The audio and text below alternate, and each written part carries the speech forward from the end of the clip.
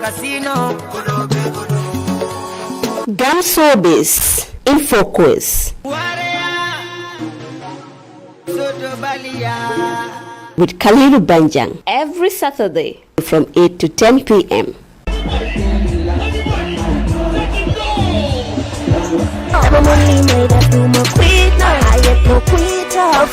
You want to know about the Gambia entertainment industry.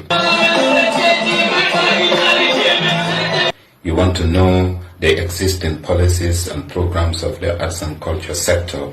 You want to know about the governance and management of the arts associations. The program will throw a fresh light on the entertainment industry in focus. We will touch so many angles about the cultural sector, the opportunities and challenges, and interrogate them, and most importantly, offer solutions.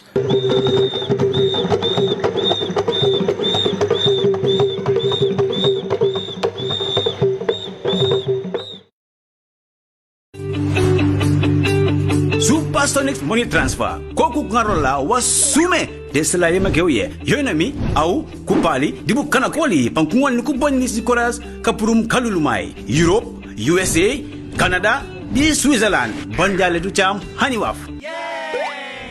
Nye napaworo di service nu manja ye fange me wakene ye fange me jake de bunye sikoras di suketi Gambia au bachambut haniwaf.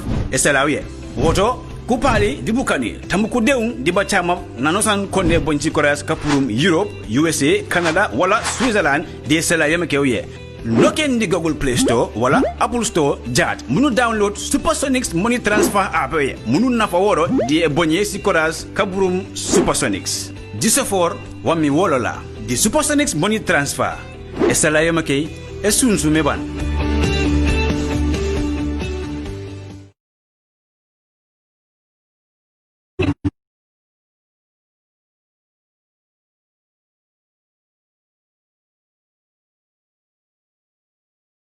La ilallah sangai baram la ilallah la ilallah la ilallah la ilallah tijan fasaiqi qadamu mighwani wa dunfa minhu azani wa alul minhu aqrani wa qawli la bilhani مكس السيق في سار سنينا مقبلا للإله ذاك الإباء سيختجان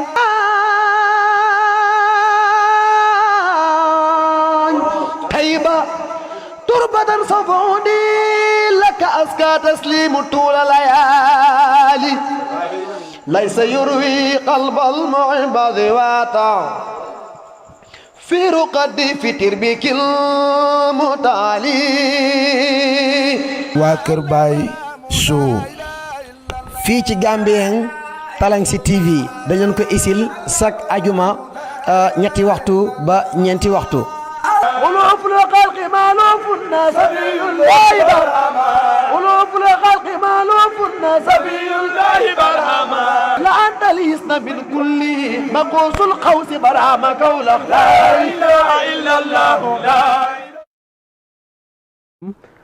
I welcome you all to COVID-19 Stroll with Government Talents Promotion.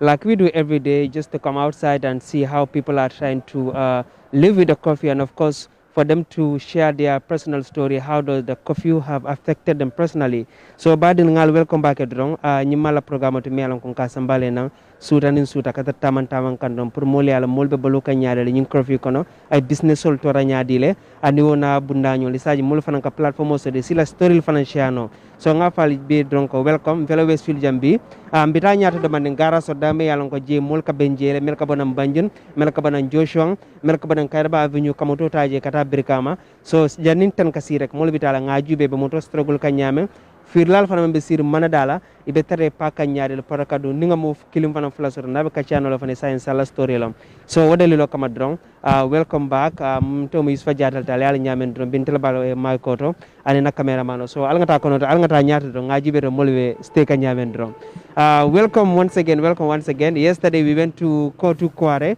and of course all of you were able to see what happened there. We were able to have some interview with the students. We were able to share their story with them, like how the curfew has affected them, especially the grade 12 students. So today we are right here at Westfield, and we all know that Westfield is a big center. This is where everybody come to meet, people coming from Banjul, people come from Kairaba Avenue, Bakau. Here is the meeting point where all of them meet to find a car to their final destination. So as you can see right now, people already started parking. You can see the garage. This is the Bakau garage where you take car to go to Bakau Backway. Of course, right now, I don't think there is no even car available there. So it's like everybody is just rushing home. And of course, Gambia garage and Kairaba Avenue garage too, you can see there too. Jebe kide rimba kela moto kilindran walbe lorinje. Oyi mune itandi dron son ko molbe pare kanda dom pour kadom because time ni manjam fa bake santen talan konon kata.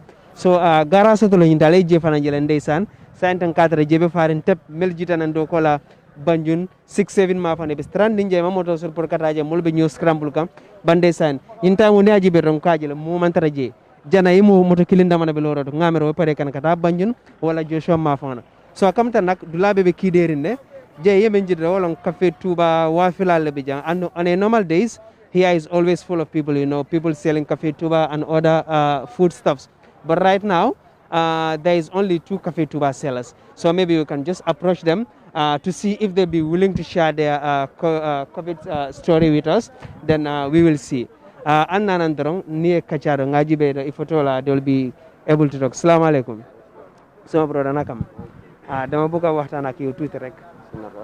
ñu ngi doxantu rek pour ñu gis loo leen nekk di dunda si curfew bi because xam naa ten sorewut so xam naa time bi ni foo nekk ne mais bi yaa ngi doon préparé pour ñib si so loolu laa bëgg a xam rek sa tur bi Ousmane Sow so pour loo jeer loo fi nekk di jaay maa jaay Nescafé ak Nescafé laa nekk di jaay sa waaw mbaa nga Nescafé waaw Nescafé waaw dégg naa pole gaay mu ni Nescafé de Nescafé la kay ok Ousmane dama bëgg a xam comme curfew bi bu mu starté ba tey yow loo nekk di dund si moom Nescafé gi kay moom ñoo am nañ métier waaye problème place lañu amee fii nii moo tax ma dugg si Nescafé gi parce que yàgg naa di uti place fu ma day liggéey waaye mënu ma am place moo tax ma dugg balaa may tooga nii rek so sant yàlla bu baax moo ma suturaal daal maa koy liggéey sant yàlla am naa consommateur yi si loolu laa nekk di dundee daal so curfew bi mu starté yow loo nekk di fii la sa business mu ngi gën a yokk mu ngi gën a dem si kanam wala mu ngi dem gannaaw bi kay mun naa wax ni mu ngi dem si kanam because moom laa nekk ba tey moo daan dama bëgg a wax ne comme curfew bi affecté la non def ma affecté kay because instant ni moom yëpp dafa taxaw nekku si man rek yëpp dafa taxaw because of corona bi surtout time bi moom dañ doon liggéey guddi gi ba 11 12 so léegi passé na 9 rek instant may raxas ñibbi war a ñibbi sama site because time bi dafa xaw a gàtta quoi si ñun waaye sant yàlla nag soo gisee loolu yëpp ngir corona bi la xam nga so affaire yi dafa jar bàyyi xel daal so si loolu lañ nekk fi instant moom comme sa café yëpp a jeex wala noonu nga yóbbee kër jeexagul sax waaw xam nga lii moom ndox bu tàng la rek soo jëndee bagage yi even consommé lu mu ñëwee noonu nga dee gën a jaayee quoi so su jeexul moom nga yóbbaale ndox bi tamit suba soo ñëwee da ngay tàngara ndox rek ñëw ndox bi fii la day nekk place la rek su fekkee time boobu noonu comme balaa curfew di ñëw nga ne fii da nga fi nekk ba 12 wala 11 yooyu noonu so comme sa profit yi comme ñaata nga dee am comme time bi nii comme sa profit bi comme nu moo mel affaire yi kay moom sant yàlla dafa doon dem first time bu kaw waaye comme instant moom tamit dafa wàccee lool because of nit ñi nekkuñ liggéey na quoi so ñeneen client am na ñeneen client du liggéey Sénégal bi Banjul corona bi mu starté ba tey nii gisuma gars yi because of corona bi gars ñu ngi seen site quoi xam nga so affaire yi noonu lañ demee quoi da nga gom corona mu si dëkk bi waaw comme naa ko kay because lu mu nekk di gis ni understand ba ko because of corona moo tax dëkk bi change waaw mu njëkk dëkk bi mel woon waaye soo gisee léegi mu mel ni corona bi moo tax waaw comme naa ko 100% moo tax ñuy sol maxi corona bi moo tax ñu sol maxi léegi bu starté ba tey yow da nga dem hôpital pour nga test nga xam ndax yaa ngi am corona wala am lo musuma dem hôpital lu tax because may am forme quoi maa ngi si jàmm ne ko dara météo ma corona bi mu starté ba tey xam naa ne daf si dee baax nga dem pour nga xam. waaw daf day baax waaye moom dara jotuma xam naa loolu moo tax demuma léegi loo am pour am government sa kaddu bi comme loo xanaa ma sant yàlla di leen gërëm rek because lu nekk di def ni nekkul ngir government bi pour ñun ñi su bopp quoi soo gisee lii yëpp la nekkul fii rek nekkul Sénégal yëpp àdduna bi yëpp la xam nga soo tey soo xoolee ku nekk Sénégal la mu ren lu fi nekkoon moo amoon foofu noonu soo affaire bi fu nekk la daal dama dee wax nit ñi rek ñu respect time bi sol seen max yi aar seen bopp loolu laa mën a waxtaan gars yi. jërëjëf Mohamed Sow soo ko Ousmane Sow sorry jërëjëf Ousmane soo ko defee nag mais bi ñu ñëw ñu mën a waxtaan ak Koto bi Koto nakam ça va tur bi maa ngi tudd Papa waaw Papa loo fi nekk di jaay kafi Touba la wala lan man time bi damay ñaw quoi damay ñaw mais time bi nii Serekunda côté bii laay ñëwee mais boobu depuis événement bi ba léegi ñun liggéeyuñu xam nga dañuy toog di xoole rek ñun liggéeyuñu quoi te dañuy lekk di naan dañoo lu tax liggéeyuloo waaw tamit xam nga principe bi lu mu wax nee na gars yi nañ tëj te foog ñu def ko soit ten da ngay tëdd da nga war a lekk di naan surtout côté Serekunda bi nii sañ lañ gën a méttee soo dugg Serekunda côté Bambo man foofu laa nekk billahi damay liggéey sama boss laa nekkal mais sama boss su doxewul ci côté du dox sama côté yaa ngi dégg damay lekk damay naan tamit lii dafa métti xam nga tamit dañuy waxante dëgg baay dëgg dafa neex ci ni borom xam nga dañoo war a wax dëgg quoi lii dafa ëpp métti baay surtout ñun liggéeykat yi xam nga dañuy liggéey ba bëgg a dee temps bii nii koo si lam poosam laa la wax nii day daw bàyyi la fa dëkk bi moo métti. comme client yi nekku di ñëw wala comme lan la wala temps bi moo gàtt.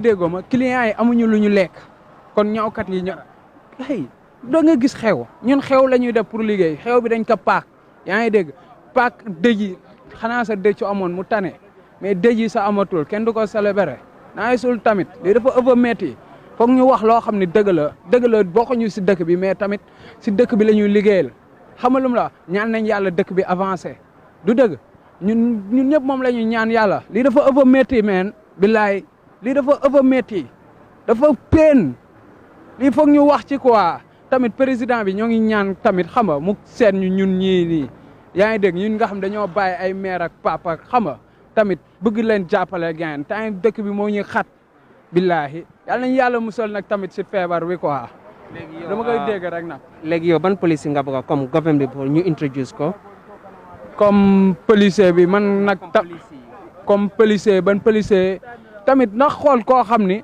tamit baax na si position boo xam ne da koy teg foo xam ne fu baax la xam nga man mënu ma ko wax loo xam ne moom la bëgg suñ demee ba teg ko fi daa am lu tax ñu teg ko fi du dëgg daa am lu ñu bëgg moo tax ñu teg ko fi mais bu ñu dellu ginnaaw ñun yàlla nañ yàlla avancé aduna da nga war a avancé billaay wallaay lii daf di yoon quoi da nga gëm coronavirus bi wala man non du ma fen doomu jullit laa gawuma ko gisuma ko parce que gisuma ko loo gis ngay gëm suñu borom sa nee na la naka 7 personnes gis fii ñëpp laalaw suñu làqatoo côté laalaw du dëgg de man du ma def loolu man jullit xàqal laa damay wax dëgg ngir yàlla tax non gisaguma ko man gisaguma ko du ma fen non dégguma ko lu ma gisul gisuma dégguma man lu may dégg lu ñuy wax si suuf man moom laay wax ci kaw parce que nit da ngay wax dëgg yaa ngi dëgg moo neex ci ni borom yaa ngi understand lu ngay wax ci kaw nag yaatu quoi gars yi dañuy wax si suuf ñu ne amul yaa ngi dégg policiers yi suñ taxee ñu ne am na melu ma noonu dëgg man gisuma dégguma ku ko am gisuma ku ko waat gisuma mais tamit lan laa koy gëmee du ma ko gëm bilaay wallaay du ma ko mën a gëm yéen man am laas pour wax sa kaddu bi laas comme waaw président bi laay ñaan xam nga tamit mu sóoraale ñu quoi parce que tamit fii mu toog nii du dafa ñëw rek toog fa dañ ko faa teg na sóoraale ñooñu teg ko parce que temps bi instant bi nii dafa ëpp métti dafa ëpp métti billaay dafa waay yow jërëjëf it's always interesting like I said to share people's personal story so maybe ñu ñëw si Koto bi dafa mel ni moom mu ngi compte xaalis Koto nakam grand wala bëgguloo feeñ mais yow pol nga de buro nakam déedéet kii du jola kii pol la buro nakam yaa ngi ok gis naa ne yaa ngi paak de lu xew ah man dégguloo olof bu baax dégguloo olof dégguloo olof ah loo dégg ah Polu rek Polu rek Polu waaw no problème mu nga laaka Pol ah it's okay benn yoon rek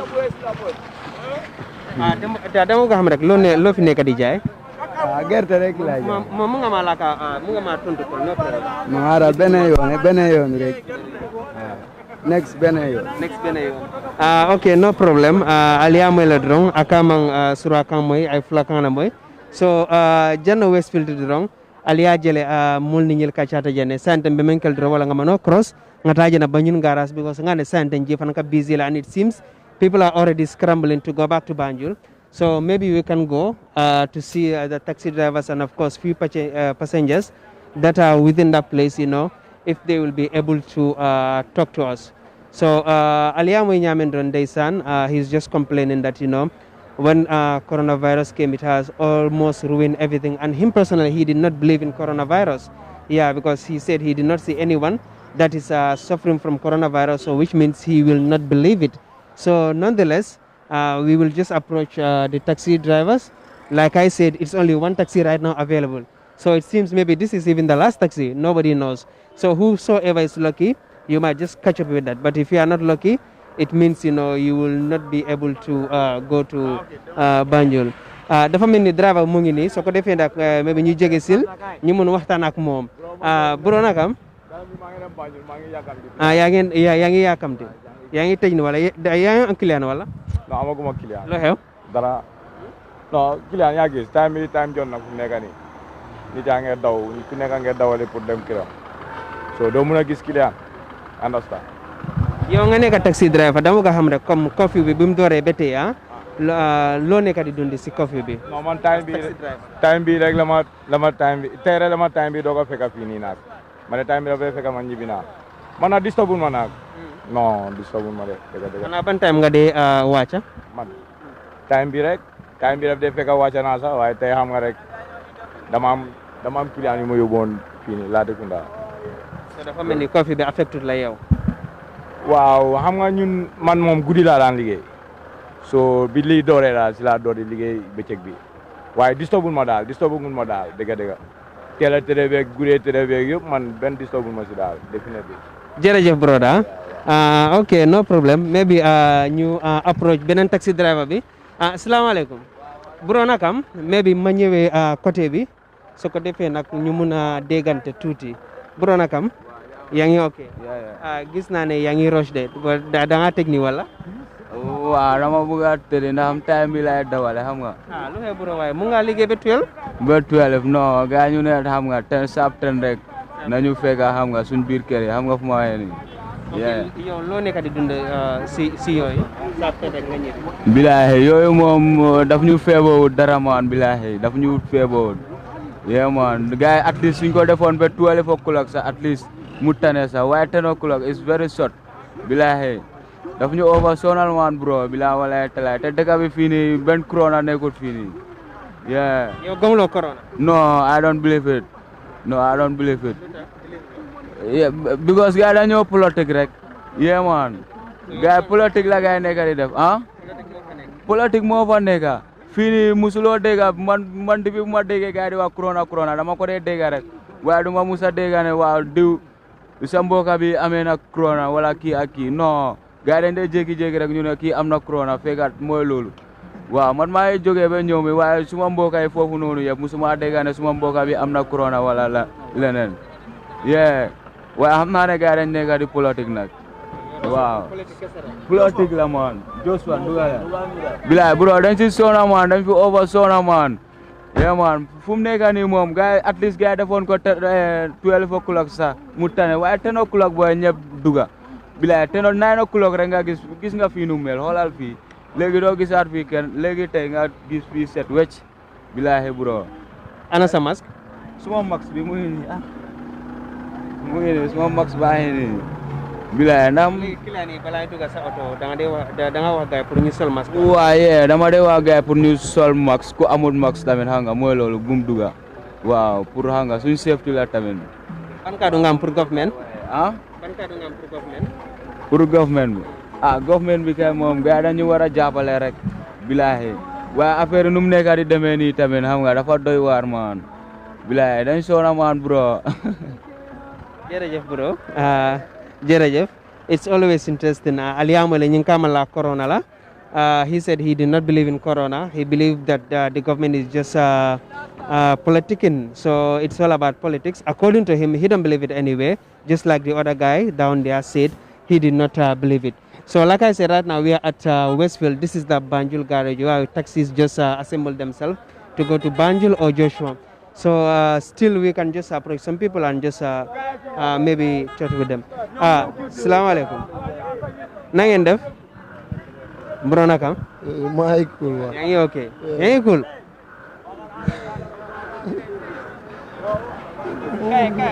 Kai, Ala kai. Adam baro mulla dega. Bro naka? My cool. Driver nga wala? Dede man duma driver. Lo fi nekk di def? Kala noonu man. Non man maay eb model. Waaw. Léegi noo gisee curfew bi because xam naa ne tey ten soriwut te da ngaa ñibbi so loo nekk di dund si curfew. Roya ma laaj loo xam ne nag billaay day daam tamam nga curfew bi tamam nga ñun ñu jot time boo xam ne 10 o'clock de time boobu dafa teel at least su ko mënee yokk sax ñu def ko sax 12 sax wala 1 sax xam nga waaye 10 o'clock ku nekk xam nga ku nekk ñibbi nga dugg sa néeg nga dem tëdd xam nga te lu xam nga dafa métti xam nga ngay ñaan gaay nag xam nga su ko mënee yokk sax xam nga 12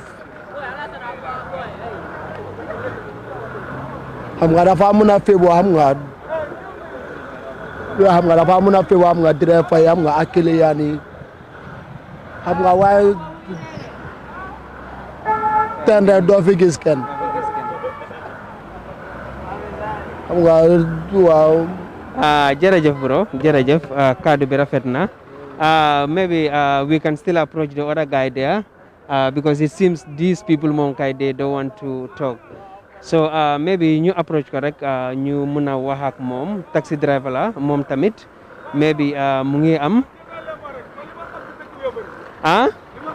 non benn minute rek li doxantu la bro bul daw waaw lii tam action la bro da nga ragal tadu non yow ma kay da nga ragal déedéet lii ne ko siw de yow da nga ragal okay it's okay daal because we understand not everybody would want to show their face on camera so but it's still okay we can always approach different people just to for us to give them platform to share their story like I said it's a curfew it has impacted almost everyone whether you are a student doing business or a religion teacher, whosoever you are, know that like the curfew has impacted your life in one way or the other, directly or indirectly. So that's why it's always amazing to give people platform for them to share their personal stories and like what they have experienced so far since the curfew has been imposed in the country.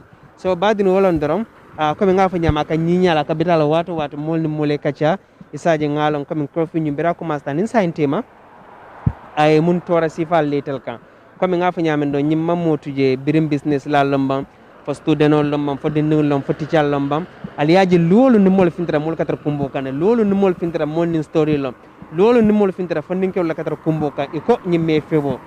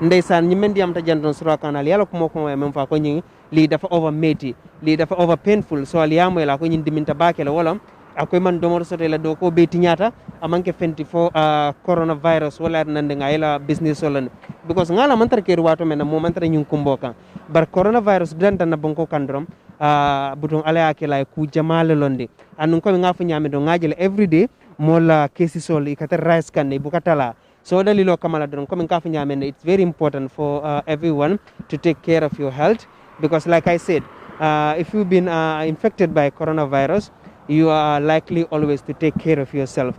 So it's always like that every day, the death toll is rising, the new cases is overwhelming. Just day before yesterday on the 16th, cases all seleta nyame. New cases started for 183. So trifula kola bidero new cases so to me ankatara 172 walang case keme anin tang warawala anin fula. So it will be very important for people always to take precautionary measures. Even though I know some people still don't believe it. Like you just hear from these two gentlemen, they say they did not believe in coronavirus because they did not see anyone who is infected from corona. So the government is only using this as a politics maybe to get whatever they want. According to him, you all had it. So wala nyinta malala mansakunda ko political bijedrom imalala. But mota fono la mansor COVID-19 is real. Ngamol jele me yaron kay mutajana and we filter on social media kenabato for them to share their personal story. For example, Lord Mayor Talib Ahmed Bensouda there are sort of momendia ma to yala phone filter on Facebook a video okay kaitan de molako COVID-19 it exists. And munaka ke problem odi sorry for that. So I menka si aje ikasotole without even showing the symptoms because biranata yenyina fo moleko ni asoto ekatisole ibaloka kandile ila nijio fana ikaje coming ake disable but now people are no more experiencing that saying coronavirus kateri baloko na ite fambo kalundo because meneketa ibuka any symptom itande so wala na doctor ka wasa den symptom men kateri kere wala asymptomatic wala kateri lale bari talo no maybe salo no nyaadile ida ikune be kuliyala ikune dimming little headache or maybe you lost appetite and your senses. So that's why it will be very, very, very important for people to take extra measures. Just because you're not having sneezing or you're not coughing or your temperature is not rising, beyond 38 degrees doesn't mean that you are not infected by this coronavirus. That's why it will always be very important for one to go and do tests because without tests you will never know. If at all Mayor Bensouda did go for tests, he would detect that he's having COVID-19. But because he was not sneezing, the temperature wasn't rising, so he said he think he's normal. So but when he started feeling uneasy, the sense wasn't there anymore, so he decided to go. Then he found out that he's having COVID-19. So more kana monene wala. There is no politics, there is no playing game, blah blah blah. The fact is coronavirus is real and it does exist. So it's always important for you to take care. So just to remind the viewers once again, you're still watching Gambian Talents Promotion. It is Curfew Stroll. Like you all seen, we are at Westfield right now at the main junction. Right now, this is Westfield, and there's the junction that has always been busy. Like I said, all people, this is where they met. From Banjul, from Brikama, Kairaba Avenue, Sukota, Sabiji, Manjai, and other places. This is where they meet. To board a car to their final destination. But right now, just look at the place. Look at the place. There is no even single taxi standing there. Any taxi killing. And on normal days, people are always scrambling. Because I can even remember during my days in college, I normally close by 9-8. So I'll just rush to cooperative or here to take a car to Brikama. So, but right now, just look at it. No one is there. Even the business people that will be sitting here selling oranges, fruits, and other stuffs. You didn't see anyone there. Everybody went home. Ndeysan, walong coronavirus. So coronavirus is real. It's really real. So let's be very, very careful. Jam fana liya jele jam. Mol katar busy rin jam bakele. Bar ndeysan sa liya jele motije. Bar nga mol je sirin jele maybe. Nsi approach nole. Isaji moleta near kacha natare bela fila kadiyam because ngalana. Not everybody would want to appear on camera, but nonetheless, we can just, okay, like him, he don't want to, it's okay, bro, it's okay. Like I said, this is very normal, some people would never want to appear on screen, but it's always okay. Assalamu alaikum, bro, yangi okay. Okay, this one too, it seems that he don't want to talk. This one is taxi driver. I think he's moving. Oh, this is Joko. You know, Joko is always lively. People are always sitting, you know, chatting. So maybe we see some boys down there. We can just approach them. Let's find out. If at all they will be willing to speak, then it will be okay. But if they don't want to speak, then like I said, we can always find our way. Assalamu alaikum. Bro, danakam. Huh? Mënuloo interview. Li nekk interview li waxtaan na rek doxantu la rek wala bëgguloo. Mu ngi cool. No problem kon. Like I said, it's always okay. Not everybody that will be willing to talk. But nonetheless, is at Westfield right now. This is Joko, the place, you know, which everybody, you know. When you just hear Joko, what first comes to your mind is ambience, you know, clubbing and enjoyment. Those days when it was in curfew, even though like the club has been removed here, nobody is clubbing here anymore, but the place is always lively, you know. People are always sitting here, you know, watching football game or playing other games. But right now, as you can see, everywhere is just as empty. Right now, we're just approaching Wall Mobile. It's a very busy junction too, but like you said, like you see, everybody just trying to get inside. I know it's almost 10 o'clock, so people are just getting inside, especially if they see us approaching. Probably maybe they might be thinking that anti-crime lakana wala police wala kanana wala nekadum. But Westfield London, mfelentem befuta kama Wall Mobile, alaji nyame na njambe kiderna ndaysan bitukol be soranta. Bitukol be soranta afra wafral be janyanta. Ndaysan senten katare be afra sero bitakang. Barsa jube restaurant be soranta afra mantara silokang wala na sante nimmi mela simansa. It will be very, very late. So it's always, you know, to buy your afra early. Maybe you can buy it around 7, 8, because if you want to wait till 9, 9:30, trust me, even the afra sellers will go away. Right now, look at the place. On normal days, we know that if you just approach at this place, you know, afra will be smelling all over. You know, you can smell afra, you know. But right now, everybody went home. The junction is empty. No taxis going. The only few cars we see, maybe probably it's it's on their last trip that they are trying to just offload it so they can go back home. So this is Wall Mobile Junction. Like you see, it's a very busy junction, but like you can see, the street is almost empty. You're not seeing anyone. We can see the car approaching from far distance, like you can all see down there. And of course, but the junction, the restaurant, everywhere is just closed. Yeah, everywhere is closed. On a normal day, here will be very, very lively. You know, music and people sitting down.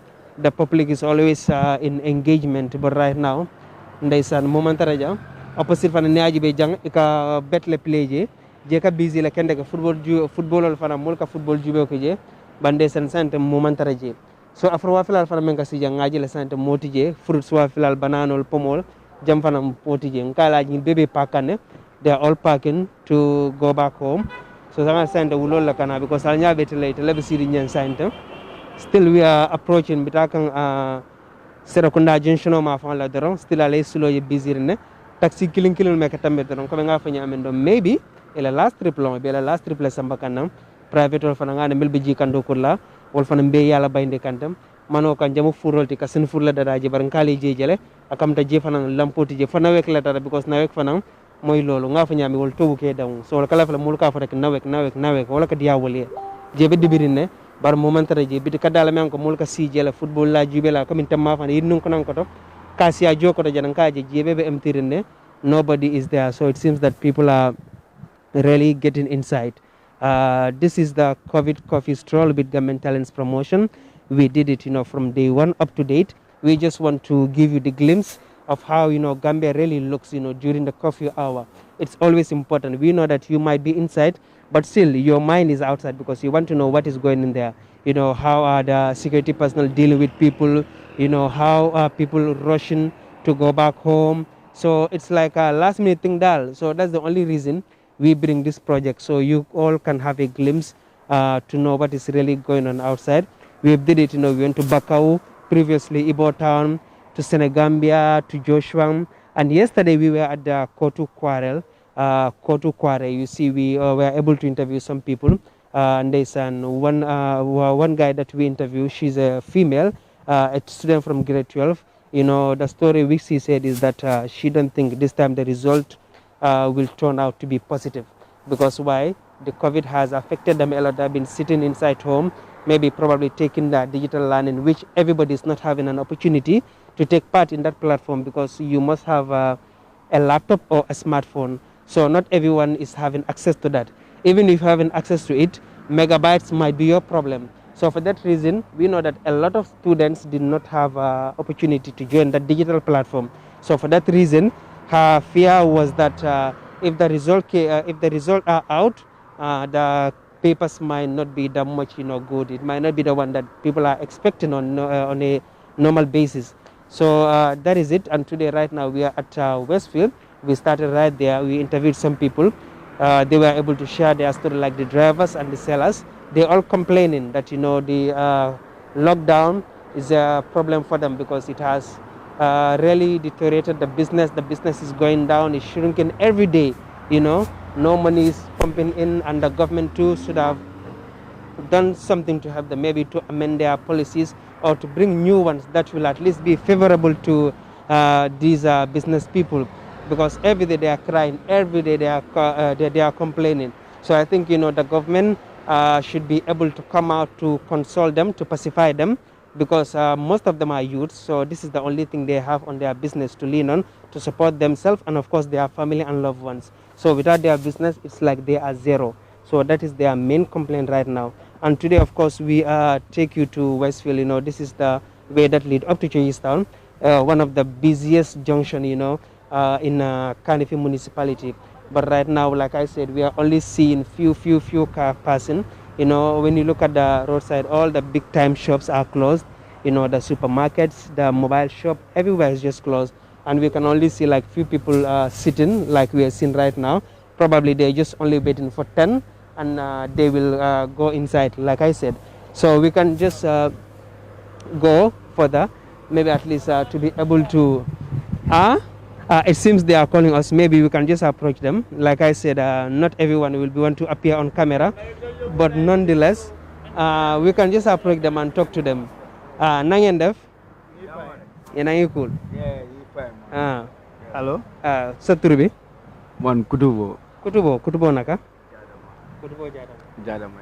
Kutubo Jadama. Lola neka def sibir time bini. Right now ni ngi talk ang mana ñaka kurang boy, nek bangi tanga boy. Nawek boy. Am nga lockdown tam so amé tamit xam nga. Fo nga tok ci biir xam nga tar sa fan tok di séance télé waye kurang su ofé boy nga wara gëna ci mbéda bi next bi ñu arrest la bo tam wax bi bari na dé. Ya na sa fu mu naka ni sa tel lañu xaar sa pour duga ci biir kër bi sa boy. Muñ ci tangor bi sangu sa togangu be ci kana xam nga. Do dé xam. No, boy, safe boy. So let you boy, I explain boy. Because 5,000, boy, 5,000 big. I'm not going to say kumara boy. Nah, boy, sakumara bari boy. I'm not. I 3 sakumara.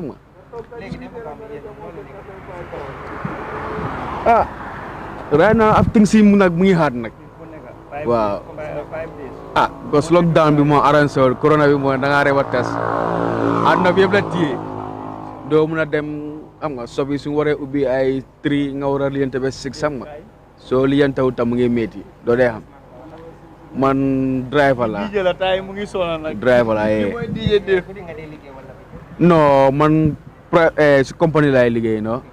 Wow, so why da nga gis ne nekul always lay dem suma boss suma solé ma lay call ma dem.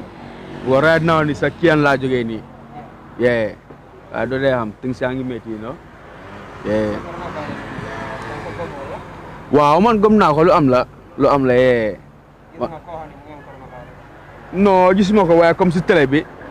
Wow, ba paré tamit or na ko gom de because mu ngi ré te Gambia tamit gaay wax na corona mu fi tam mu ngi ré xam nga. So fu ma dem ba gom na corona mu ngi am gaay na state house. Corona mu fa te ñum japp xam nga do dem na understand fo ma gum state house wa di negi baro wi waye gis te president bi sa xam nga daf ko jëma classe ni xawma ndax am na ko wala amu ko sa xam so fo ma gum boy yeah so dafa jar ñu moytu xam nga ak social distance yi do lay xam di so ñu togué ni wa dama dañuy def social distance wa mas mo max sa right now sama ko back man right now la wax sama yow tok ni sax wa may solo max di bi jara sama ba fi waye am nga tam max bi tam right now dama toge ni fogg na 50 la fi dessé moy madame tok ci gëna comptoir bi rek max bi daf day yagaw ci bu ma ya nga sol max bi sol mo non noki next minute tangor la dama feel man bay ma tegangu max bi ba ci kanam yeah lo rek la de waaye su nekk doon loolu kay boy what message do you have for the government? waaw su government bi dama wax gaay ne waa dama wax bara na mu góorgóorlu nag xam nga mu góorgóorlu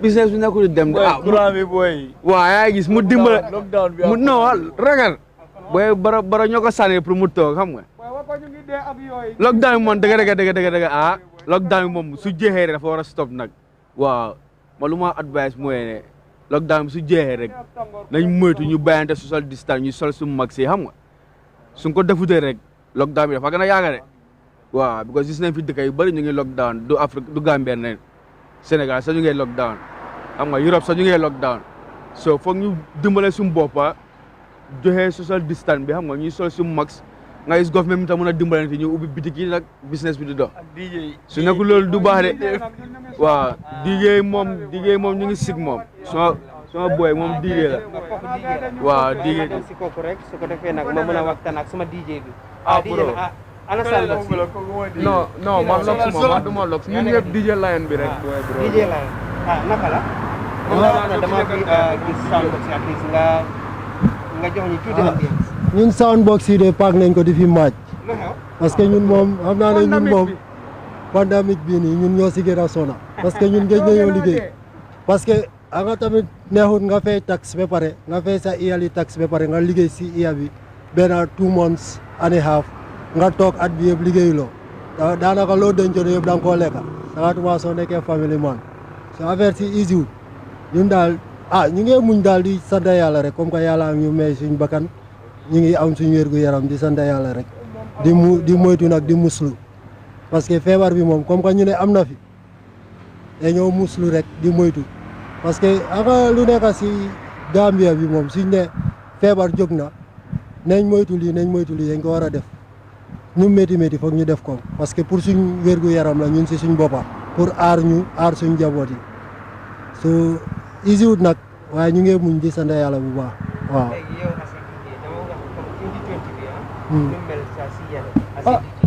wax dëgg neex yàlla boobu naxaate amut fa dafa neexut totali suñ sayt ñun neexut dara suñ sayt parce que at the end buñ fay tax ba pare government compensé tuñ ñu ba pare fay nañ suñ tax ba pare ñu liggéey 2.5 months lockdown bi dugga so benn activité amut fenn fu ñoo amee because ñun loolu mooy suñ métier loolu lañ dee def si loolu la ñoo amee di si dundal suñ njaboot yi so easy wut wax dëgg neex yàlla dama gis yeneen DJ yi loo xam ne comme gars yi stage nañ seen programme ba pare gars yi fay nañ all yi fay ñu everything waaye ñu ne comme lockdown bi di mën a def programme bi dama ko xam comme yow est-ce que façon yéen a comme def la bu sa dal waaw like man nekkuma moj mooy into DJ man sound engineer la si sound compagnie laay liggéey Sound City so dëgg la stage nañ programme yu bëri because like soo seetee ñun yañ dee xaar rental from the artist ak DJ yi ñi nga xam ne ñoo nekk di entertain so rental boobu noonu su ñëwee ñun si leen dee amee ñun tamit so da nga gis ne artistes yi fu mu nekk nii stage ñun bañ programme so ñun duñu am xaalis ñun artistes yi ñoo ñu dee jox xaalis ñun tamit ñun ñoo leen a bégal waaye ñoom ñoo ñu jox xaalis so noonu la fa dee demee rek fu mu nekk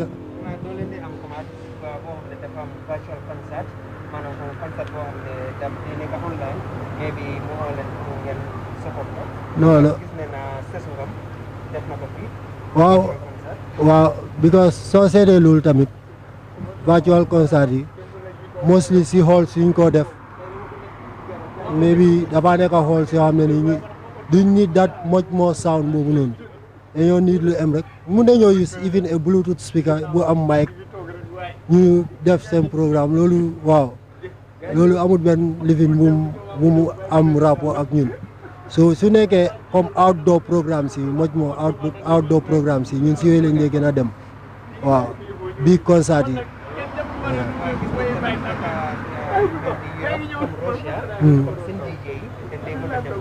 nga teg sa sound system bi nga def sa house party maybe like comme sa néego bi nga dégg at least mu feel sound bi at least mu mën a free up mind bi tuuti rek waaw man de su ma léegi dam may play musique léegi ma toog dimanche nga xam ne gars yi ñuy dem liggéeyi wuñ ma entertain leen play teg tuuti ay musique yu yàgga sax ñu déglu ak yooyu noonu ñu feel suñ boppa waaw happiness ñun sax ñoo toog moto yi everywhere ñu ngi play musique di feel suñ boppa so loolu moom waaw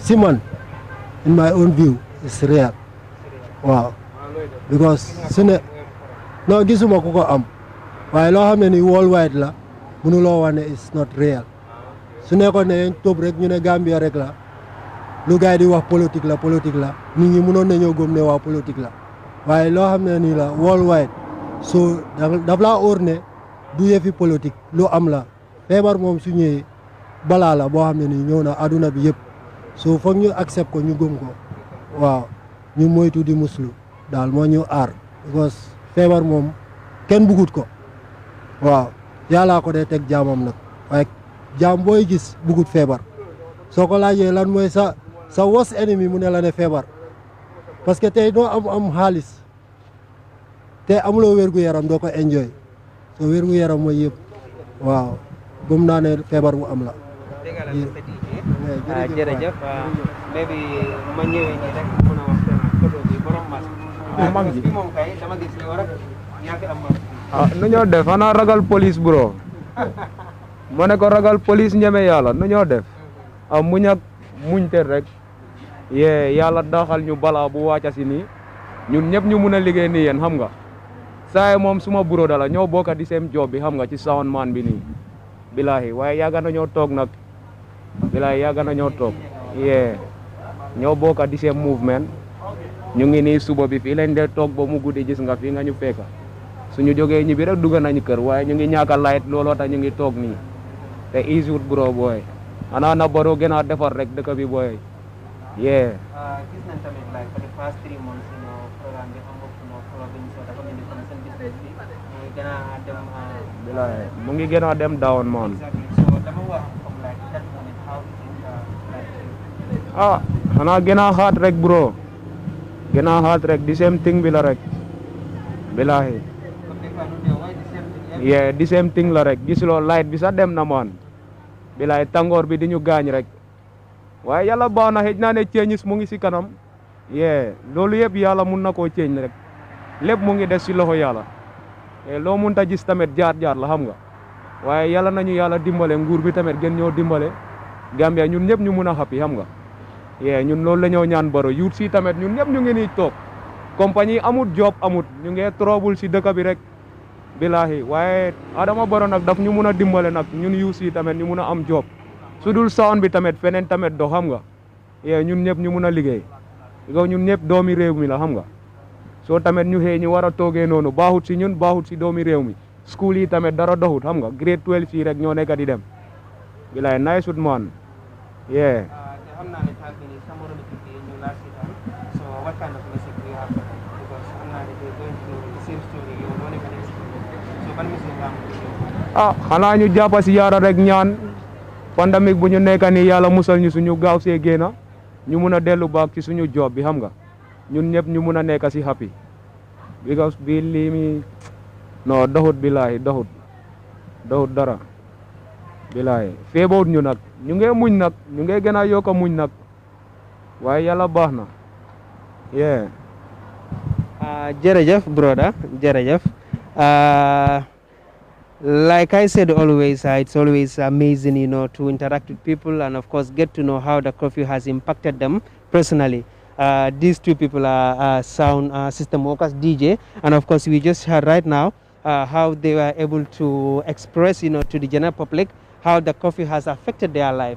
So bad in all rek ñun mebe fo kan DJ lam iko biri ning funko commence ba mo be ko send programme mantar kerin teng club te keri itra fana ko kodo wala ne kulio so re commande ne badde so re commande ni hewo so suto club no pool party ye commande taje bar ndeysan ngaje lo ko min birin kar sabatam la programme te kerin silan dijel vitamin telephone sitele so kono ko mayolo fodron akobe alabulu documentar kele la business o be boyta e be sirin so kono doro yebulo la nyokan e be alabatun kam fojanni abe nyin sa wuli ndamol kam ndeysan corona fane ko jamalti nyamol la doro wode lo kamala ngala hakilo belande ko doron ko Curfew Stroll government talents promotion mbale Westfield ten sante be silabara kam pour kata towards OJ Junction some be futalaje aliajel mol ninyil me kachar nan ten drongo. It was amazing, like I said, just to know their story, and of course how has the curfew impacted them. Everybody's just crying.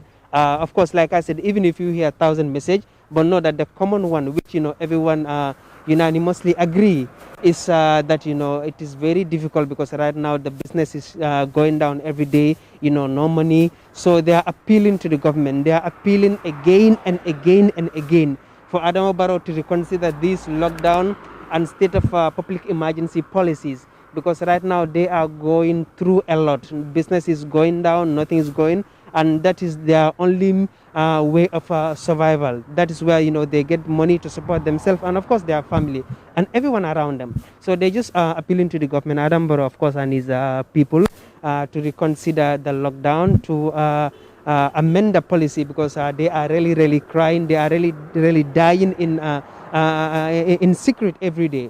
Ebe kumbo kan kullo kono, ebe fa kan kullo kono kati ebe munya kanne e ampe hasoto e mancho e soto je bar ko min fasi kanyadi ba o man sekundale sarto nyilandi mo man dem foisi comply foisa obe ba mo be anako dima obe mo be laron kunna tola. For example, if they found you in public not wearing the face mask, you will be paying 1,000 Gambian dollars, or you will spend at least 2 to 3 months in jail. So likewise, if it's 10 o'clock, 10, 11, 12 during the curfew hours, if they find you outside, it means you are violating that regulation. So they can charge you $5,000. If you default to pay that, you might spend 6 months in jail, that too with hard labor. So that is why, of course, nobody would want to pay $5,000, and definitely nobody would want to go to jail for 1 year or 6 months. So that's why it's always forcing them to obey the regulation. But it doesn't mean that they are happy with it. You can see that from their face, from their grievance. They have expressed it in many ways that they are dying. So let the government reconsider the policies, let them amend it, at least to somehow it will be favorable to them too. So they can always, they can also obtain, their daily living. So badu ngolon dorong mobe ka kumbola nga faje nimmo keme kumbota jalon ko motan konon tan lulu e bela message wala bela kumbo ka kumbo kilingela wala nyinte be patata munyola le fereti je foy sumunya bawo man sekundala lande andu ne sartol nyil tinya punishment no bije be punishment no nyindun jawe ba bata ngamero kono men sonata do mal wona $1,000 bara akolema men to wala 5,000. So 5,000 na sonata te bula won sona mobe bulu. So all on the mall felenting on Tambita OJ Junction, Sambita kan towards Serakunda Junction. Ngajel and they start nyimbitu ko fana kamta telephone be soron kan, because it's just 10 right now. So ngajel bitukol be soron kan.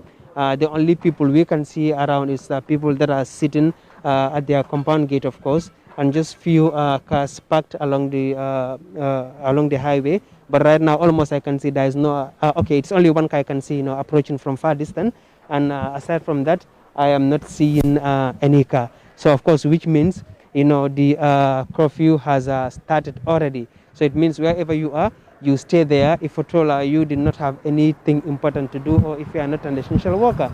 So right now we've seen to this guy too. They are also parking, of course, to go inside because the curfew has just started. So if you just tune in, know that it's government talents promotion. Like I said always, if you just like the program we are bringing you every day, just subscribe to our YouTube channel, and of course like our Facebook page for more information, for more important content. So right now we're just approaching at Serakunda Junction. We know that it's one of the junction too. That's always busy, because it's the way that go through to Serakunda, Tipa Garage, Sukuta, Bakote, the mall and other places. So while at the junction is always super busy. Molkatar kuntung ganjel nkara bitikola faranje tap birinjan sono start dame fabanta dame abem bitikolati. But right now it seems that everywhere is just locked. people is just quiet. We only see two people sitting down. Maybe we can just approach them. We at least have a little talk with them. Assalamu alaikum. Brother nakam. Yeah, okay. Turubi. Ibrahim.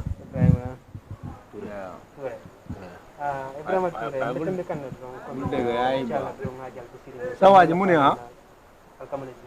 Ki degul soose de. Mala sawaji muni. Okay, dembo ga haw dañ nekati doxante rek di nit yi noonu nekati. Mune ko loko yi léegi di ten dafa jot. So ma gis ne yene ngi tok. Sawaji dañ doon di reer rek. Sawaji muni. Waaye ñu ngi dugg nii ci biir. Okay, fi ngeen nekk. So no leen gisee curfew bi. Comme like ni respecté nañ ko nag ñaa ngi dugg on time. So right now ni boo fi jaaree boo fi gis kenn da nga fekk ñëpp laaw seen biir kër. Man taxi drive. waaw. Non comme like man awma time mostly su ma génnee nii rek xam nga mun naa génn léegi-léegi ay 3 hours ma am ko ci télé bi dellu ci kër bi waaye guddi laa daan daw nag waaw. non still now ni moom job bi moom daanaka melul noonu waaw boori dañ dee naajee xëy ba boori 6 7 ñu wàcce waaw. 7 no 7 8 balaa time bi di jot daal dafa fekk ma ñëw baax. non dara ñu ngi dunda ba léegi ni ñu doon dundee xaw naa métti nag waaye sant yàlla ya waaw comme time bi ñu joxe nii dafa xal naa teel nag waaye daal xam nga ñu ngi ci lijjanti daal suñu boppam comme like man suma comme time bi nga xam ne nii bu ñu ko defoon dana fii boo drive yi mu dem at least boori 12 yooyu noonu waaw waaye nag comme affaire government la du suñu mbir moom waaw dañoo ànd ak loi bi rek waaw pour government waaw comme ñu bàyyi nit ñi xel rek ñu nekk ci gannaaw am na ñoo xam ne seen loxo jotu seen gannaaw so mu ngi métti ci ñoom daal anyway waaw loolu la fa demee so yéen tamit seen liggéey bi ñu ngi koy rafetlu nice parce que ñëpp a ngi laaw seen kër yéen a ngi ci mbedd mi di interview nit ñi di xam li di seet li nekk ci dëkk bi di ko wan nit ñi loolu tamit lu am chance la mu an waaw thanks.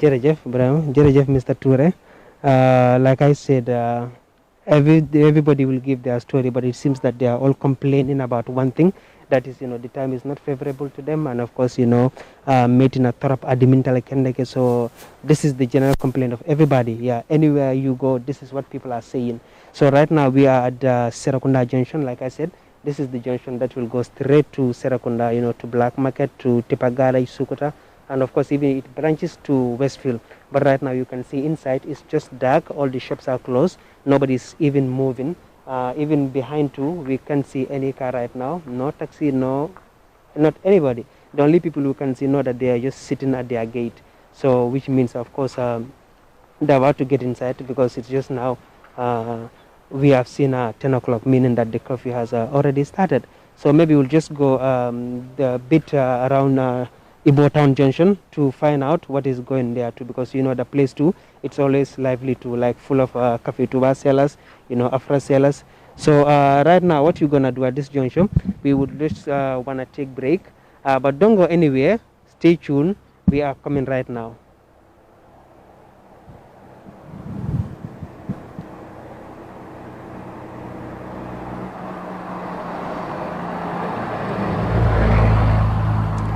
Badung la baraka bake drong comme nga fa nyamen drong covid coffee stroll on drong with Gambian talents promotion so mole start Westfield right now mole felentin junction auto kaf meko Serakunda junction so right now mbe menkela drong wolon see extra stepta isaje mole ta towards Ibo Town junction at least maybe in the description on nyimfananje jibita kanyadel even though ngalo no it's okay it's really clear that bitukol be surrounding them like aliajel bituko be jen sainte ibe sorantale andu nyamantara ka wafir laji siring manokam ko mola no ko jang adolon suto wafir lal fan katari jele milalan ko italaga sima wafi wala ni afrati dolbi je wol star siribe futo wafi kan dolbi ji aceke me yalan ko ndesana mo tefana favorite tum famata jam famata ka domo sa ibukol dodoje ni la faka san fam the only thing membe favor wala fani wolta jona maybe 7 p.m 8 p.m kata 9 o'clock to 9:15 but nata mbitola to kaji mulka pak la because muneketa mol tabati dinkela manki dula kelende dol bije kabudula jangane dol bije kabudula surone so iteme yalon ko iboto dula jang comme talbata dam busumbala e ka afiro ke Westfield it is sino la for let's say 9 o'clock then afi be pare la yi pak yeta hani for isuli juna let's say maybe 8:15 to 8:30 it is pare wata mo dan yena silo fenke pour kata non to ni man taw time mo dronga bina kala problem moldo ando nga fa nyame rek 5000 la ilallah la ilallah sangay baram la ilallah la ilallah la ilaha illallah la ilaha tijan fa sayqi qadamu mighwani wa dunfa minhu azani wa alul منه أقراني وقولي لا بإلهاني مكس السيق في سار سنينا مقبلا للإله ذاك الإباء سيختجان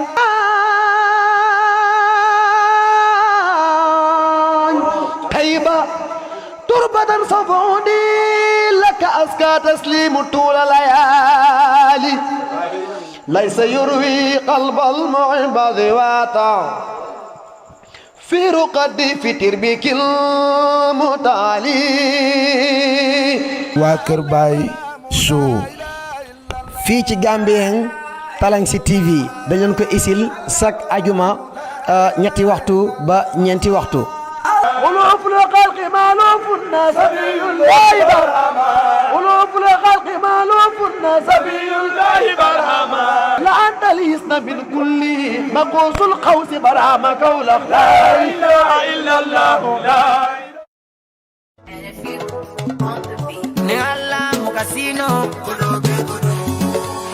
Gamsobis in focus with Kalilu Banjang every Saturday from 8 to 10 p.m.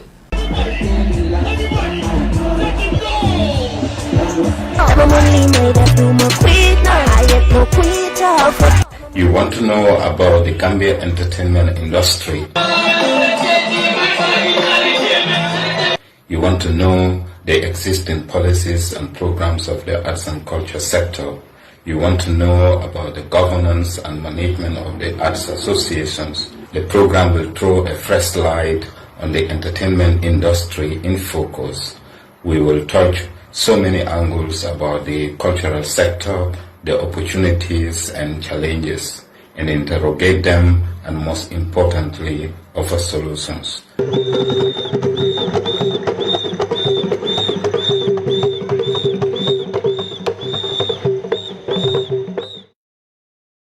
Printing and design, SB printing and design dama bëgg ngeen jox ma noppa bu baax bi yéen ñi nga xam ne ni da ngeen am seen kër yi ees yéen ñi nga xam ne ni da ngeen am ay boutique wala ay salon wala lépp li ngeen xam ne ni méngoo naag wàllu peinture ak design jokkoo leen ak ki nga xam ne ni moom mooy Uyosi Seku Bojang xarañ lool si liggéeyam xam li muy def mun ko te di ko def ak SB printing design lépp loo leen na ma si xeetum design paint and everything li ngeen soxla si seen boutique seen néeg seen kër yi ees yi dama ne jokkoo leen ak moom si 331 3415 331 3415 nekk foofu sa Serekunda ci Kistown jokkoo leen ak ñi nga xam ne ñoom ñooy SB printing design ñun designer leen ba seen xol sedda li sedda sa xol ñun loolu moo ñu soxal ak SB printing design taaral sa kër taaral sa dëkkuwaay.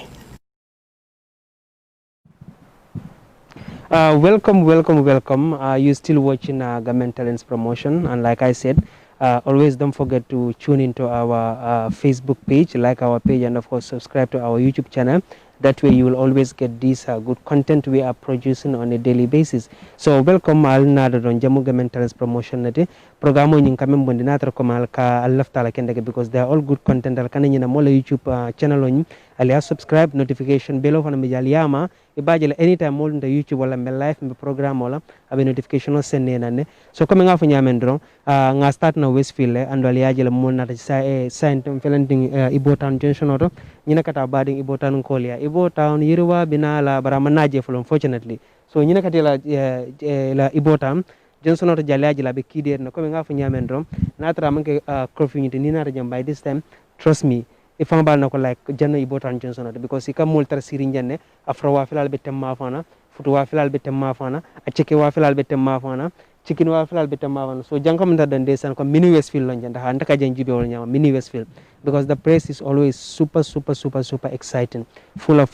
public circumstances bande san sente ne ajube Manakera is just like a complete ghost town because ibuka moma kamo ibuka moje mobe bokonoto feka ikamo killing mejata bekan abekela la molo melialon ko imanteri fansawo ko min kafu me ko mentally challenge wala ko make security wal melan ko itela ka bitikol kanta santen iko musifal de manager banta bar momo yalon ko man ko musifal de pureje banta by this time abekola la bakel ko min ngafu nyamere munono curfew le no so wala nambe menkela dron nsa try dron nyin corona ye measurement ye measurement fo mole de molsi blano mangam fan tankandala isaji naketa dron molsi na sato se muranya Westfield aliyaji le birmina kanje biring cooperative banyun gara soto kana birkama gara soto jebe nyame ale jebe kider nanun taxi driver be complain kanne kafitwa bawa filale be complain kanne even DJ melan ko ngimil jande all complain so ngafa nyame it's like we receive 1000 complain but almost 95%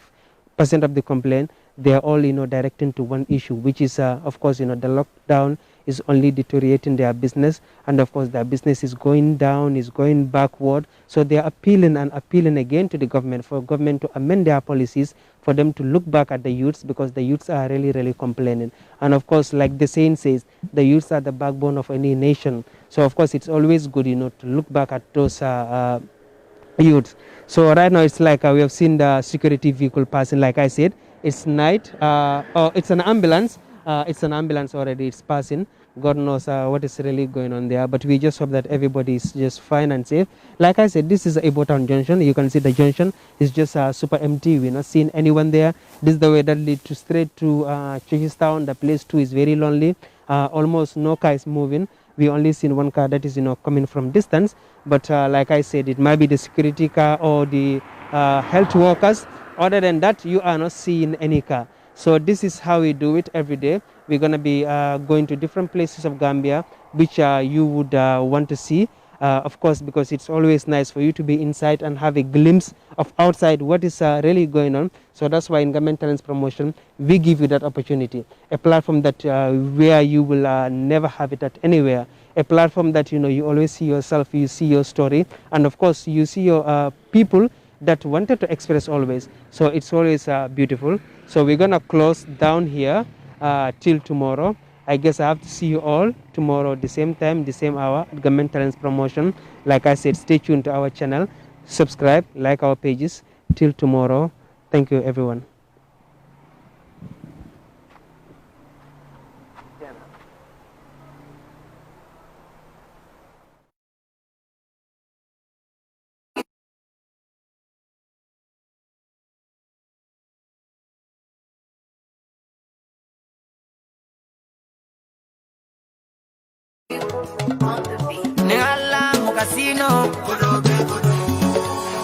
Gamsobis in focus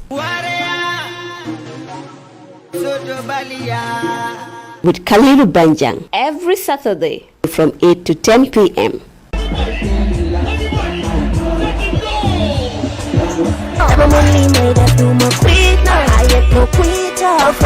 You want to know about the Gambia entertainment industry? You want to know the existing policies and programs of the arts and culture sector. You want to know about the governance and management of the arts associations. The program will throw a fresh light on the entertainment industry in focus. We will touch so many angles about the cultural sector, the opportunities and challenges, and interrogate them, and most importantly, offer solutions.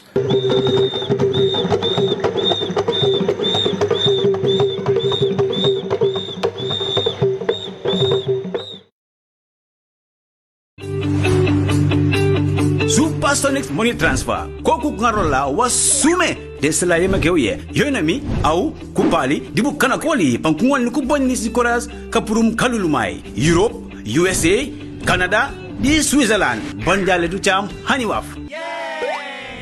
Nye nafa woro di service nu manja ye fange me wakene ye fange me jake de bunye sikoras di sukete Gambia au bachambut haniwaf esalawiye woto kupali di bukani tamuku deun di bachama nanosan konne bonci koras kapurum Europe USA Canada wala Switzerland di esala yeme kewye loken di Google Play Store wala Apple Store jat munu download Supersonics Money Transfer app ye munu nafa woro di bonye sikoras kapurum Supersonics Disofor wami wolola di Supersonics Money Transfer esala yamake esunsu meban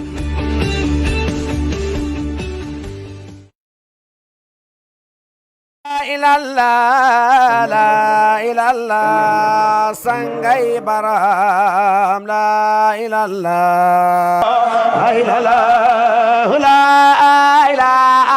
ilallah la ilallah tijan fasaiqi qadamu mighwani wadunfa minhu a'lani wa a'lul minhu aqrani wa qawli la bilhani مكس السيق في سار سنينا مقبلا للإله ذاك الإماء سيختجان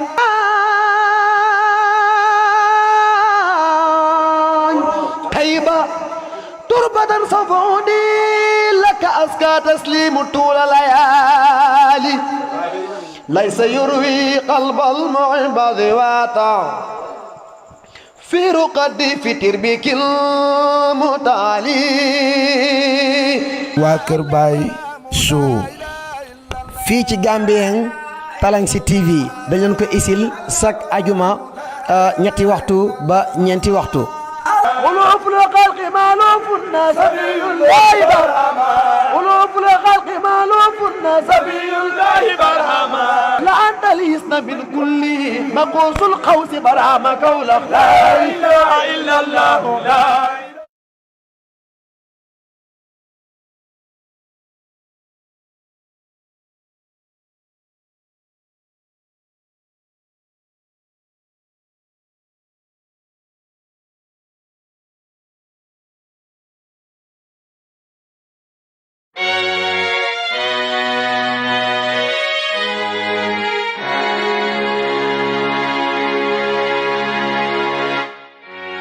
Gambia di Signore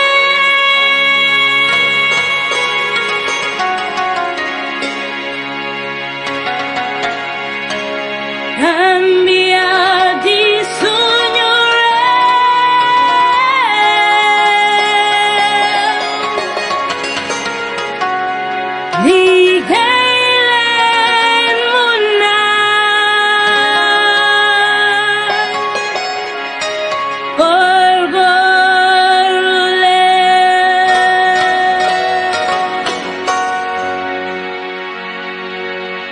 Assalamu alaikum aduna, assalamu alaikum Gambian people. Mang len di nuyu, di len siaré, di len ñaanal jàmm. Tay nak waxtaan bi lu ko waral moy waxtaan COVID-19 coronavirus. Muy jangoro bi lembé aduna. Mu am ñu bari ño xamné ci ñun ba tay gëmuñ né feebar bi lu am la. Feebar bi lu am la. Te feebar bi mu ngee rey. Di rey suñ mbokka, di rey suñ askan. di njëkkee nag di jaal képp koo xam ne am na koo xam ne ñàkk nga ko mu bàyyeekoo ci feebar bi wala jàngoro bi ñu naan COVID-19 ñu ngi leen a massawu di ñaanal aji jiitu yi fuñ dem yal na leen gënal fuñ jóge ñi nga xam ne ñu ngi ci lali feebar ñu ngi leen da ñaanal yal na yàlla fugga seen boppa ñu gaaw jóg te mun a dox seen normal activities yi ñun mi nga xam ne yàlla dimbali nañu ba amaguñ ko wala amuñ ko nañ leen fagaru ndik fagaru moo gën faju naka la ñoo fagaru bi mooy saa yu nekka nañ fexe di set ndik feebar bi ñemewut set di raxas suñuy loxo saa yu ñoo jéem a suñ kër wala saa yuñ delsee suñ kër ñuy fexe nag di soriwaate muy social distance di feebar bi lu ko dee joxe bokk na si ngay wax say tuflit di naaw su demee ci keneen koy waxal mun na laa jox jàngoro bii nii soo kon nag nañ leen fexe ba nga xam ne saa yu ñoo jénn wala saa yu ñoo wax ak keneen ñu fexe ñu jël ay face mask ñu sol leen face mask yi nag am na solo lool waaye nag du pour sol ko toog sa biir néeg di seetaan télé du pour sol ko toog sa biir moto ak sa weer taal sa AC loolu baaxut ci suñ ñun sax suñ wér gu yaram face mask bi soloom yépp mooy sooy jëfandikoo ak ay nit wala ngay dugga si ay mbooloo lii nag face seal comme nu ma ko dee waxee man sooy dugga si war zone place boo xam ne comme lu mel ni marché nga takka sa face mask nga sol sa face seal moo gën fuuf ndik face mask bi jànga nañ ne moom kese soo doon waxtaan a nit ku solu su tisoolee wala mu saxat mu laal sa bët yi mun nga see jëlee feebar bi kon suñ ko munee ñu boole ñaar yépp suñoo dem si place boo xam ne xamuñ fa te mbooloo bi takku na lool te loolu sax suñ ko munee bañ a dem si mbooloo yi moo gën ñu toog suñuy kër feebar bi dañ dee wax ne xale yi ñoo ci dee rëcca déedéet xale yi même suñ ci munee rëcca sax waaye xale bu nekk am na waajur bi nga xam ne mag na te tey soo demee si biti nga jëlee fa feebar bi yow soo rëccee nga ñëw wàlla ko say waajur mu ngi mel ni rëcculoo kon ñun ñëpp war nañu gën a fagaru pare xale yi tamit gannaaw bu paree bay dibbale suñuy waajur wala suñuy maam nañ leen fàttaleku ne feebar bi xàmmeewut yaay ak doom xàmmeewut sët ak maam saa yooy dem pour jox sa maam wala sa yaay wala képp a koo xam ne yaa ko war a dimbale pour mu jëfandikoo bu leen fàtte seen face mask bi loolu mooy njëriñ bi koy dem bay waxtaanal soo demee ba a second party or a third party bokka rek war ngaa taka si face mask bi it doesn't matter ne non suma yaay laay dem waxal jaru ko wala suma maam laay waxal jaru ko akañ jar na ko ndig dangaa jéem a dem ñëw so saa yu ñoo jëflantee suñuy waajur rek nañ fexe ba nga xam ne dañ leen sol face mask bi suñ paree ak ñoom nag mun ngaa simiwaat sa face mask nga continuer sa normal activity as long as yow kenn la ba pare dafa am leneen loo xam ne dafa rax ñun ñu ngi naan feebar bi naka la ñoo def ba mucca si waaye dafa am ay xeeti faju yoo xam ne suñ maam yaa ko daan fajoo ñun ñu juddu fekka suñ baay suñ yaay yi di ko fajoo ba tey ñun waxuma ne ku feebar bul dem lopitaan waaye am na nu ñoo jëfandikoo feebar bi mun nañoo sori ba du ñu jege dafa am yoo xam ne lu mel ni jinja lu baax la si yaram lu mel ni limon boole tii jinjar ak limon di ko naan loolu dina dimbale mu bës suñ immune système bi mooy yooyu nga xam ne mooy suñ yaram bi di xeex jàngoro yu war a ñëw suñ yaram bi am na ñoo xam ne man bu maa gën a nekk xale su ma feebaraan dinañ ma daan jaxaseel luñ dee ooyee nimtiri ñu baxal ko nga sóoroo ko soo paree nga naan si kaasi ataaya déglu leen ma de kaasi ataaya laa waxuma kaasi tii kaasi ataaya bu nga naan ko soo munee nga sangoo ko lii yëpp daf ñoo dimbali di bës suñ immune système bi ba nga xam ne jàngoro ji lombe àdduna dinañu sori tey jii nag askan wi lay waxal muy suñu réew ndig tey ñun ñëpp Gambia ñu ñor Gambia ñu mag Gambia ñu ëpp si biir wax ji nag dinaa profité pour ñu ñaanal askan wi nga xam ne comme docteur yi ñoom nga xam ne ñooy frontliners di ñaanal ñii nga xam ne Red Cross lañ bokka ma am si suma jarbaat ñoo xam ne every day ku am feebar bii ñoom ñoo la dee dem defar la suul la sacrifice seen life sacrifice seen lépp pour Gambia kon ñoom amuñ dara lu dut soxluñ dara lu dut suñ ñaan maa ngi ñaan àdduna di ñaax Gambian people bi ñun ñëpp ku nekk loo gëm soo toogee nga ñaanal askan bi nga xam ne ñooy di front line workers ba yàlla di leen may mucca ak wér ndig ñoom suñ muccee mooy ñun suñ mucca ñoom suñ muccutee mooy ñun suñ musiba kon maa ngi leen di jërëjëfal di leen jaajëfal di leen wax ne COVID-19 coronavirus dëgg la dina rey xale dina rey mag bàyyu fi kenn xamut ku xees xamut ku ñuul xamut ku ñàkka xamut ku am kon góorgóorlu leen ba foo leen di dem di jaxasoo ay doomi aadama rek jëfandeku leen ay face mask soo amee face shield nga teg ko ci sol ko comme nii ma solee ko jërë ngeen jëf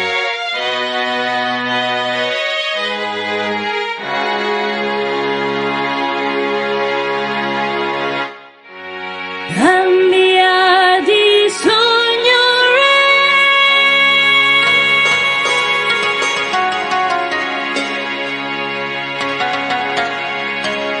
Gambia di sogno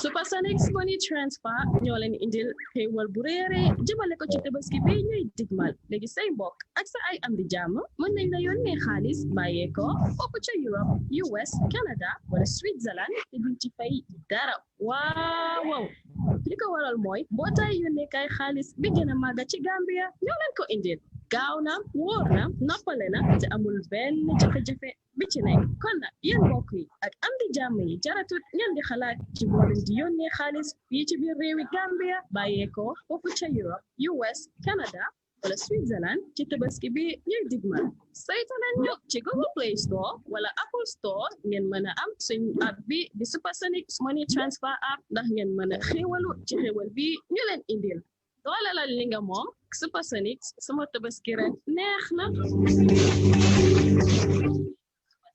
dañ la yónnee xaalis ba Supersonics Money Transfer ñoo leen indil xéewal bu réere jëmale ko ci tabaski bi ñuy digmal léegi say mbokk ak sa ay am di jàmm mën nañ la yónnee xaalis bàyyee ko foofu ca Europe US Canada wala Switzerland te duñ ci fay dara waaw li ko waral mooy mbootaay yónnee kay xaalis bi gën a màgga ci Gambia ñoo leen ko indil gaaw na wóor na noppale na te amul benn jafe-jafe bi ci nekk kon nag yéen mbokk yi ak am di jàmm yi jaratut ngeen di xalaat ci boo leen di yónnee xaalis fii ci biir réewi Gambia bàyyeekoo foofu ca Europe US Canada wala Switzerland ci tabaski bi ñuy digmal saytu leen ñu ci Google Play Store wala Apple Store ngeen mën a am suñ app bi di Supersonics Money Transfer app ndax ngeen mën a xéewalu ci xéewal bi ñu leen indil doolalal li nga moom Supersonics sama tabaski ren neex na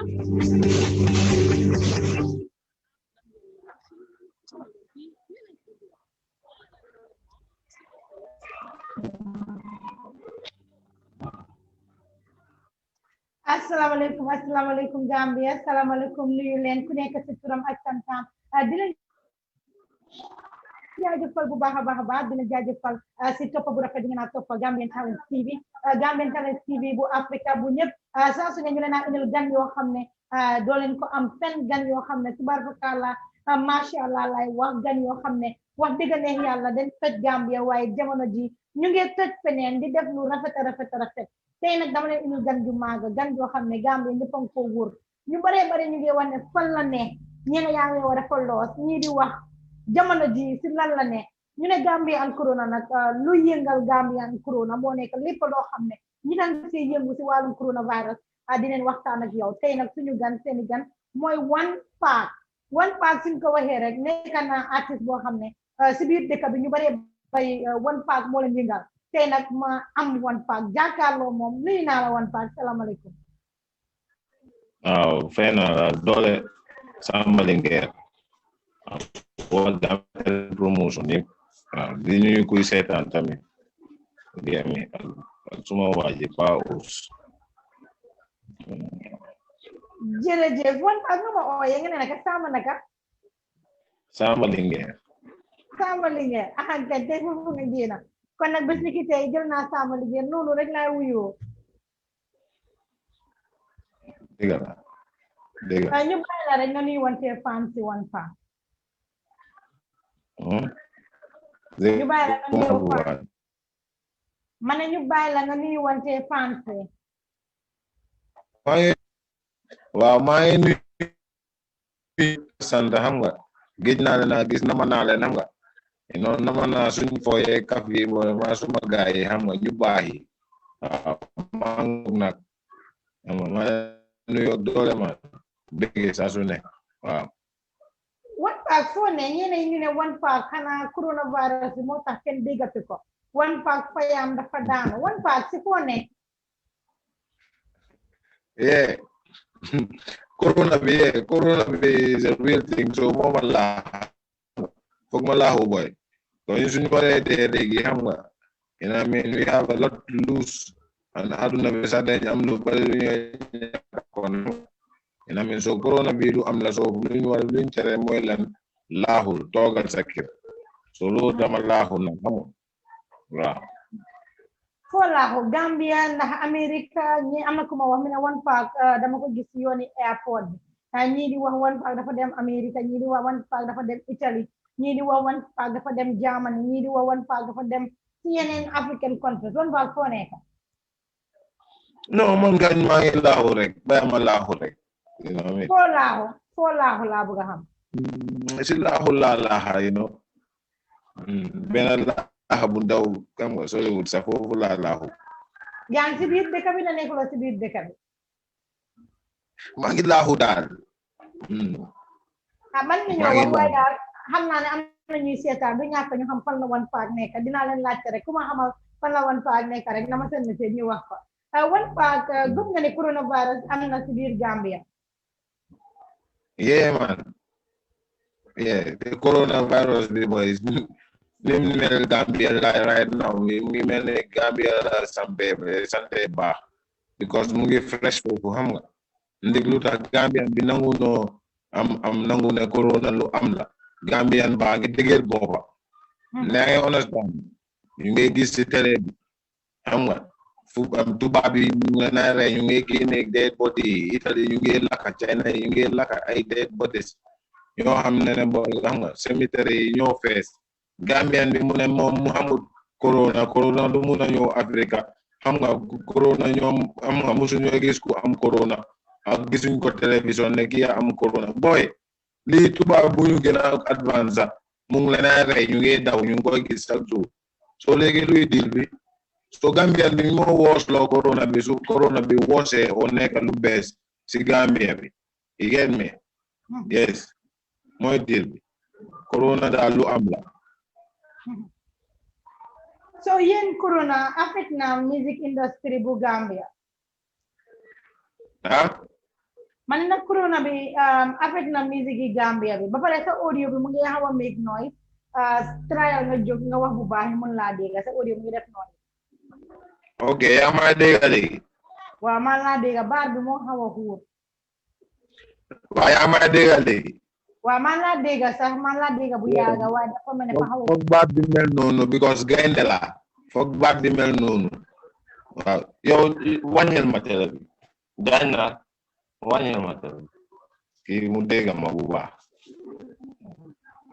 yaa may dégg léegi waaw man laa dégg nga ne corona bi ndax affect na Gambian music bi waaw daf ko rey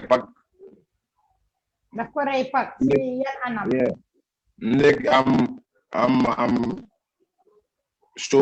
so si nekkuñ de am get me you know what I mean artist bi fu mu waree jaay boobam maybe 25% foofu gama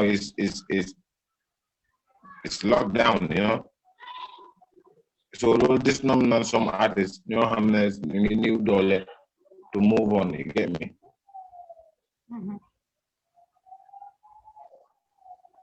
so yow comme que yow artiste nga coronavirus bi laal na la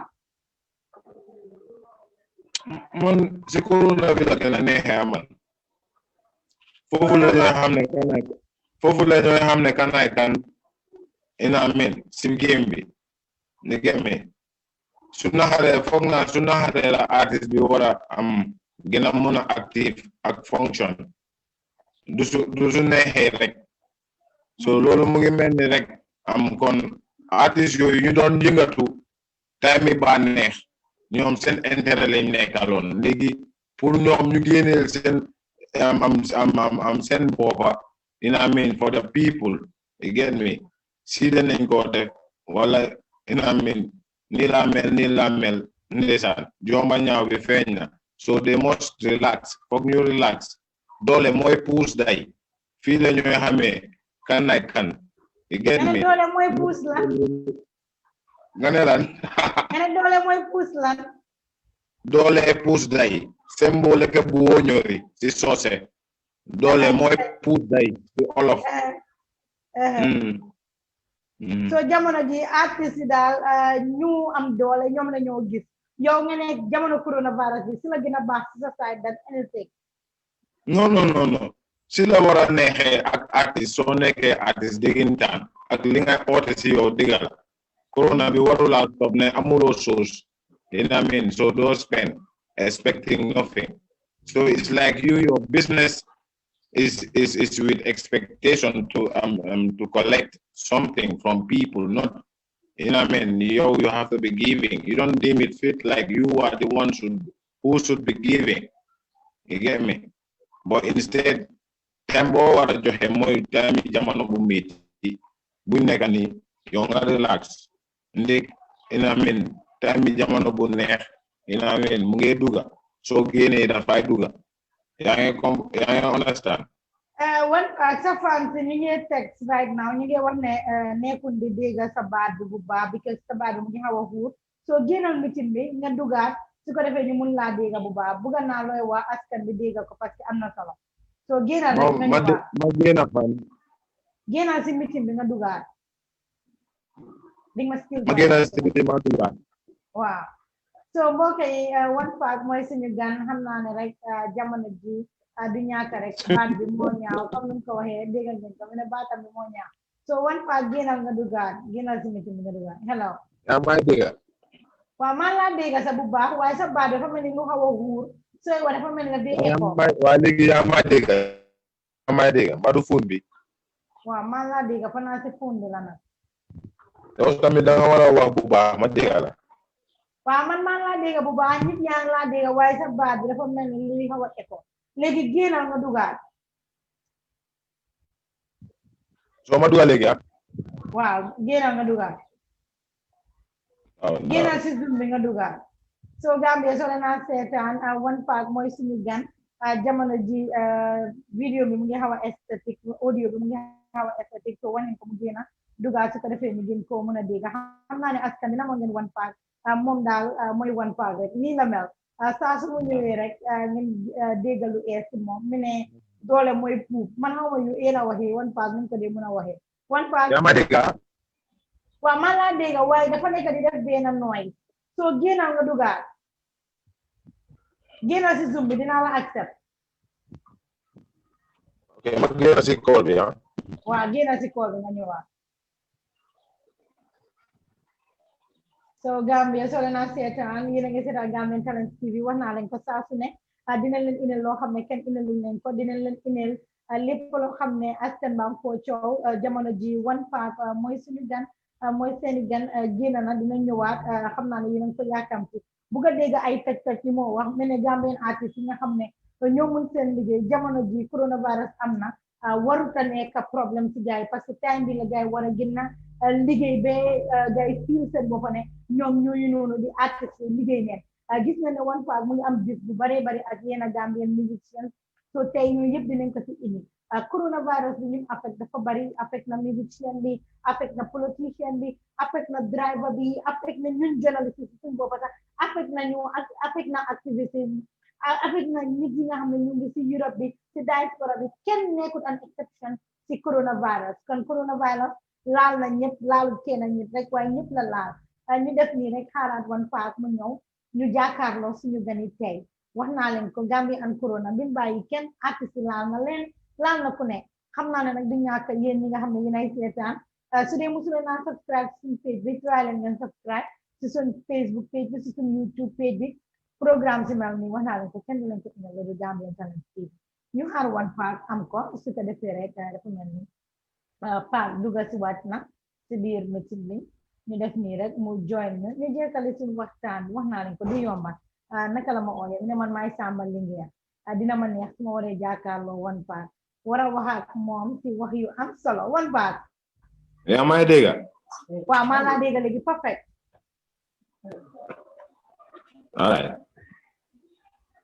all right so one part nga ne yow daal coronavirus bi affect na la na affected na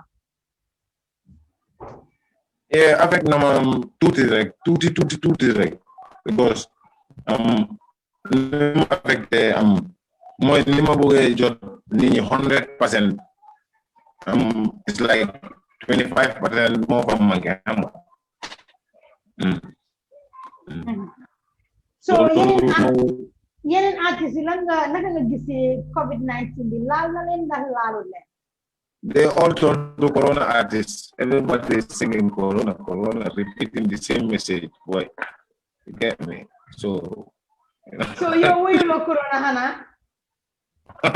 it's the same thing so ma waree woy corona lu faat sama wax si corona bi lay wax ina mi raxasal sa loxo ina mi toogal sa kër social distancing ina mi dafay aso bi ina mi te yow bëgguloo ñoom ñëpp woy nañ the same message give nañ the same message what of man ma differ to another unique message connecting to that same corona problem luy deal bi sa man ma laal nga gën a wax luy deal bi about the corona ma mën a def mu gën a spread ak looy mën a gën a def ina mi lu gën a important sa raxas loxo ak loolu yëpp ba am nga spread bi dañ ina mi so that's what is more important ina mi but not everybody has to be jumping and singing corona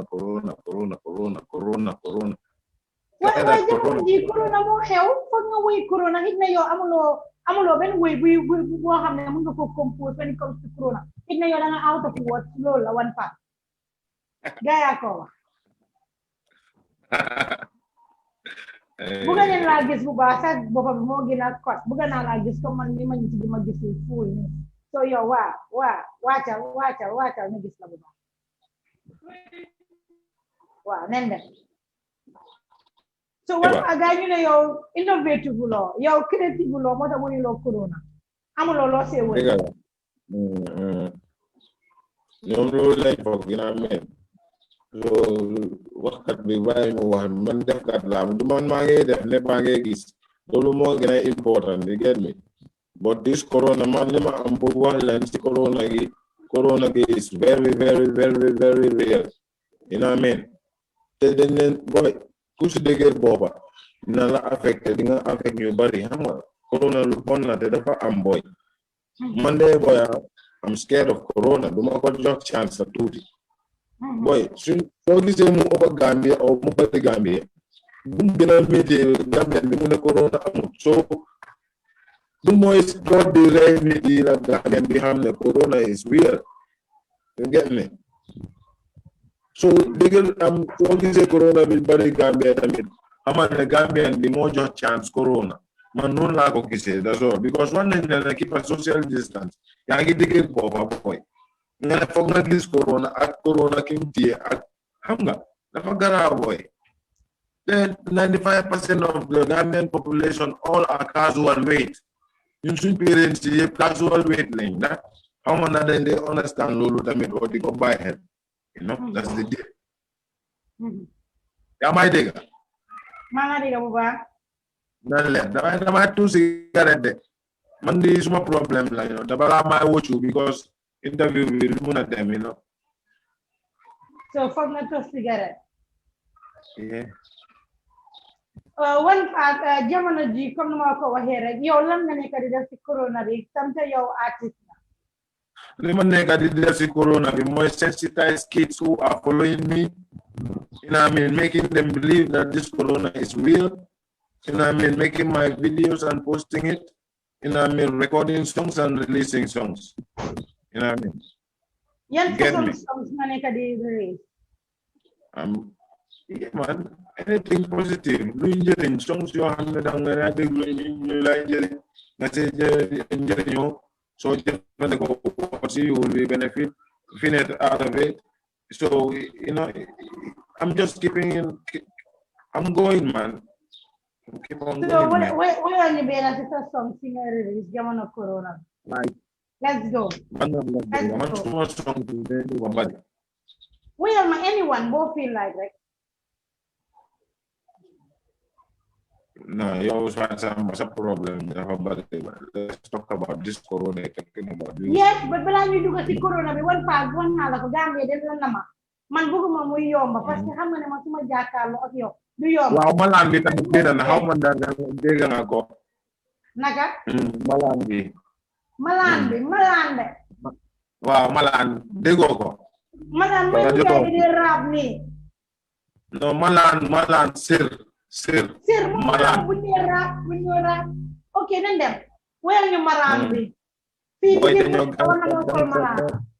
pour GPI la pour GPI I mean sugar daddy xam nga jaay boy yu xaalis ak yooyu noonu xam nga xale tamit gëmuñu yàlla pour mando xam nga di xam nga saagane seen ndaw di ko caaxaane I understand si benn apartment ak yooyu noonu so téyel ma sa malaan so it goes like this boy moom dañ gangster ku fi dof lu ñu woon la ansa cepe gën a dof ndi comme ay monster ku fi nelew ñu cop na ni adansa day soob yootu dara lu dul sa malaan xaalis bu mu lay jox yootu dara lu dul sa malaan so bu mu lay jënd yootu dara sa malaan apartment yu seeri du dara sa malaan iPhone Samsung du dara sa malaan birthday yim lay defar du dara sa malaan bass bi ñëw chorus bi ñëwaat boy dañoo gangster is too much boy xam nga my music is not lu ñëw feature every time dangay tudda moom mu protect la defend la cause it's real it's not like this corona also be artist music xam nga you know what I mean this is my thing you get me damay change game bi xam nga dama daan toog si platform bi ma ne damay change game bi 10 days you xam nga Gambian di sa den defong na wow boy bi dafa top ak yooyu man kuma tie top ya fa there man I'm moving it and then I mean I'm proud of you Gambia Talent Promotion because you were the first platform who brought me or who bring me on board and I mean so thumbs up and I mean right taxut nag mooy lu xam nga taxut ngeen fu tamit xam nga one part I wish on sa audio bi mu baax wax dëgg ne yàlla some few people you get text on YouTube. Kimi on part bila wala tila the interview seems interesting, but audio one part mo lolo. Kimi na hana one part amu telephone buba. Balance mo one part. iPhone la negative use kipu mayam. Why they got audio mo ngi hawa just problem. Sa audio visitor side mo ngi just problem buba. Ben dem ngi am problem. Da nga buga ma yuweni. Legi bana wa mu ngi ba sama nga dega wa dafa beram noy bu dene ka ci ron dina luy opa maybe get am leader get a boy do garab yi gisula garab yi amen ko suma no mala gisee ni xamane fofu Sénégal de bari garab fi du Sénégal anyway nga ne fi du Sénégal dina leer mané fofu dafa melni Sénégal way dina leer ci kanam ki I saw you at Birkama anyway one part ñu dugal ci waxtaan bi nga ne da nga woy bu es bu tudda malaan bi la ko inspire parce que lolu amna solo parce que jigéen bu nekk dafa wara odu malaan non so suñu téye ma sa malaan nekkul odu malaan I understand yaa may dégg wa man la dégg sa audio bi moo bon rek man la dégg waaye comme nga yaa may dégg lu ci bon malaan bi daal mooy loolu malaan bi du malaan boo xam ne danga koy taka du malaani taka sa malaan olof la like sàmmal sa ndaw xale jigéen ñi nañ sàmmal seen ndaw waaye borom xaalis bu ñëw bu ñu nekkoon ne mu ngoog you know ku ñëw na yónnee groupe téye ma sa malaan jëndal la iPhone Samsung du dara samalaan appartement yu seeri du dara samalaan estal yu seeri du dara samalaan sobo yim lay jëndal yottu dara lu dul samalaan baat bi mu lay defal du dara samalaan fi nga lay say cër nga dakande sa xeeb sa liberté bu ñëw na yónnee góor kiyal ma samalaan xam nga footballer bu ñëw na yónnee góor kiyal ma samalaan mandul si alali àdduna te nga saama sa ndaw amoo dara lu dul samalaan xam nga because dëkk bi tay xam nga mooy loolu boy government bi neglect na youth si ba tax na dina amin cagatu ak saaca moo nekk mbéy Gambia léegi Wow, gis nañ na saa su ne nga def video when it comes to coronavirus bi nga ne coronavirus dafa laal prostitution maanaam muy cagay loolu loo see wax loo miin si loolu parce que dégguñ wax li ma miin si loolu still is on the same I'm lying with to make sensitize people that corona is real because soo gisee ma ne cagay sax corona bi laal na leen seen business wookaatut soo nit yi dañu war a gëm ne corona lu am na because fu mu laalee cagay sax tëj nañ am léegi cagay yi tëj nañ xam nga ma laa wax ni cagay sax génnaatuñ ñëpp a ngi toog sa kër so nit ñi the population should believe xam nga te ñu gëmut ne am na moo ëppa doole ñu gëm ne am na soo ñu ëppa doole bi gëmut ne am na ñooñu ñoo war a xam ne this is real si loolu laa taxaw naan xam nga li ma laa wax ne even the example of ñu du toog pour xam nga li ma laa cagatu sax toog nañ bàyyi nañ saacakat yi you get me sax amaatuñ fu ñooy dem saaca nit ñëpp a ngi toog seen kër so corona lu am na I'm talking to the general public for this time because the majority of denying corona is more than the minority you get me so ñu bañ daal yow naka nga xamee ne corona bi dafa affect cagay yi naka nga xamee loolu yow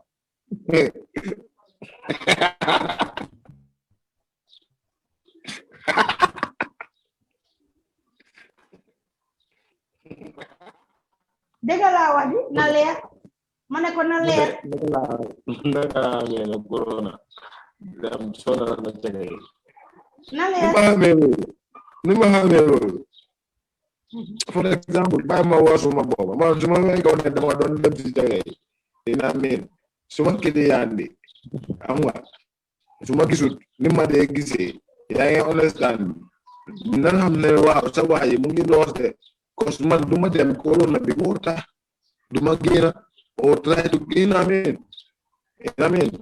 te loolu is very dangerous fii laaxa bi moo bari mooy ñu bari ngi laaxu bul dégga de mun na ñoo dee gën a laaxa si gaay nag am na si laaxa yi sax ñu boy bëgguma wax xam nga waaye this is very serious you get me because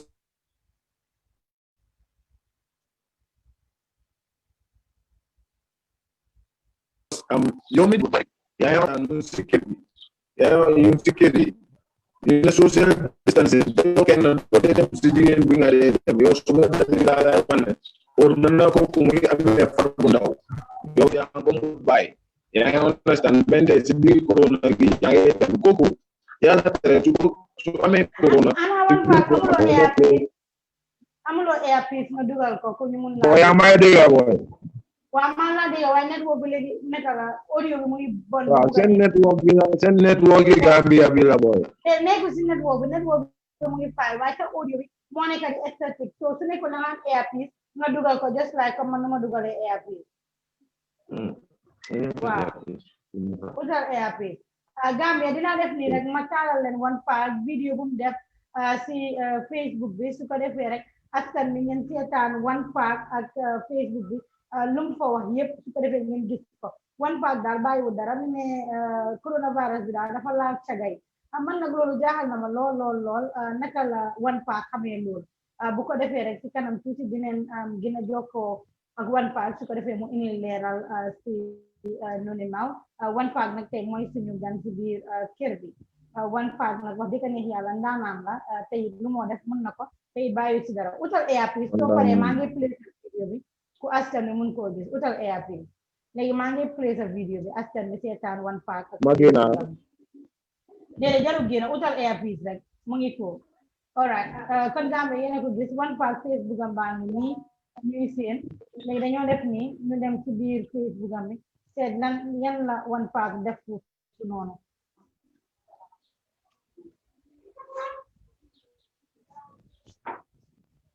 ñu seetaan vidéo bi nga xam ne wax na foofu noonu si jigéen yi nga xam ne mu ne gaa dañuy taxawaalu ne coronavirus bi laal na seen business ñu def nii rek ñu ut One Pac vidéo bi léegi nii waaw man laa dégga hold on al tuuti ma play sa vidéo waaw léegi mu ngi baax yow yaa yusi toog earpiece One Pac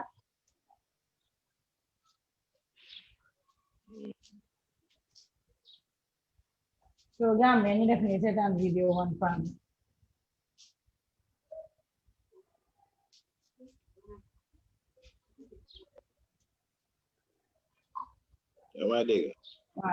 waaw maa nga dégg One Pac hold on rek ñu seetaan sa vidéo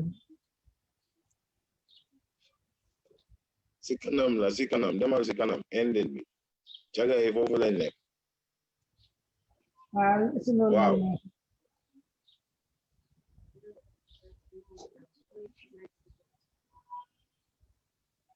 ok léegi One Pac ñu jekkali waxtaan mu ne ñoo ñëw so One Pac nga ne lan moo inspire ba nga indi waxi caga yi foog loolu wax bu ñaaw waaw lan mooy wax bu ñaaw di wax ne coronavirus bi daal dafa affecté caga ba pare léegi maa ngi dégg ci sa wax One Pac waaw maa ngi dégg nga ne su ma la déggee bu baax a baax nga ne am na yenn artistes yoo xam ne caga yi ñoo leen a bëgga no in a bad sense wala ne well artist nit la doomi aadama la boy am na ñu dee laaxu foofu am na ñu dee laaxu foofu loolu is normal is normal it's normal yow da nga bokk si ñu dee laaxu foofu no man dama si man borom kër la oh da nga am jabar One Pac borom kër la man dama yàgga nekk borom kër man amoon ñu caaxaan so One Pac yow da nga am jabar man borom kër la Samba da nga am jabar na amuloo jabar borom kër la waaw borom kër nit mun na moo nekk borom kër parce que yaayam mu ngi fa sista yam yaa ngi fa ak ñëpp déedéet man sama borom kër yi bopp la am na jabar na amuloo jabar lu fi si borom kër rek loolu la waaw alright One Pac jamono ji gis nañ ne Gambian musician ci bare bare ku nekk woy amateur ñi di nekk di organise ay concert o dem ci stadium bi o dem ci club bi loolu foog na ne government lu mu def baax na baax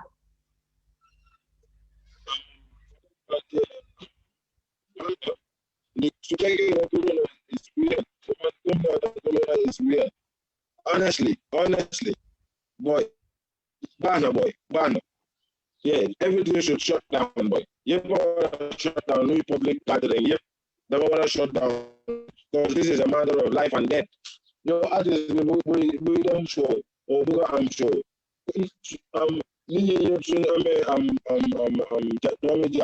Corona or they are all infected. How can I entertain? You know what I mean? Can I entertain? You need a healthy crowd. You know what I mean? So can artist boom digger bopa or can DJ boom digger bopa nan corona amud. It's real. dafa am ne boy ñu gis artiste yu bari ku mel ni ST génn na donate na ay maalo ak yeneen yaagut rek One Pac noo gisee initiative boobu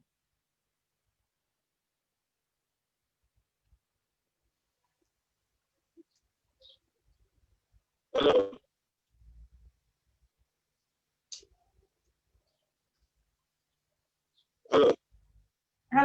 One Pac waaw ma ne ñu ngi gis ku mel ni artiste mu ngi génn donate maalo ak yeneen bagage jox ko community bi noo gisee initiative bu mel noonu from a Gambian musician boy it's very good. That's a very good move.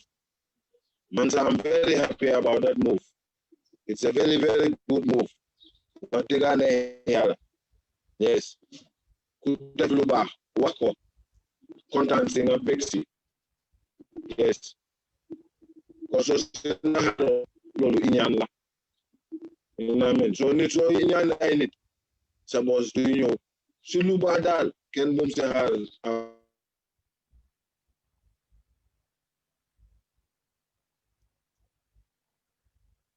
moroma ken mum bujje si lu baax o yàlla tamit nit moo am njëriñ yow génne nga ay saako maalo may yes why move forward was a profit is a good gesture yes thumbs up for that so man na yow génne nga ay saako maalo may yow sa ay saako maalo man yeah alhamdulillah just taking to that on page. You see my move. You in Senegal, they are doing that. Confirm, yang Senegal. They don't want to mind Senegal. Man, you in Senegal, so we doing it. What? Senegal, we doing it. Then it means yang Senegal. Ana do ko mona negative Gambia. Te nekkuñu Gambia. Kon nag jeex na.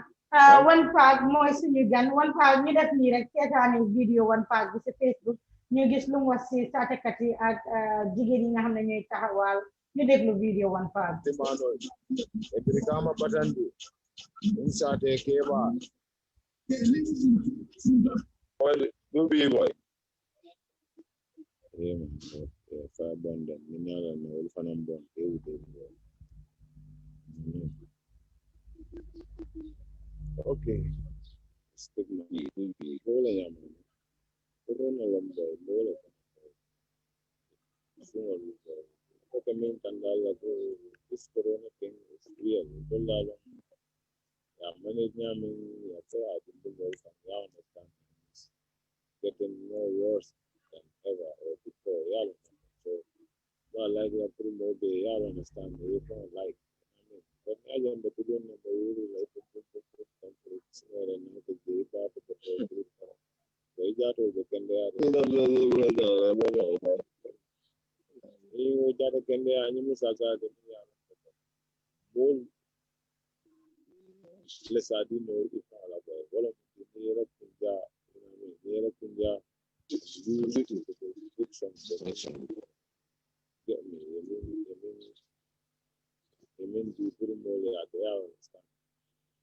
so but okay corona musolo bitala dawo da no ya kan wala kala kan pulo dino corona na tala patiya corona na tala ay kanto ay kulimbalya dindim mo na malte kosti ani sungol mo sungol ya understand corona mo big affect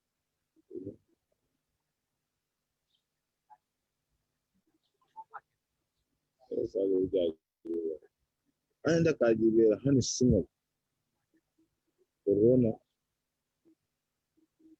ay la sunyawo tarbinde sakol mu support corona ay la business o bende dinol fel corona ya mungkin mo so mo na ay kanya ala nim di kan dinanya pa ko la kan ala kan ya kamilo ala bitre kila sala because corona is artificial.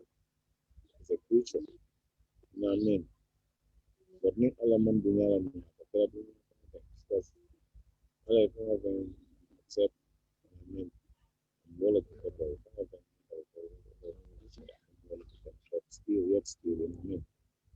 But still you know saya nak juga ni kenapa get me. This corona shit is real. So but ini nanda kasi yung kanyo gapon benyo pango jande la ini. Boy, ini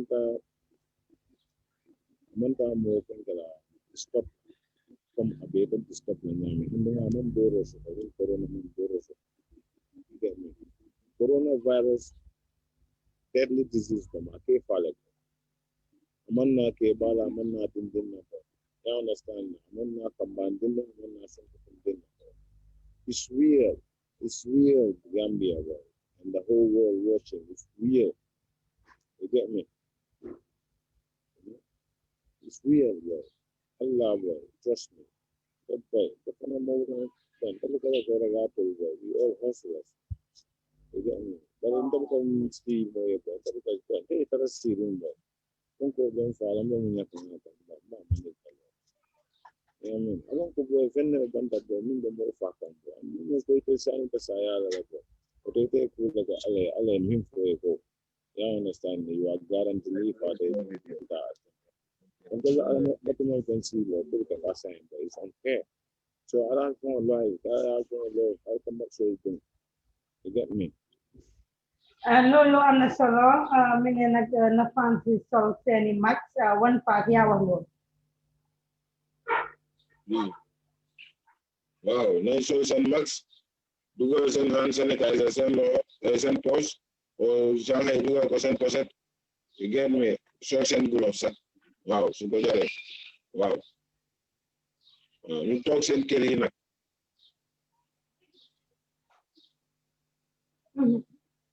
Ñoo gisee healthcare system bi ci biir dëkk bi ñu bari ñu ngi wax Gambia healthcare dara nekk fi maanaam you know lapitaan amul dara ak all that yow ci sa gis-gis ñoo gisee lapitaan Gambia. Okay, the health sector is very wicked and poor for now. How they are functioning and moving is very wicked, poor, dull. Yes. Lan nga foog moo waral loolu? Muy corruption bi rek waaw parce que lopitaan yi lu ñooy ko am complain ni war naa sotti bu yàgga you get me war naa sotti bu yàgga waaye ku ñëw rek mu allevier boppam you know what I mean xalaat boppam xalaatu lu tax ñu def ko fa so corona bi mu ngi ni Gambia MRC ñoo doon conduct testing you get me so they are no more doing it. You get me? You shouldn't lopitaan yi sax boy fan lañ dee conduct a test corona in Gambia. It was just MRC. Why you stop them to it? You get me? So ñoom seen part daal moo gën a watch loo corona gi. You get me? They are very slack and slow to act on this, you know what I mean? The good family, we and family, this is a pandemic globally, worldwide, international, locally. You get me? Community. You get me? Some communities, boy, you're gonna want to go. Because also said in the government be moving slow, moving slack, moving wicked, evil, moving like a sadaka.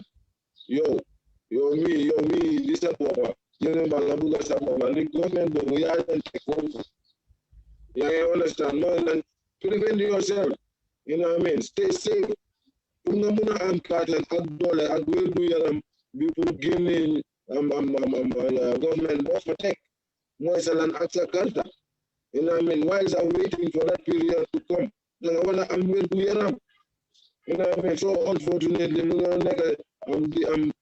corona neka digante election be at everything going around.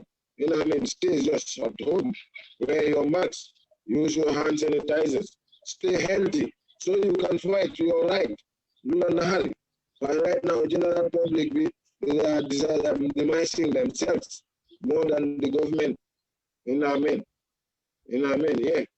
Because ñoom ñoo war a xam ne carrément government bi moom kat massa ak ndeysaan xanaa ñu góorgóorlu ba suñ time am changé jot wécci jot wala ñu continuer suñ time élection jot foofu rek lañ am doole waaye suñu stay at home nanguñ ne waaw dëgg la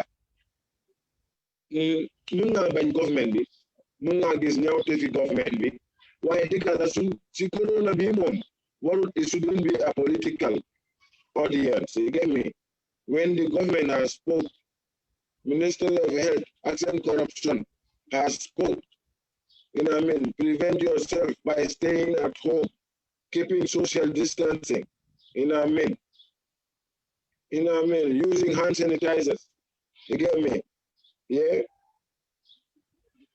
What the can okay, this is I'm new because in a political state of mind. You get me? Then you want to you have the leave of the do I APRC or Atamagoro. Leave the APRC, the apparent party. And you mean this support again. You know what I mean? So little more disturb Gambian vitamin. You know what I mean? This political minded more than local as you can or to be up dollar.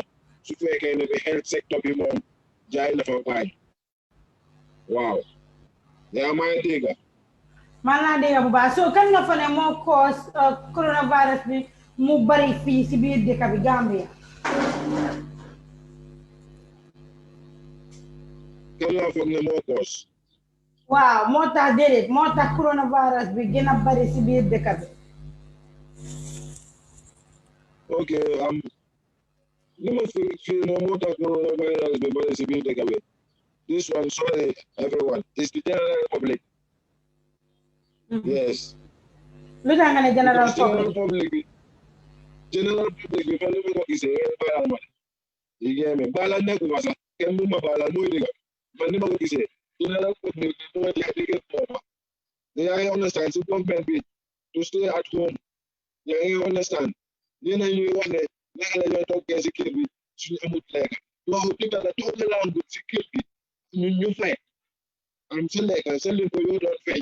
Yaa ngi understand pour ñu am jëriñ léegi ñu ñoo fekk la sa kër ñu am replace your hustle to feeling waaye doo dëgër booba general public Gambian bi moo tax corona gi am doole you know what I mean buñ doon joxee seen restriction yi from the general from the government gars dañ ko politicize you get me amul bu doole si seen nag lañ gëm ne am mooy deal Gambian bi moo dëgër booba te corona gi bari.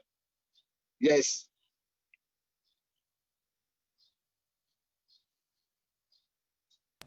nga ne general public bi ñoo cause ñu ni mel lan nga fa ne loolu la ñi ci war a def su ko defee coronavirus bi du gën a nekk di yokku si suñ biir dëkk bi. lu ñu war a def mooy lekk lu ñu yàlla wax na lu loolu lañ war a def mooy toog leen seen kër yi. so gars yi suñ toogee seen kër yi du nam liggéey. ngeen nañ dem liggéey ñu am liggéeykaay yi tëju nañ dem liggéey borom métier yaa ngi understand ñu def home workshop you get me ñu joxe seen téléphone number yi si seen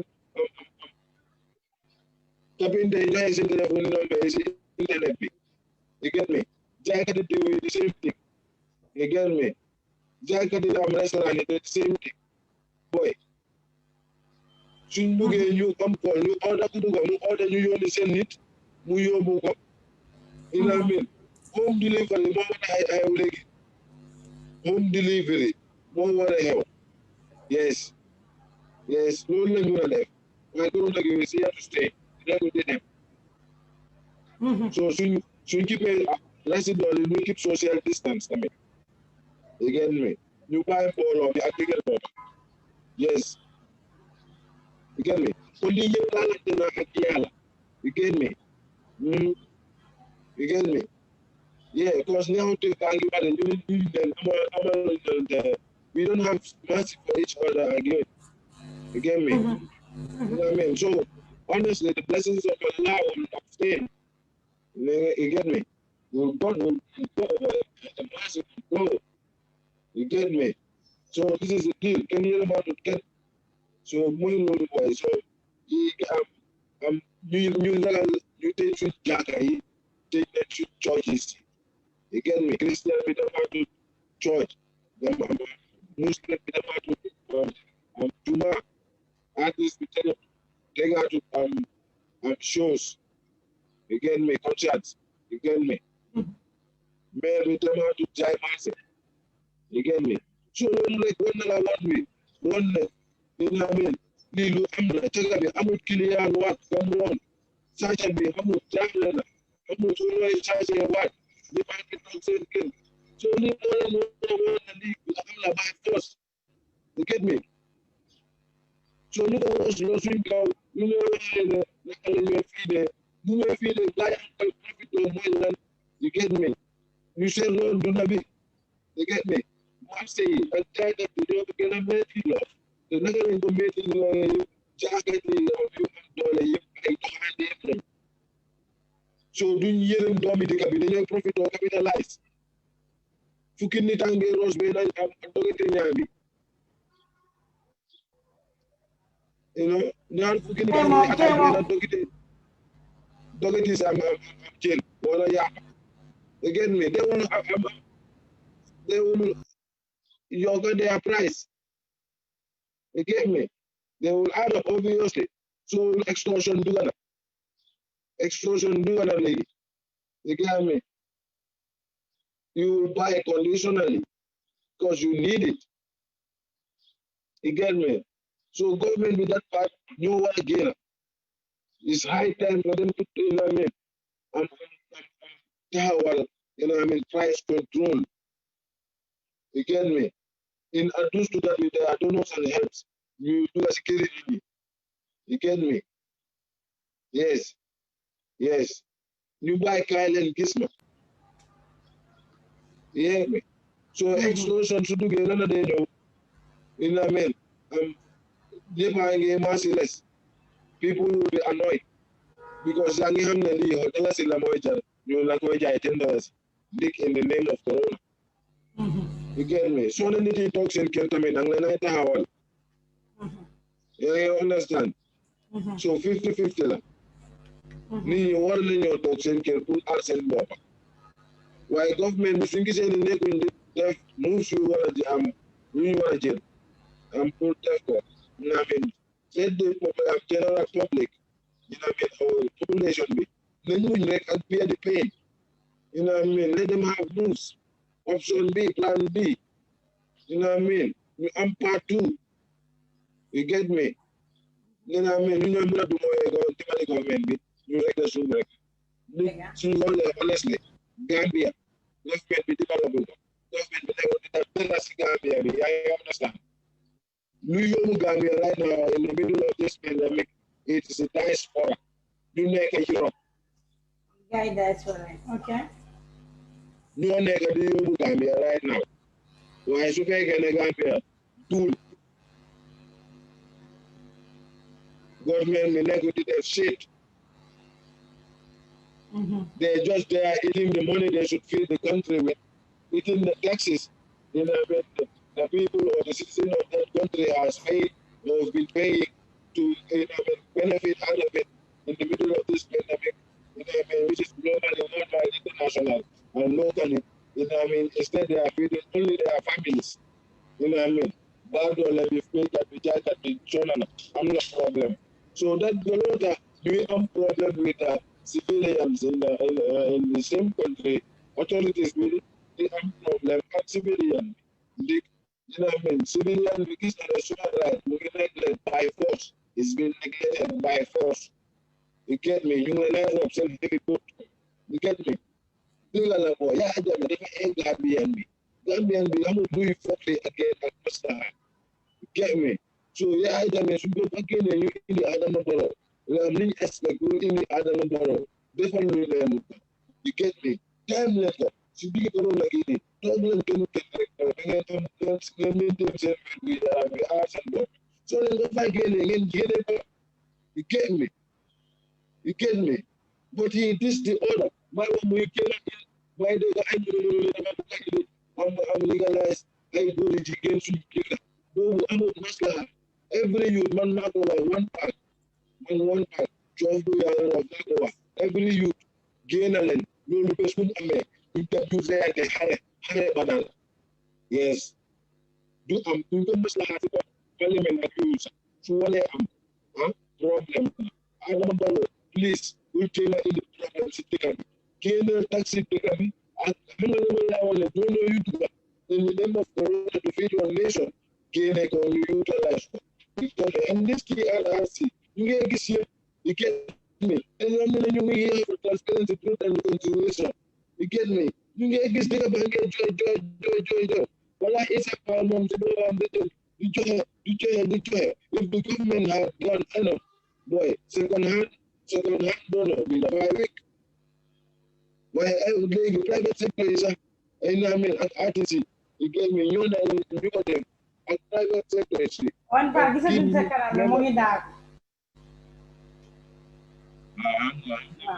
waaw léegi waaye lu important yaa ngay dégg lu important yaa ngay dégg waaw ñu laa gis léegi waaw so mooy you get me yaa ngay gis léegi client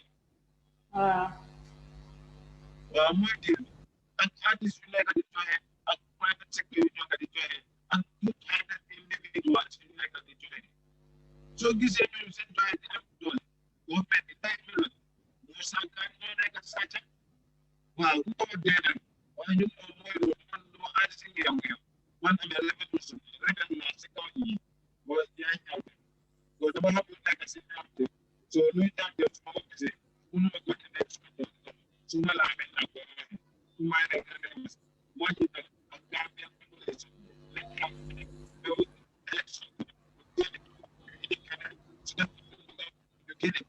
noonu lañ war a mel waaw mooy bañ a boppet this time les toog leen seen gese ñeneen ñu bopp booba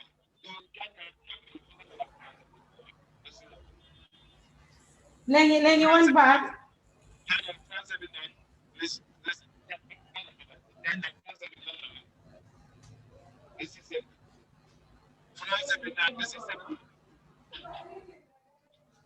stay at home. See how smoke on it. waaw stay at home one part nga ko wax léegi dañoo def nii ñu dem taaw président Adama Barrow speech am bi su ko defee nga wax ñu noo gisee président bi speech am bi ñu dem seetaan Adama Barrow léegi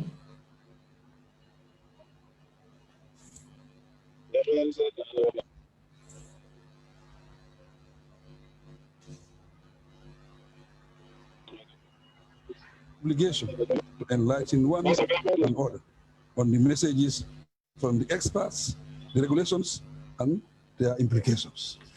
Government can devise or invoke the necessary public health be minimized if we work together as a people. That is, as government authorities, experts, frontline personnel, household members, and individuals. With serious consequences, COVID-19 has derailed our development agenda, challenged our health system, and undermined our economic growth. Our GDP indicators have become unrealistic. Trade has slowed down, and many young people are now unemployed. In one way or another, we are all affected by the global coronavirus pandemic. To mitigate its impact, my government has taken decisive policy decisions to address the health, economic, and social concerns associated with the coronavirus. I have invoked constitutional powers to impose emergency regulations.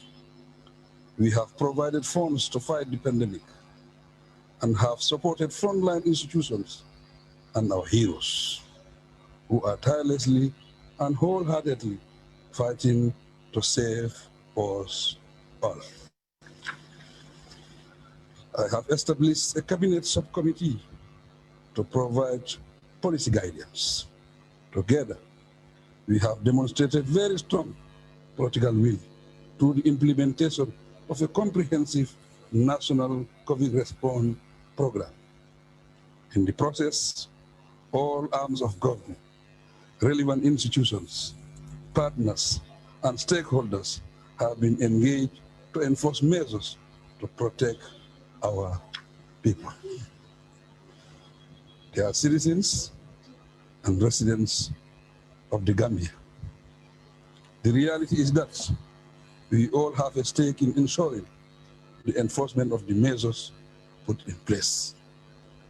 Whether we are in position of authority, an enforcement agent, or a citizen or resident of the Gambia, every one of us has the common responsibility to prevent, contain, and stop the spread of COVID-19. No one else will do it for us. We have to stand up in unity and act together as a nation. Fellow citizens and residents of the Gambia, the reasons for cutting down business activities, restricting movement, and declaring a state of emergency are obvious. We live in unusual circumstances which require unusual, urgent, and decisive action. I appreciate that many of you would like me to address the nation often, and I want to assure you I will do so whenever the need arises. I must emphasize, however, that the most important thing is taking collective action to enforce the messages in my addresses on the pandemic and the advice by the health experts. kon nag jërëjëf président Adama Barrow loolu la wax one fact noo gisee président Adama Barrow speech am bi. Speech is direct and it's clear and you know what I mean. There's a green light. Yeah, but you know what I mean. Let us be collective in both ways. You get me? Physically, financially. You get me? But we cannot be collective, you know what I mean? You know what I mean? Just physically, and the government is not supporting. Honestly,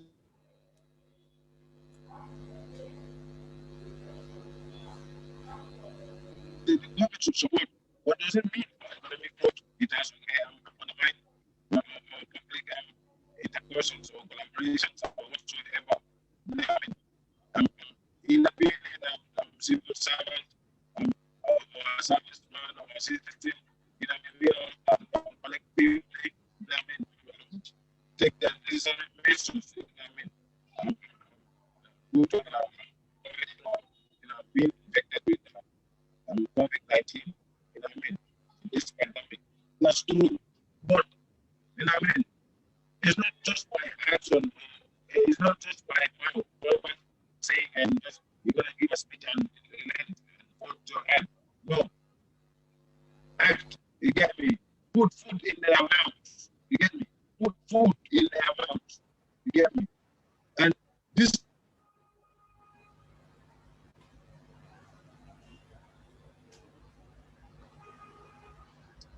you get me? Distribute the help you receive outside in the name of your nation and the corona and the pandemic.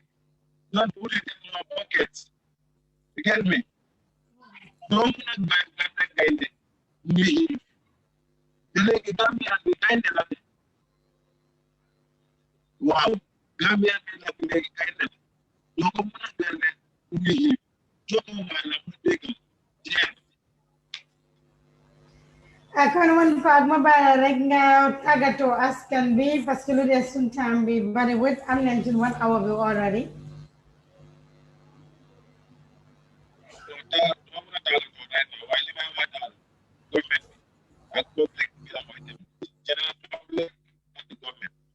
Violence such be I'm going to you get me? Si pandemic like nobody do new dollar. Majority people new dollar and so on demand. Gain bonds get divided number. The individualized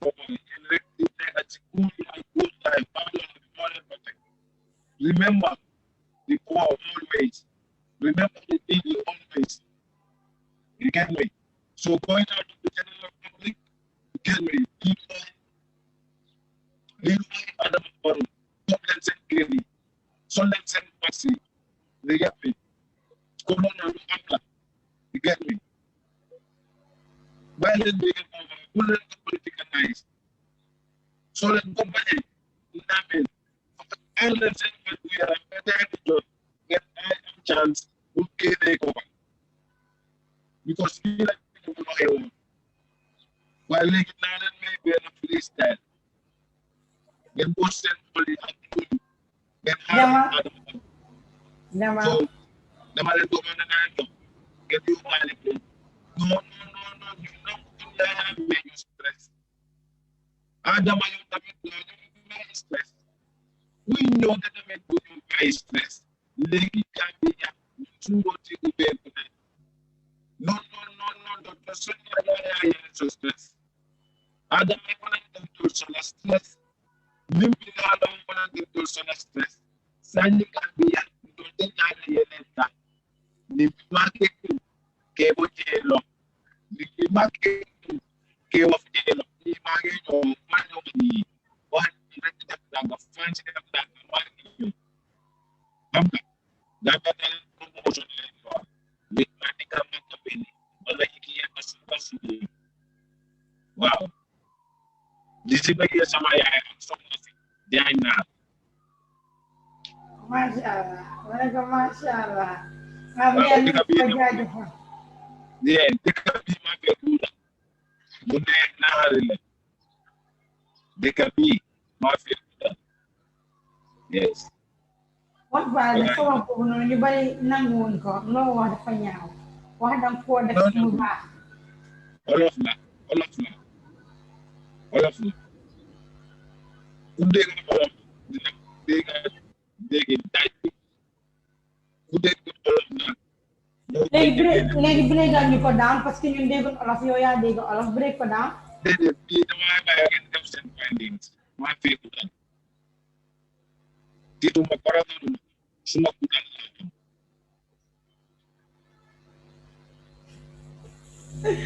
one pack jërëjëf Gambia suma gan seeni gan mooy one pack kii du dem saa su ne moom si yii rek la moo tax di ko jaajëfal bu baax a baax mënoon nañ ko wax dañ ko bëgg am mu ne déedéet mënoon nañ ko wane tey moom lañoo bëgg a waxtaanal mu ne déedéet lii rek moo mën a xale line bi clear wut nu mu war a clear waaye xam naa ne daal one pack jamono ji bëgg ne mu ñëwaat Gambia ñu jàkkaarloo moom témoin ma rek ko gars yi ko defee face to face jàkkaarloo waxtaan moom daal ku interesting la face à face kay dina jàkkaarloo face à face face to face wax dëgg ne yàlla naanaan nga tey jàmbaar nga mënoon nañ laa wane na bëgg am interview nga wax déedéet waaye yow ban bis nga am ak Jizo gars yi ñu ne yow dégguloo làkk neega dégguloo anglais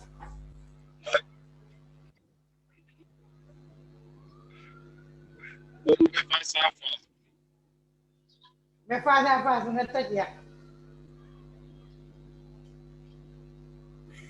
one pack na mu ne boobu ba face à face mu toj ya bu boobaa dañoo def nii rek du ñàkk am na ñoo xam ne xamuñ kan mooy one pack ba tey xam leen ko waaye nama nañ ko dañoo dem rek dugga si Facebook yi one pack bi indil leen toj one pack yi si yu moo nekk yu moo yëngu ñu analyse Facebook yi one pack bi analyse one pack ak yu muy def saa su ne si internet bi dinañ def nii rek ñu dugga si Facebook yi one pack bi wan leen one pack si yu muy dox déglu leen ko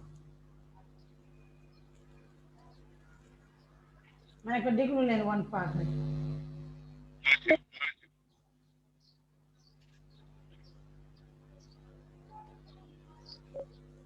déglu leen one pack bi seet Facebook am bi si yu mu dox jamono ji si yu moo wax one pack bàyyiwut kenn si biir dëkk bi du artiste yi bari nag dañ ko ragal parce que ñu ne su génnee rek dafa def ak yow bif moo tax gaay di ko daw one pack man ni ka Machiavelli soo déglu leen ko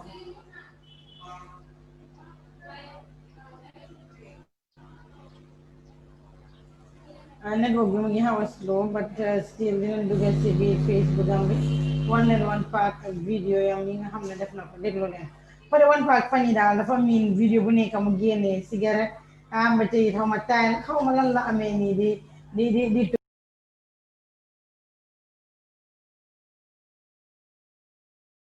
Westfield Highway, where used to be very choked up. Well, we have seen the past months, the Gambia has experienced which they have never experienced before, which is the COVID-19. And we are right here at Nawek. We have rumors that many people are saying that Nawek are part of the people that are contributing to the spread of COVID-19, because we have seen their headquarters at Westfield. We have seen people without observing no social distancing, without observing the measures that WHO and even the government have been telling people, social distancing. But if we can see viewers right now, we are at Westfield here, and people are not observing social distancing. Some people are here right now to pay water bills. Some people are here to buy cash for. Well, we will not do much. We'll just walk in and ask people how do they see, because this couple of days we have seen the light has not been stable. Also, water supply has not been stable. So we will ask people so that we will also know their own point of view on what they think and what they are experiencing during these trying times. And I will not do anything. I will just give my fellow presenter, who is Binta Jiba, to also tell you on what is happening more in the Wolof language. Assalamualaikum askan bi tey nag ñoo fi ñëwoon tey buntu Nawek pour won leen askan bi luñ nekk di face gis nañ tey buntu Nawek mu ngi fees del ak nit te gisuñ fi any physical distance te ñu ngi wax ne Nawek ñu ngi contribute ci yi fi coronavirus mbas bi tudda COVID-19 gisuñ fi any physical distancing. So loolu la ñëwoon laajte si nit ñi ñu ñëw jëna si kaas fo ñi day ñëw fee si ay bil day ñëw pour waxtaan ak ñoom luñ nekk di face yan jafe-jafe lañ nekk di am seen biir kër yi ñaaka ndox bi ak ñaaka courant bi nekk di lembee si biir dëkk bi loolu la ñëw pour waxtaan ak gaay gis ngeen bunti Nawek nu mel nii kon nag si kaalama olof laa ko waxee nii ma bàyyi leen Sadio si mu waxal leen ko si kaalama mandinka. Assalamu alaikum badingol comme salimatu ya fa nyame English kangola anim binta fana ya fa nyame surwa kangola ndaba tala wolta da manga fani man kan nata jende Nawek ila bumbata da mento mi Westfield nga jelo ko man tar ko social distance avoice mu yalon ko wala keta ka jam fa nyola molbe farinje office one is very crowded, so ni mol dol nata la kam ka cash power san dol nata la kila bilol jo andu fana mol ngaje la ñu onan of mimba kerin te nga man tara ko dol febo ani ñing kurang onan of andu Nawek fen government ya fulu ko mol nyanda ke bulokul jandi ka fo moy koy buloku waya tara ay jiyo soto so mol baduna kono tala dara nga mol fana ñunun kay tol yemu ne soto ka fo mol ala baraka bake Gambian Talents TV la nte Alfred Gomez Alfred Gomez na jele inata Nawek je inata munela jambi fo ñoñore ngo cash power ñinode be ñoñore kan jam cash power ñinode and yalongi ko social distance ñaaje molbe ñoñore kan jam because of dulal la man soto mi yalan ko mol ñata cash power sandame ni bota ja Westfield jam fo sobia jewo hani e je sorom because na fate o dulando ye je sorom so ni bota jam fo Kaw Johnson so di bajala ko di other branches all dulalto kasfo buku mo buka kasfo assess soto is all of these places talending jelang wo sobia dula sobia tematoto jedung 12 e ka close for 5 ya yele 6 o'clock ye close mol henange berandinje every day both day and night so Nawek la nafa wole jiman soto be pare kurango fanang ko kasfo e kasfo bondina be pare sila mol ka kasfo sang assess soto wo buka keno, so that means there's no improvement in Nawek kata teje pot kata ko madro please ye mol mako ye dulal yele mi alan ko mol be assess soto la pour kasfo ni finita rek eta ye kasfo nyinina bari te be maybe more than $50 be min jola ye na fo Westfield ja ye murubak mol ka bona ka birim abuko fo jang because abuko kaswa teje for all of these 18 stations. New World Soranta 6 o'clock. No space for Koteke. And these other small branches. World Casalong 6 o'clock. So that means a lot of lacking. No? Jamal to be comedy. We are not regular. Yeah, so more careful for social distance. Nina social distance. Well, I need to have on you and knocking your draw.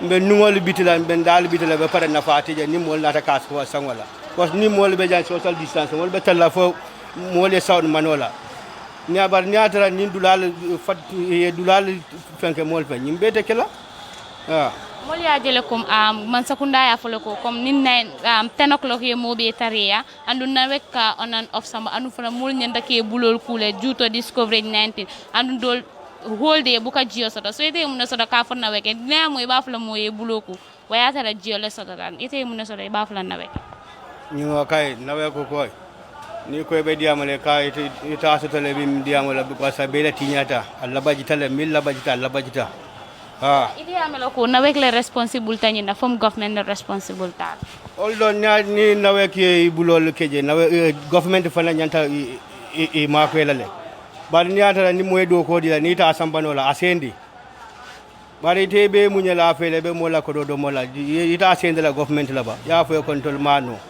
wala fenketa bari ala government wala be sire ni atara do tolma instrumental soto ye order pass to government nen tol mani material sol soto bari damera ni government be sillo si fenkere ngi tefanam be nakiri njana ngi bado mala itina ya fo ko this my problem idol bela problem mo lo na nyaadi itol itinela office di idol nyanta fintelela office oto eta ya fo government ko ndol be sulare nyini nal ba ni tie de foni ko tata tinyata ena fo ko mol be blame o di la government watara minul fango be sirango to wala fango be tinyaro la tay mun kuma la bangol soto ba mun falan na weke aning government juto discovery 19 mbe min fala nawe ke moy wala nyiti ye dulal kafo kaswa be sana damen ye jio bula mole ni kanga da fanga every district ye bo holol sing ya ye mol da handi fenkola nda fanga fela ka be den kaduna jam mambulo ko because nawe ko fanga jiote jang Dio fango te nawe ko jang ila tanko fele sister ila tanko jibe hanin ji peto wo fango te jang this is a bright sample so diamar ni ji wote jang mol bina be bulol kula janyade le sakoto ita fango ila sokono jiote nawe kandi to leka jiob di mola sida ndol mi alan ko ndol leka jio ito leka jio di mol ba ni bilo sitana ni ma joy se kuntu nte min nata janinte nata nawe ke nena bilo kunto ni be dunna nyolale because tolla do ko la last 2 months back 2 months manna ka bilol collect imam bilol collect ka foke la risito la dunta jana e be risito tapale kan ya tapale ndiji ani mo le muta janga ti batu baraka baake ma tudu Lamine Cissé lan may def fi tey yi mo dama ñëw fii pour jënd kasowa on def fi da xool nañ léeg-léeg boo ñëw fii pour jënd kasowa daa dee ñëw on def fi gis na léeg-léeg boo fi ñëw nga jënd kasowa daa ñu fi nga dégg ay son bu nga xamante ne mun ngaa dem ba si kanam ñu la def fi amul network ba pare lu si gën a métti tam ñuy wàññi di pour ñu toog suñu kër ñu toog suñu biir kër yi ba pare mu ngi am courant bu nga xam ne mën nañu wéetale ko dama xam ne ñu bokk na pour mu toog si këram da nga war a jox courant bu doy war nga jox dund bu doy war nga ko lépp lu nga xam ne daf koy doyloo te bi tam mën a wax ni nga toog sa kër ba pare jox la ko dara lu moo doyloo ba pare affaire lockdown bi tam war na koo xool nu ñu ko doxalee pour affaire bitig yi ñu mun a jaay pour affaire bitig yi tam ñu mun a jaay seen jaay su ne nga jaay ba tout su jotee nga tëj lu ma gën a meeg seen sa ñu ne bul ubbi tootali nga soo ubbi tootali yow da mun a am lu dundale seen njaboot te njaboot il faut ñu dund il faut njaboot bi sol il faut ñu def lu ñu neex te thème bi mun a wax kenn toogal sa kër ba pare joxaloo ko dara lu moo dundee jox ko dara lu ma mun a jox njabootaam yi man si lu ma d'accord da mooy government bi mën a xool naka mooy doxalee lockdown bi tey jii na wax ñi di toog seen kër ba pare na leen jox lu gaa di dundee tam na leen seet wala nu ko doxalee tey lu gën a nice mooy comme nu ko doxalee si wàllum lekk yi ñuy jaay lekk yi da war a ubbi ba 2 o'clock ñoom ñu tëjandoo ku nekk ñibbi sa kër alis nga mën a am dara loo yóbbu kër ga da boo demul fenn doo loo liggéey doo am dara loo jox sa njaboot te loolu government war na si xoolaat bu baax a baax. am na ñeneen ñoo xam ne nawet dañ contribute to the spread of this coronavirus because gis nañ ne léegi ñenn ñi ñoo gën a fast am leen social distancing te ñeneen ñi sax gis nañ ne bés lay bi mais ñi ngay dem on and off rek on and off ñeneen dañ wax ne nawet dañ contribute to the spread of coronavirus loolu laa gisee waaw loolu noonu boo ko xoolee boo xool mun nga ko gëm tam si benn boor parce que fii da ngay ñëw pour nga am fii kaso sa daf la nekk problème da nga ñëw ram bu métti te ñuy wax social distance te bii boo fi ñëw gisoo fii kenn ñu nga xam ne dañ sori wante da nga ñëw xool fii mbooloo ñu fi nekk yëpp ñoom ñu ngi jege wante ba pare contact si mu ñu am suñu diggante te soo ne social distance da nga war a meeg soo ne sa job bi nga doole to right way bu nga xamante ne ñi ku ñëw jënd ku ne moo war naa mun a am lu moo météo moromaam yi ba pare si wàllum courant bi tam léeg-léeg da nga toog sa biir kër nga ne nit ki mu toog si biir këram ba pare amul courant bu doy amul ndox bu doy loolu dafa métti boo ko ne toogal sa kër da nga war a jox courant bu nga xamante ne moo si la mu mun a seetaane télé mu mun a xam luy daw into the whole world mu mun a seetaan news mu mun a am information about his country ba pare yow soo yore courant mu rek la xam luy daw si dëkk bi xam nga boobu moom dafay métti boo daan nguur yoon na si xoolaat bu baax ba jéego la si jëlaat mu xool fu ma teg tànkaal si wàllum boobu tam. non government moom lu mu am pour wax ko pour government bi moo na xoolaat bu baax a baax comme situation bi nii parce que situation bi dafa métti trop tey jii yow boo demutee sa place nga for médecin ko benn fay woon na sax boo amee lu nga foraatu sax nga asu ko sa njaboot lu moo gën a neex te tey su la nee yow bul xëy total bul dem fenn total muy mel ni comme yow ñu laa dugal si affaire bu nga xamante ne dafay métti tey jii soo gisee ay agression yi gën a bëri loolu moo tax tamit yow doo mën a toog yow am loolu leen lekk ba nga gis keneen muy lekk il faut nga jëm ko attaque pour nga nangu ko lu ma lekk yow nga mun ko jox sa njaboot te loolu dafa adopt ba criminalité in the country loolu daf ko adopt soo gëmee na xoolaat bu baax a lu moo def ba pare loolu bi tam na ko xool si ban situation la koy doxalee tam ok. asalaamaaleykum. waaleykum salaam. noo tudda. Basirou Diouf. loo fi ut si woon. Cash Power laa fi ut si woon de. Cash Power. Basirou gis nañ ne fii nawet tey mu ngi fees tel macha allah yan jafe-jafe nga nekk di face fii depuis bi nga ñëwee. ah kiw bu mag laa fi fekkal nii rang bu mag te man fële laa njëkkee sa eltin bi fële Atlas waaye dama fa fekkal fu ma gën a woos fii sax fu ma gën a bërile nit ma ñëw fii tam ma gën a xat. ok gis nañ ne ñu ngi doon wax ne feebar bu law si biir àddina bi te jaaxal ñëpp mu tudda coronavirus tubaab bi si wa kaalam angale ñu ngi ko waxee COVID-19 gis na mu ngi jaaxal ñëpp te gis na ne ñeneen ñu ngi wax ne nawet bokk nañ si ñu nga xam ne ñoo gën a contribute COVID-19 coronavirus mbas bi gën a spread mu gën a tasaaroo si biir réew mi because of ñaaka ndox ak ñaaka courant bi yow loo gisee noonu. loolu daal ma ko gisee doy na waar daal doy na waar trop waaye daal doy na waar de loolu laa si mën a wax. ok gis nañ ne fii tamit comme sori wante amu fi te ñu ngi wax ne feebar bi jege wante nekk si biir mbooloo bu bari daf ko dee gën a yokka daf ko dee gën a tax ngeen gën koo waalante yow loo xalaat si loolu because any social distancing nekkut fii ni ma ko gisee te yow tamit gis naa ne gis nga loolu. lan la ñoo def ñu ñëpp ñu ngi bëgg a jënd ak Cash Power bi ñëpp a ngi ko soxla so waaye fii moom xam nga ne ñëpp li ñoo def ñi ñoo def léegi ñu ñëpp ñu ngi bëgg a am Cash Power so foog ñu atalante fi nii jënd fi dem ñu ñëpp benn agenda bi lañ fi ñëwee Cash Power.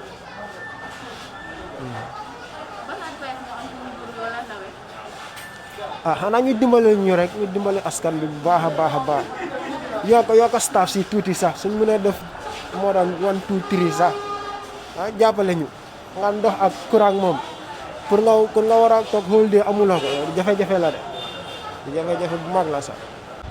asalaamaaleykum. waaleykum salaam. noo tudda. Ansumana. Ansumana la fi ut si woon. fii dama ñëw jënd si suma client yi. Ansumana tey dañ ñëwoon bintu nawet soo xoolee nawet mu ngi fees del ak nit te ñu ngi wax ne nit ñi dañ war a def sorowante suñ diggante because of feebar bi coronavirus mbas bi tudda COVID-19 yow noo ko gisee. man sax dama ñëw pour uti lifin Cash Power fii waaye lu ma gisee ni si yu bari rek dama delluwaat dama ko cancel dama ko foofu parce que nit yi dañ bëri foofu trop soo du ma mën a dugg si nit yooyu noonu foofu pour dem jënd cash power.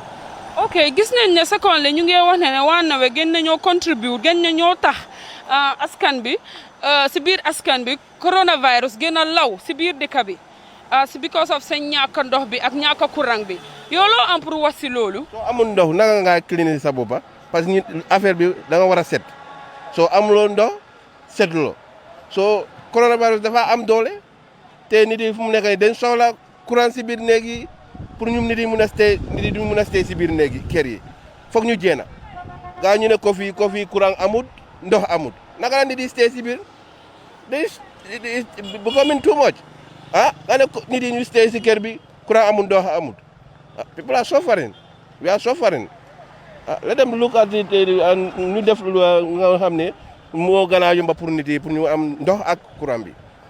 yow loo am pour wax waa Nawek o government bi. waa Nawek lu ma leen wax ne nañ téye nit yi si biti ku bugg a jënd na duga benn waaye nit yi yëpp ñu ngi duga si biir nga xam ne people are crowded there soo leen gisee si biir yow sax doo mun a duga foofu taawal foofu nga seet si biir nit yi ñu ngi bari foofu doo mun a jënd cash power man dama bugg a jënd cash power waaye dama dellu du ma mun a jënd parce que nit yi dañ bari foofu waaw. Assalamualaikum bro itodu nedo mu Yankuba de Yankuba nata nejele inata Nawek je tanata munela jambi nara cash power songal inata cash power song kabri nata cash power say mun kole ya kole ja Nawek jam because mole line wo jela be jam farine andum fanan social distancing fane man taraka avoid jam fa nyolo no mu to nyal ya social distancing keno because of corona Kenya la ya ni corona so at least hani man nano chupa so sa chupa so no ba chupa from connection man tara betia pende fon neto ko Kenya so Nawek fana la kol man tara system ni ala ko tonya kay bata daba kena at least mota fon ko bata man dere kere bata o bakere ne daga kay Nawek la light yela courant system wote yaje nyaadi la ni la G system because government ya fole ko comme mole si so kono nin nenti so dol ba fakan ko ni yaje basila so kono courant wala so dara andum fane ba fakan ko nyin coverage 19 mole mbulul ku fay sene sa tay mun so ka fo Nawek ni government ye ini as ni nyin ji ko na ta ni nyin courant ko ya mo hadama no jiola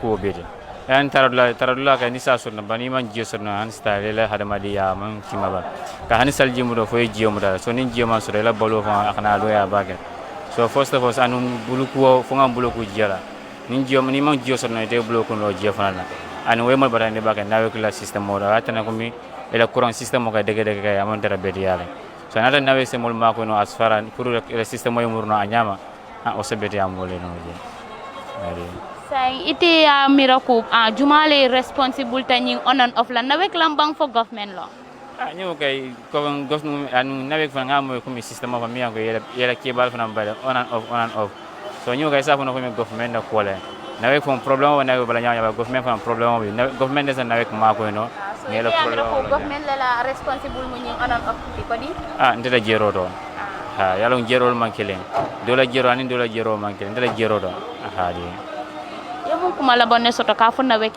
ni nata ñi line ko la kana cash power ñu ke sa fo sa mol de mano ka ne ñi kan dol mi de lor ne dol mam mi lo ndega alayat na dama man na mi ka na ka bin talinding fo jan talinding dara nga system mo dara je bloquer tara jana fa nga je fa dara block nara Westfield jam fa the same thing bu alna da ke nara nga courant so do bare nara nga cash power so do ala di maro kama ñu ke man Nawek dan la alama alay di ma rek wala ma biiti baraka baake.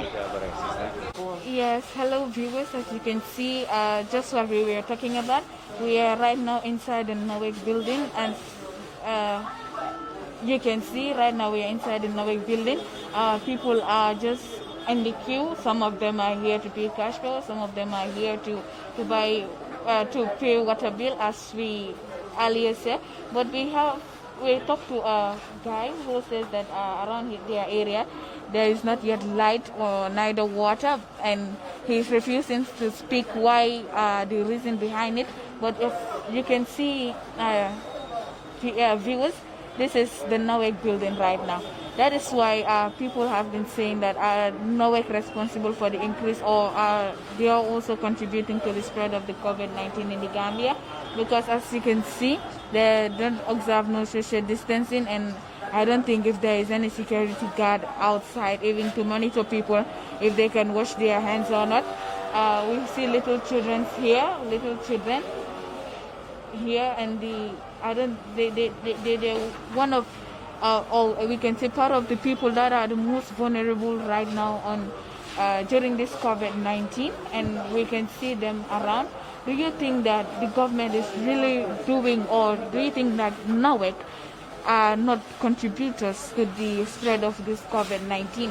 Because we believe that every institution in the Gambia are working towards fighting this COVID-19. We see banks are closing now by 3 because of the coffee order that they give, because everybody should be indoors by 10. But some people are complaining that if they are indoors by 10 and there's no light, neither water, they find it very, very, very, very difficult, because some people, their houses, they need fans. So people, they need water, and that is our daily living. People need water, they need light. But we can see right now, and so people have been standing here, I can see, for more than 3 hours without getting what they needed, or without helping to get what they wanted. I will just leave my colleagues to say this in Wolof so that viewers, you also can know what is really happening here. gis ngeen ne ñu ngi nii si bunti néegi am NAWEC, ñu ngi si biir néegi NAWEC lañ nekk nii. Gis nañ fi nit ñu bari taxaw nañ di ut cash power, ñeneen ñëw nañ pour fay seen bil si, ñëw nañ ñeneen pour fay seen bili courant yi, ñeneen ñëw nañ pour fay seen bili ndox yi. te waxtaan naa fii nag ak suma benn papa, waxtaan naa moom mu ne moom fu mu dëkk sax amul ndox amul courant. Laaj naa nag lu ko waral, waaye waxut ma lu waral loolu noonu. Gis nañ ne fii nag te nit ñaa ngi wax si society bi ne NAWEC contribute nañ, tax nañ lu gën a feebar bi tudda coronavirus mu gën a law si biir dëkk bi, because soo waree toog dem si suba amuloo ndox amuloo courant, naka nga fogee na noonu nga war a raxasee sa loxo ba mu set, parce que ndox nga soxla pour nga am jumtuwaay yooyu noonu nga war a raxas sa loxo yi ba mu set. Ñu toppa ñu ko WHO waxee te mënuñ koo am. te seetluñ nañ ne government bi ñëw ne moo nekk Covid bu ñu wax ne dañ war nañoo start tëdda 10 o'clock. soo waree toog sa biir kër amuloo ndox amuloo courant nga war a tëdda si tàngaay boobu noonu wala ñàkk ndox boobu noonu si biiro dina métti te dinañu jaaxal. Gis nañ ne NAWEC nag war nañoo def seen kulaay kattan pour dimbale askan bi si mbirum wàllum ndox ak wàllum courant, because nit ñi soona nañ torop si wàllum ndox bi ak wàllum courant. foog naa ne ma bàyyi leen si kaalaama mandinka suma collègue bi. Assalamu alaikum. Kali ya jele nata la fondunta a NAWEC la bungo kono mu yalon ko molie line ke jela ngam muljele ba siare ne dol nata jole jo ko nga fale nyamen dol nata cash power sangola ninna kendindo benta jang na kolit ya nyinin ka comme atenata munela jambara mon sonna diam la ko talla ma fon la jiti tan saka courant sa ya nyinin ka muno sabu bar hani kabi amon sonna fola ngo yaje le hani NAWEC la banta jan security tiji mu yalon ko aba fule ko alal buloku walde alketen wala le social distancing avoid anu fana ni yaje government ba fula mole al siso ko no dol ko wayata le courant soto yesi ye telejo walanta wayata le jiyo soto be buloku la men bari ba fule ko siso ko ne buloku ay senya jiteje couranteje sayta basila no jinta ya ko no nyaadi la anin couranta ya ko no nyaadi andum fana dol ba fu kanne kum NAWEC la yatin na fo sasa mun keda COVID-19 da asiyata ja andum fana niyaji ben tolla on understanding to nyaala because social distancing man taraja mul man taraja andum dol man tar fanke bulol ko ni tara ba dun kanja ala baraka ba ke Gambian Talents TV la man Jibril la tura loba ha ma jena cash for fini you know Sen system be bad because man maa ngi nii Jambur last day but 3 months suma pompe bi ñëwut dama buddi suma pipe bi sax buddi pipe bi sànni ko because du dee ndox bi duy ñëw totally both day and night suma neighbors yëpp dañoo dem di rooti am na site boo xam ne in Jambur ñu ngi am ndox but ñun suñ site fu mu nekk amut ndox call naa NAWEC report be sona ku ma call ñu ne ma kii moo responsible kii la kele la dama def lu ma def be sona fu mu nekk ku ma dee call dama ko call be sona dina ko sotaatal dana dem pura wala releasal leen tune xanaa next minute leen buga because mënuma understand suñ indee suma ndox bi at the end of the month dama fay bill waaye da nga toog presse bi dafa musa bon waaye léegi doesn't come at all du ñëw at all xam nga easy wut su nekkee ne ndox bi ñëw na dama am pour fay da nga rêve tas attitude yi suñ ko ceeñutee dëkk bi du dem kanam waaw because suñ ceeñutee attitude yi du mun a dem kanam ku nekk si xeet bi du mun a def yëpp people are here ñu nga xam ne they are responsible li affaire bu nekk ak ministry am ak département am but next minute things still mu ngi lag behind dëkk bi moo tax balaa moo dem kanam foog ñu change attitude yi that's the only thing next minute lu ma am pour wax.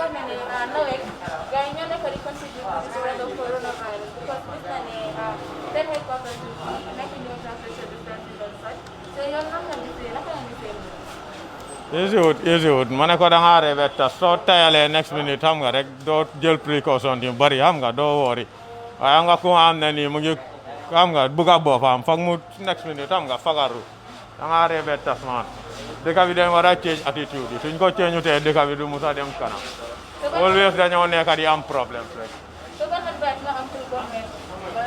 government ñuy seet institution yi di seet ñu fa nekk lan leen fa teg ndax they are doing their job or not di déglu suñ complaints tamit next minute joobeekaay bu nekk ñu daal la sa tour line boo xam ne nii every time boo ko koolee da ngaa am pour lee sa complaint waaw su nekkee ne MD mu ngi function di advice gars yi di leen stress ñoom tamit di leen def something lu nga xam ne nii mooy gën a dem fooda but things are not going the right way.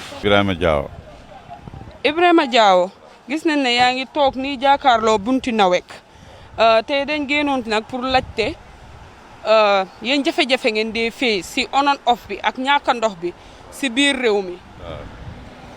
waaw li nga wax dëgg la wante fu mu ne nii lu gën a problème dëkk bi feebar bi la feebar bi moo nekk number one feebar bi nit ñi sonn na de léegi xoolal bitik yëpp mu ngi tëj doo dem julli juma daal fi affaire bi yëpp loolu moo nekk problème feebar bi ndox bi bari na de wante feebar bi moo gën a nekk problème bi fii waaw. gis nañ ne te dégg nañ ne ñu ne Nawek bokk nañ si ñi nga xam ne ñoo gën a tax feebar bi mbas bi mu tudda coronavirus mu gën a law si biir Gambia bi yow noo gisee loolu.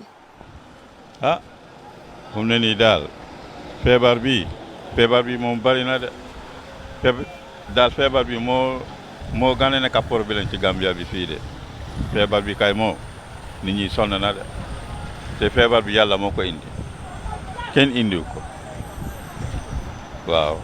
yow gëm nga ne feebar bi am na. feebar bi gars yi loolu la wax de feebar bi am na leneen ñu ni wax am na leneen mu ne amut xam nga wax bi léegi nekk na ñaar waaw loolu mooy nekk problème bi.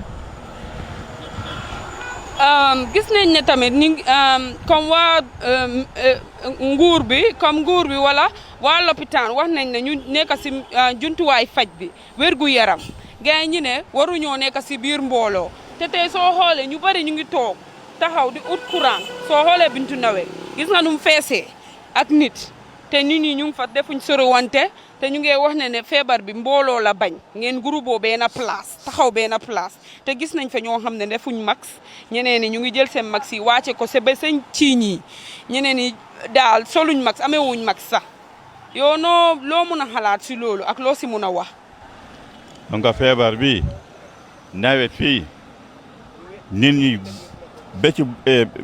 ba fale ci mbedda bi marché bi moom kenn waxu ko te waan yi yëpp ñu ngi nii gars yi mu ne feebar am na te waan yi yëpp ñu ngi fees sarte ba fees xoolal feebar bi daal gars yi loolu di waxee yéen mu ne am na yéen mu ne amul. ok yow loo mun a wax waa Nawek la wala government bi loo mun a wax gars yi pour ñu seet si jumtuwaay pour yokk yi fi ndox bi yi fi courant bi daal yi fi ndox bi ak yi fi courant bi. waaw fu mu ne nii ñun suñ boor Sukuta ndox bi boori walla dee ñëw Sukuta xam nga man foofu laa dëkk ndox bi boori walla dee ñëwee dégg nga fu mu ne nii daal nguur gi dañu war a dimbale benn rek courant bi ak ndox bi waaw loolu moo waaw loolu itam problème la waaw. foog loolee dafa métti papa nga war a toog ba weer bi dee doo dee gis ndox doo dee gis courant ñu ñëw tegal la bili ndox wala courant ñu ne la fay ko te yow yuusuloo ko loolu méttiwul papa wala métti na. ah loolu moom métti na de léegi nga fay ko fekk yow lekkuloo te da nga fay dil bi moom soo ñëwee kay loolu moom amul wax da nga fay soo fay te gars yi daggal xam nga loolu problème waaw. jërëjëf papa. yow bisimilah. asalaamaaleykum. maaleykum salaam. soxna si naka la. noo tudd. man maa ngi tudd Dame Sène. Dame Sène loo fi ut si woon. man dama ñëwoon ci dëkk bi pour liggéey si sama liggéey nag moom café Touba laay jaay waaw café Touba laay jaay wax dëgg yàlla mooy sama liggéey daal. Dame gis nañ ne fan yii si néew si gannaaw tuuti ñu ngi am jafe-jafe ndox courant mu ngi ñàkk si biir dëkk bi yow loo am pour wax si loolu. waaw loolu moom dëgg la soxna si ndox mi day dama ko ñëw tey bu ñu amee ndox suba duñu am ndox tey bu ñu amee courant suba duñu am courant waaye loolu yëpp mi ngi ñàkk ci dëkk bi waaye li ñu leen di ñaan rek mooy ñu jàppale ñu ci côté boobu ndax doomu aadama amul lu dul ndox ak courant dëgg la moom ci dëgg la ci dëkk bi la bokk waaye doomu aadama yoo ko gën a soxla ndax ci dëkk bi la bokk daal ci dund gi la bokk ndox tamit ci dund gi la bokk kenn mënta dem bàyyi sa morom li leen di ñaan rek mooy daal ci loo xam ne ci lu gàtt la daal lii gàttal wax ji mooy nañu jàppale ci côté boobu ndax ci côté boobu askan wi soxla nañ ko trop lii di ndox lii di courant askan wi soxla nañ ko trop ni ñuy jaan nguur gi daal wax dëgg yàlla loolu ñu defal ñu loolu daal ñu defal ñu loolu. baax nag Dame ñu ngi wax ne nawet tax nañ ba feebar bi tudda corona mu gën a tasaaroo si biir dëkk bi mu gën a law si biir dëkk bi parce que ñàkk ndox bi ak courant bi yow loo war a am pour wax si loolu.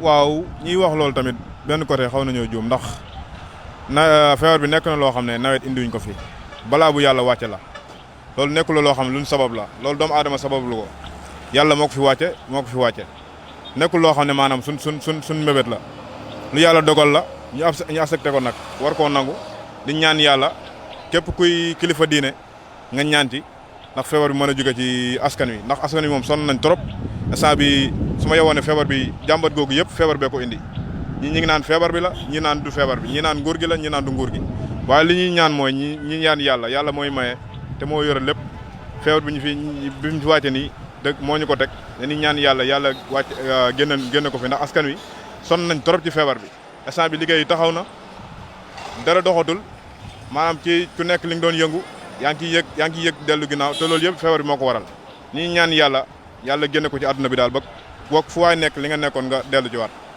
yan kàddu yu mujjee nga am pour wax waa nguur bi ak waa nawet si jafe-jafe yu ñu nekk di fees nii moo nekk coupé ndox bi ak coupé courant bi yow la parce que tey yow sa café bii nii soo amutee ndox doo mun a xëy si jaay. loolu moo tax ñu génn si nag di laaj yan kàddu yu mujjee nga am pour wax waa nguur bi ak nawet.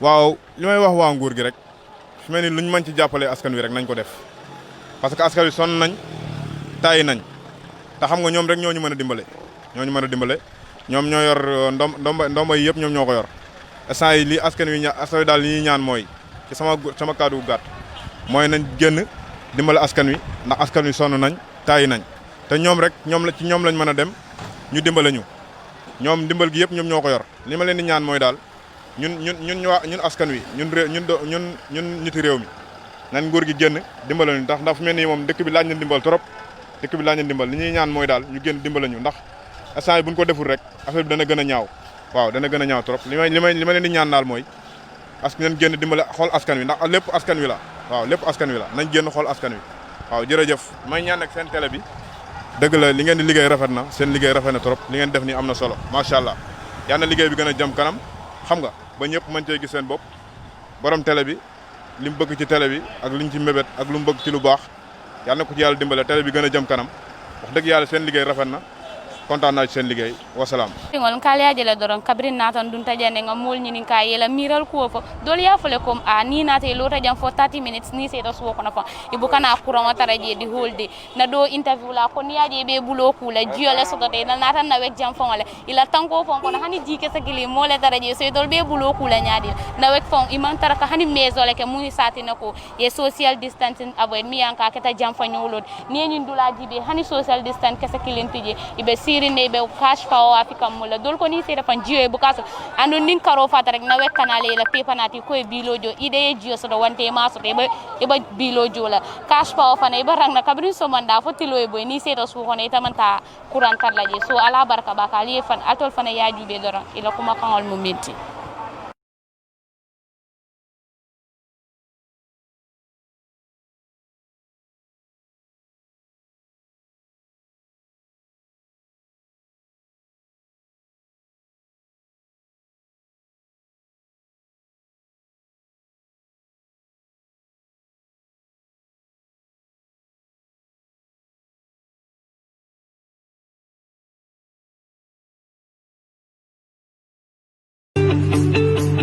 Supersonic's money transfer is giving you an unbeatable offer this Tobaski. Your family and friends can now send you monies from the whole of Europe, US, Canada, and Switzerland for absolutely free. Yes!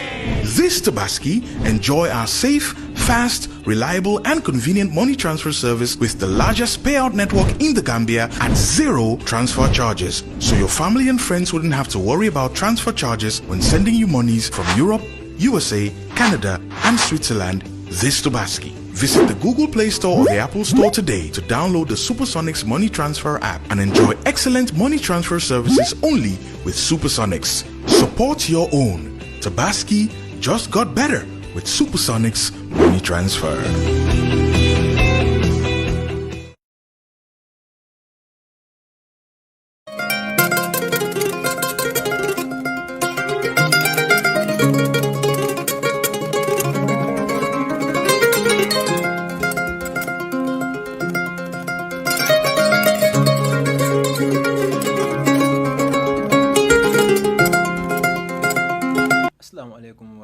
Barin jibera ngal konton Gambian Talents TV do konton do ko lan sina kibarul sindal man kibarul ne sodo janto député do mi anan ko ibafla ala jiso adam molti mi anan ko abisirin jamaratun dolla National Assembly ay president Adam Barrow tumi ko president Adam Barrow molti mi anan ko abe faram fanso dundi kam molti mi anan ko wolle be sabatin jamaratun do nyinka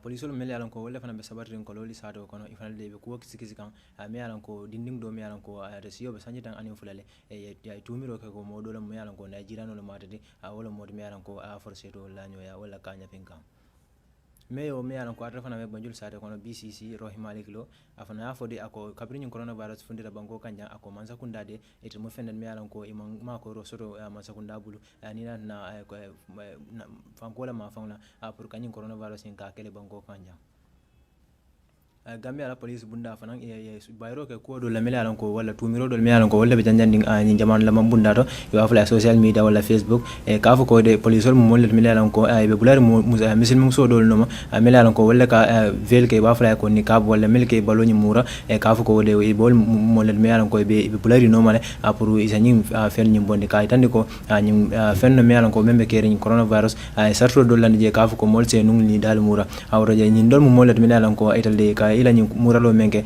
awe kenu ni dalbi mural abdun Gambia police force e nyi ko nyi bayla ka fu ko tel mum molen mi alan ko ay be bulari nyi muslim sol normal ke tora an nyi ma fawla president Adam Barrow fanan kabira ala kacha di wala nyi diamo men ka kabira funda nan ka diamo banko molye mol findira wala Gttv Gambian Talents TV fundira pour kara ni mol kacha so ka jibe president Adam Barrow ya nyi kacha men ke pour molya aji nya di le do madal ñing anin kibar ko ten alboy la moy la nabi kibarul to jang alna badi malol lamil MCC sena du wala kibarul fan kon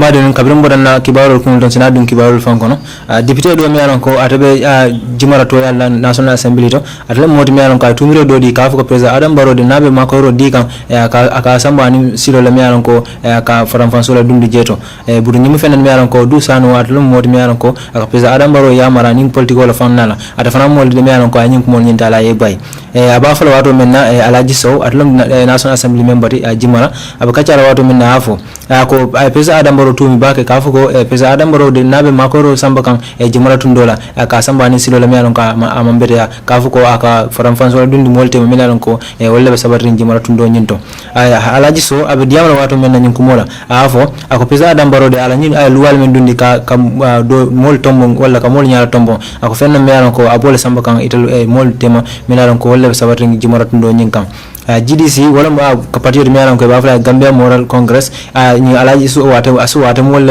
National Assembly member jimara tundo ñin kan ba fala wato menna ko ni tara sato do to sato mi yalan ko iba fala ko Sinchan Samba Jawo wum dal dam yalan ko jimara tundo ñine kan ila ciamano membe je jimara wala Sara Jawoti ba ayafo ko président Adam Barrow de na ma ko ro furande ñin dato ko to lañu ciamano wo moldi mi yalan ko abka ma ko ro ñin soto ay soto no aba fala wato menna afo du sano at fala moldi mi yalan ko ñin ko mol ñin bay bakale kay tandi ko ako ñi alaji so mola mi yalan ko akati ajiki ko na banko maral kitabo ay ñantul men diala wala freedom of expression wala pour ka kuma fo dron ata hakilo men diala dron ko wate ajiki ko ñi alaji so ñi abo samba kan silo le mi yalan ko ani loi famanta du sano yafo ayafo ko ñing ala ñing ay tumirol mi yalan ko awle la président Adam Barrow kan ako ya itanle ko wala ñing mum alaji so mum wolti mi yalan ko ba fam le yitandi kam molla ka fo ko ala kumol ñim kuma kensen lati ay mandalarin sila kan du sano yafo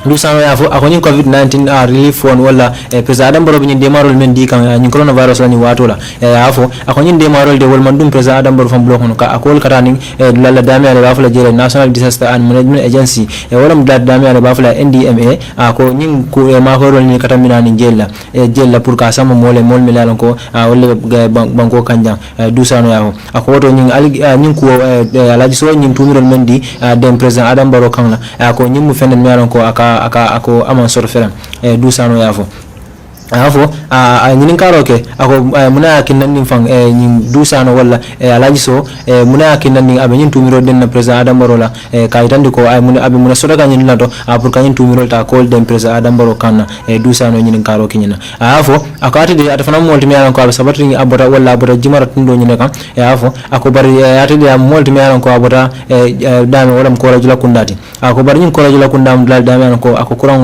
mandra je fananto ako ni alaji so na fuko président Adam Barrow da kurang di molla melalan ko wala ba fasa kan akodo na ata jiki wata atade atala sado wala ko rajula kundati ako wal itel mu molen melalan ko président Adam Barrow ko ma bakel akodo ni alaji so la ni ko mo ko melalan ka sabatita akodo itel sado wala ko rajula kundati itel fana nyanda kurang sodle akatu ndade moldi melalan ko aka président Adam Barrow fasa bakel fa du sano yafo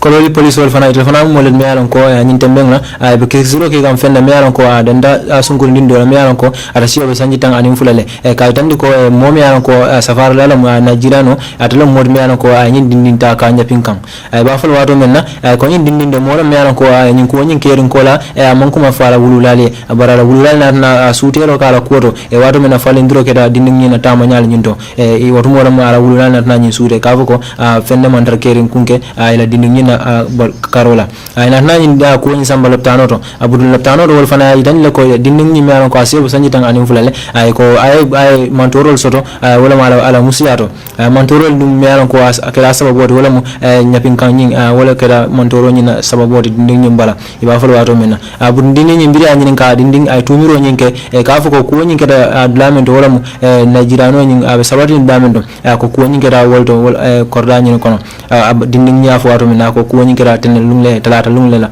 wala no ko nyin keda me an ko atilbe kantaro ni korda ni na bundato ba fala gate man ata fana mo de me an ko afo ko ate de nyin ko wol bele kafu ko amon dinding nyinje pour ka abe tambi kan bunda ni de pour ka dum korda nyin kono ay nyin ko mo nyin tala ka bay kafu ko ako dinding nyin tinano ay dum korda nyin kono warata nyamaje woto kula me an ko amon soto bunda kantara nyin fana yofo budum ke nyin de me an ko wolam tumir mo nyin te men tumi ya ata fana na muso nyin mo me an ko adam no solde ata fana be kacar wadu men afo ko nyin tilata de nyindi ni lumme fo ka fo ko tlato no nyin ko nyin kala korda nyin kono ako tlato nyin water suwa nyin kono jela ako bara mambo ku kala ma je mi ko woni o nyin ku sifal nyongati ako amambo kala ma je korda nyin kono je dindi nyin da ba ma sanyin tambengla alafta ka ku nyin dala ka bondi polisol bulu bawo molbe ku nyin ta kan anin silo men ata mantal la firi dindi ku nyin ta wonyama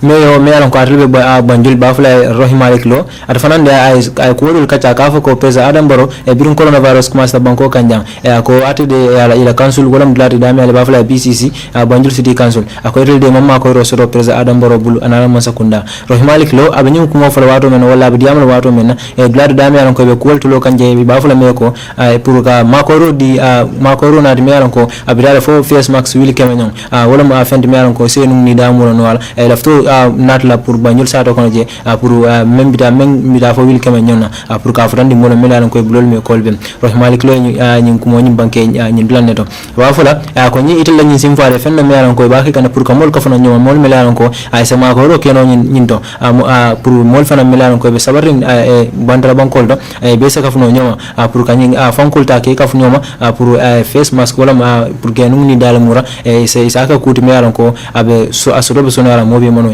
ya fo ko nyim fenn mi anon ko kadum asure dal ko fenn mi anon ko asanyin coronavirus ni asala janjang asa mutano le bango kan janno nyame rohimalik lo anatna president adam baro man sakunda kuma na ko isa isela karol beke isa karol beke no nyame pour isa silo yelo no pour jar kende soto no banko kanjo nyame pour mon melan ko wala sabarin banjur sa do kono isa tankano ni jankaro mano nyame itande ko banjur mu dal dami an ko man sakunda ye nyaka silale ni coronavirus ni fundo ni kono ako fanande ako molbe fakanne manka coronavirus da mongde bara afo ako yela solo bijela sugur kuram biye anen fanan kansa mo jama faka nyilla rohimalik lo nyim befo afo ako mol mel yalan ko wala be nyin karo ke kan kafo ko fo president adam baro man sakunda fa ma ko ro ke kay la nyin kansulo la wala BCC ako fenna me yalan ko akabe diama nyin na me ani kaba nganyoto kay tan ni molla ko president adam baro wala man sakunda birin jan karo stata ako imam ma ko ro fudani tolma la nyin lato wala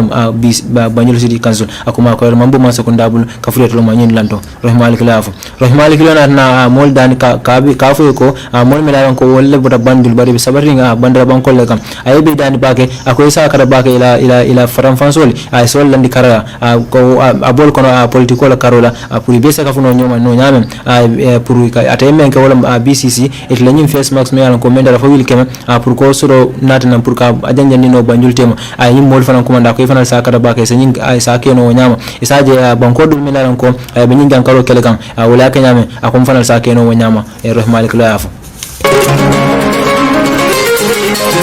Gambia police force itel fanande ku tumirol bele kafo ko itel de be bulari musol no melaron ko wolle kanyum velol du wala nikap wala ka wal dum pour que bolol be mura ya fo ko yin tumirol bele kafo ko itel ka bulawol no pour que ke muta ke samba police station to yin tumirol ni bele kafo ko kulo melaron ko man soto buti be diamul wato men nyin ko nyin na karola kafo ko itella ka bula mon no maka pour kanyin musol melan ko wala kanyin verol dum pour que samba kayte ares ke samba police station to ya fo ko le ko nyin fen melan ko e kama soto wato men na tu biro be sare mbake nyin social media wala man nyin jaman la banki bar nyam bundal to e police nyin tume kan bage kafo ko itella be bular mon no melan ko wala kanyin ge pour kafo e dia ko ya ise face mask dum ni ma dum police be mudala ke samba police station to nyin kibaro nyin aburan inspector general of police wala IGP aburan office holto ka itandi ko ako itelle ni ko mi alan ko biya kan dunya kono wala banko kan janten ka fu ko police be ni sifa la ke kan banko kan pour kamol muta melalan ko wala kan pare sifa ke ako fenno mi alan ko ako kibaro ni afrate mala annu fanan fenno mi alan ko ya muta anin sobe yalla pour sa fundina mol kan sa itandi mol melalan ko wala be kerim banko kan dem ako ni mol ni pare sifa ni wala misino muso do mi alan ko kan ni pare sifa ni ke ako ni face mask ni ala nafa amende wala kanun ni ndamura ako do ni face mask fana mu fenno mi alan wala ni nika fana mu fenno mi alan ko abo do ku sifa klin ni ke kan ako to ni mu fenno mi alan ko mol kam fo ka fo ko tel be ni mol mutakan ako mu fenno mi alan ko aman soto afu ako ni mu fenen melan ko ako mobe afu hamle ka fu ko dron ni face mask be na famen dikan dron ako ni velo fana wala ni nikab mel kake ako fana be na fa kilin ni dikan ay ko ni nat na ni ko jibe membe kerin tan inspector general of police ay nat na ko fundindel ka itandi ko telde ila office oto wala inspector general office oto kibar mambo je wala yamaro mambo je ka samba police ma ka itandi la ko ay mol melan ko wala kanyum pare sifa ka pour ise mutano nyame ay ko ni kibaro ni ka wo mambo etela office o nyindo annu fana ko kiskisiro kala banko be kan police la bundal be dawda ako bari kiskisiro nyin kono ya jelo ko imon ta police lato da me an ko batara ko mo muta ya mo arasje me an ko anyim pare sifa leke afo ako fana de ila tundo kan tarin police la dal police be damel to afo ako nyim dulal to ye yamaro dile ila kebal mel bije pour mel alon ko wala ka fundi pour kata nyi luwal nyi tamande banko kan ako ke karandi ba kele pour ka itandi ko nyanda mala nyame wala nyanda simfal mentala ni fundira bantala IGP kibaro nyafu annu fanan kibaro tenten wato men yafo ay ko nyim mol melan ko wala kanyum pare sifake ay ko silo be yele police dunno jamal dulal to ba fa dame public places President Adam Barrow fanan kabira fundira ay kacha doke Gambian TV fundira pour ni mole kacha soro pour ka jibe haramadil wal melan ko wala sabati bango kanja ay President Adam Barrow ni yala diam kan nyaadi modo be diam la watu men na iba fala lamin ata afo de ako President Adam Barrow la ni diam wala ni kacha men di ako fenno melan ko aka akono abijela pour ka lockdown ko wala ka blal soro ako m fenno de melan ko aka amantari ital Facebook wala ami amantari ital de ma kam feram ni lamin yafo ako ni dara marsel to jibe karre mo be siri not sirin lakilunda mandal fofenna ako ni aji mo mi alan ko aka mendo ku wala na dara mendo ku aka na wal demo ako ro ni ko sid lakilunda e man fen diala ako m fen mi alan ko abetlo barandi kam bakale afo ako dum nilling sorong biro ni wala lockdown ni na meta bake wala na wuto ni jamfara ako be mol tora bakale ako ni aji be mol kam mendo ku ka wala demo ako ro atabi dan ke kanyin apuru ni wuto ni aka na jamfa ka du na jamfara de mol balu ni abo na sindika ko ma bakale ara kacha tindan wato minafu akata fana dalar ko nyin jankaro ni bafal me coronavirus aka asuru da banko kanne ako bari masakunda be asilul men taka wala be simfal men taka ka tambindi ani nyin jankaro ni ma fangla ako be fenen me ko aka ma nya fa ferem ako dum ni tara jibe ako mako dole mako ro ke kan wala nyaton ko dol awul mako ro ke kan ako bari masakunda me fenen me ko mandra mako ro ke kan ferem ako ni ajibe ni ko dole face mask ni wala pour que numi dala mura pour ka soro sonan do ako man sakunda mandra ke kan mandra sonandi kam mole banko kanjam mariama kamara fana moldi meran ko akachata afo akode alo man sakunda dane la bake pour yenyinga luwa men dundi pour modul sida wa firula marcel to wato men tarawora no sida somanda kara bula futaram fulala adul fana sina talam fulala kata bula tarawora la bularo akonyim fen meran ka dal man sakunda dane la nyina bake pour senyi luwa nyinte sa jibe bake akarum fen meran ko amantari ina ital amantari na fa kam bake afo aka man sakunda ran na baka ni saka da baka ise be bulano pribe na no somanda butuning ularo sita ularo talawor ni waside be sa suwo kono akole be tol nafala baga fam mariama yaf ni alla mukasino député do melan ko ba fala alaji so atabe jimala tundo kan afuko ko mol president Adam Barrow molti melan ko aba faram fasol nati kan molti melan ko wolle be jimala tundo la du sa no atabe molti melan ko anyin ko mo nyinga abale kololi police station ro telefona de ibe kisikisiro ke ko wala melan ko asunda ning do melan ko asebe sanyitan ani fulale ya fuko businessman do wala safar bunda modo melan ko safar lalam atle mod melan ko anyin dindinta ka nyapinkan BCC la me wala Banjul City Council Rohima Kilo afana afode ako kabirin coronavirus kuma sa banko kanja ako pesa Adam Barrow man sakunda de mama ko rofrandi itola council nyemma Gambia Police Force ifanal de kacha do bondi kay tan de ko wala tumiro dol bay ka fu ko etel de etel multi million ko be bulale misine muso dol doma pour que RSK sama police station auto pour asunda men wala ila ika pare nyaani menke iba fala meni kap burunga Gttv president Adam Barrow biya ni ala ni diam la banque government TV kana fundira pour ni mole kacha so ka jibe hada mol milan ko le banko kanjam ibi president Adam Barrow ni ala ni diam ni ya nyaadile mari ngani sala nabi kibar rajan al narbadi mawla lamin MCC ala baraka baka fuatido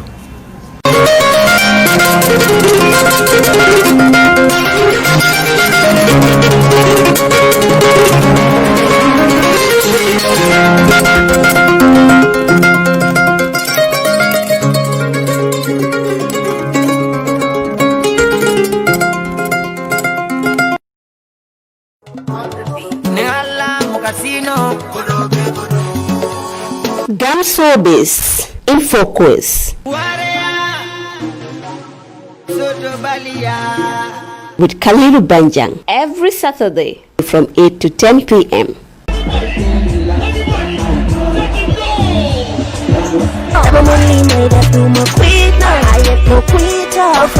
You want to know about the Gambia entertainment industry?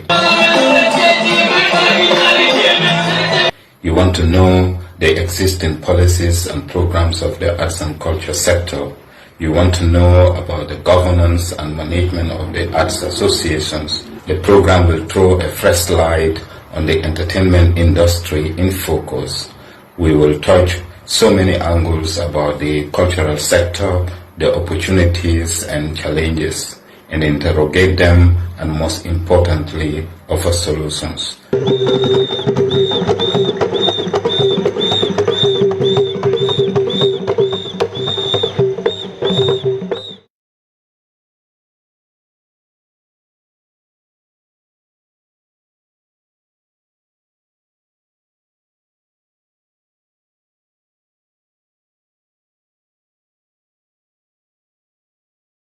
La ilallah sangai baram la ilallah la ilallah la ilallah la ilallah tijan fasaiqi qadamu mighwani wa dunfa minhu azani wa alul minhu aqrani wa qawli la bilhani مكس السيق في سار سنينا مقبلا للإله ذاك الإباء سيختجان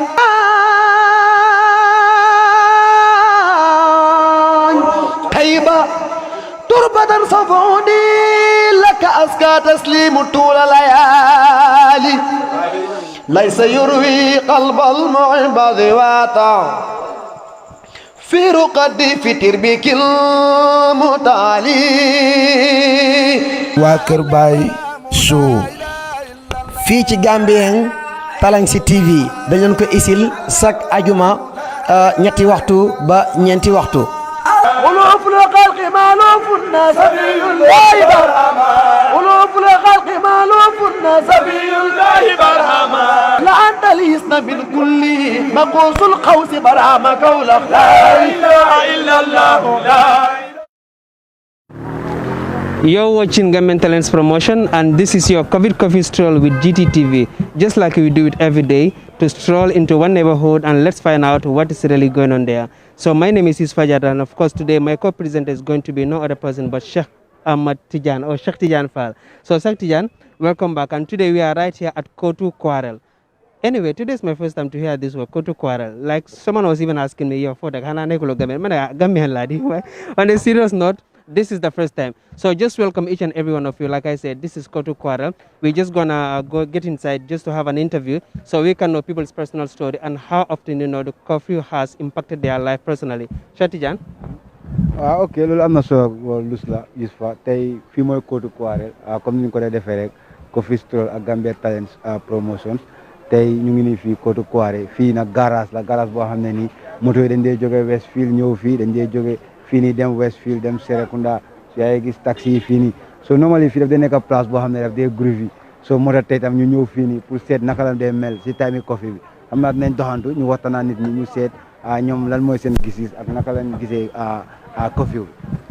Cheikh Tidiane baraka bake dron comme ya fu nyame no be Kotu Koiré to anu comme mul baje ka nyame no jang it's a very busy place comme nga garas bala bi jang aje taxil be tama kanya mul fambe kuntung kanne bar comme ka nyame dron nga dundre saje pour mol ka comme da mol be lor njene saje ne ka rek pour ngalo ko menen lo jandron anim fanan comme like coffee ayela life and impact nyadi personally so let's just get inside and have some interview yeah bro nakam sa tur wi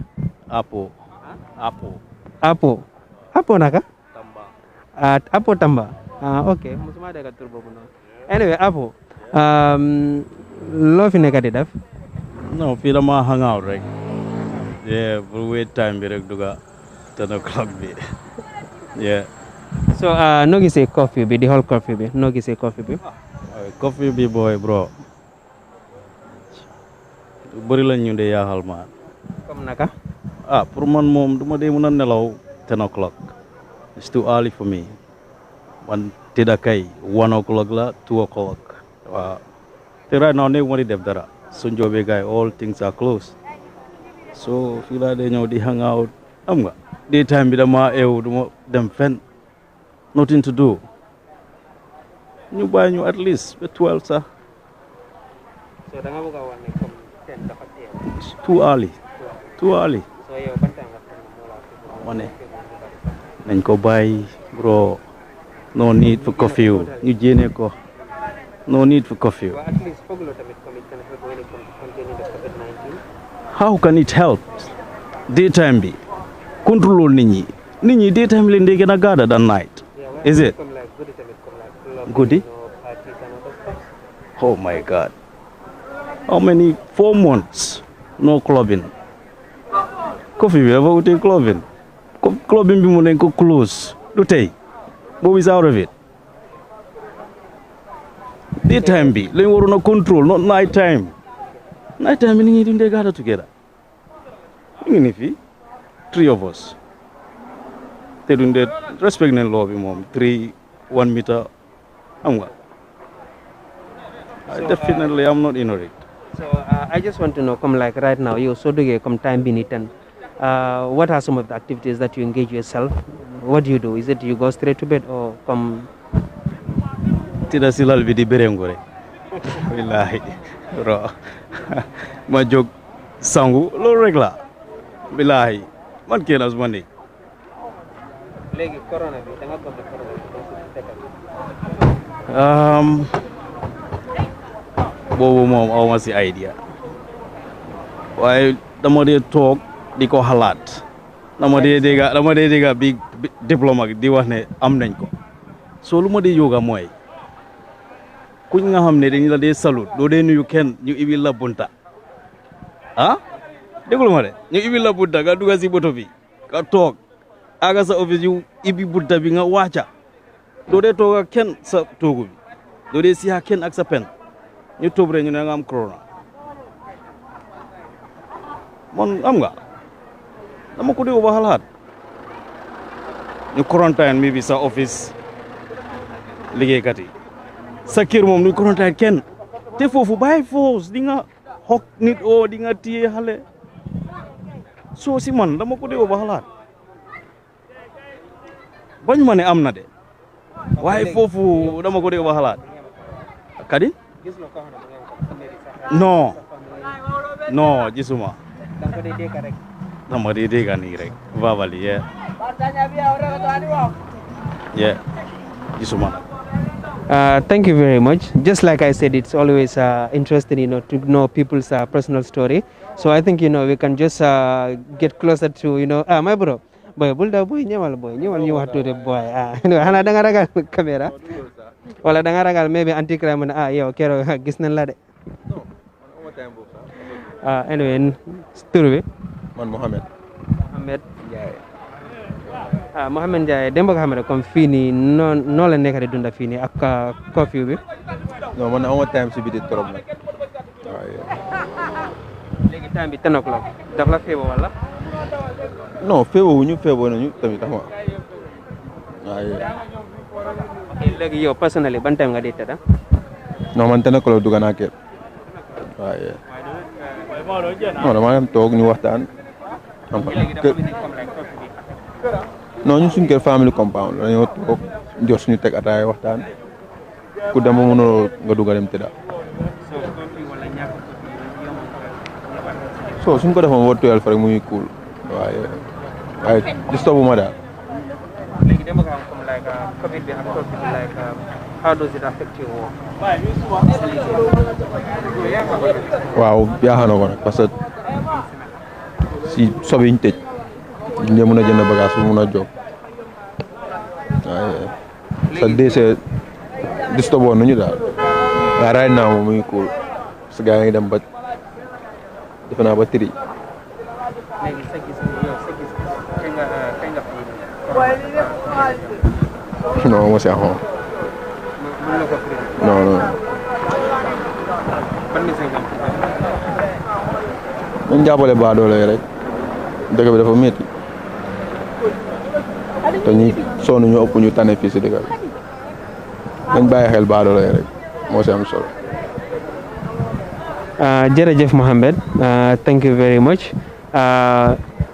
It's like we see another guy, maybe we can just approach him. Maybe let's see what he has for us. Brother, how are you? Yang ba? Boy, you are boy bro. Yang ba? Am lo ben message pour government. Am lo ben message pour Gambia. Yang okay. Man ban message la am pour Gambia na ga respecté temps bi rek. Waaw.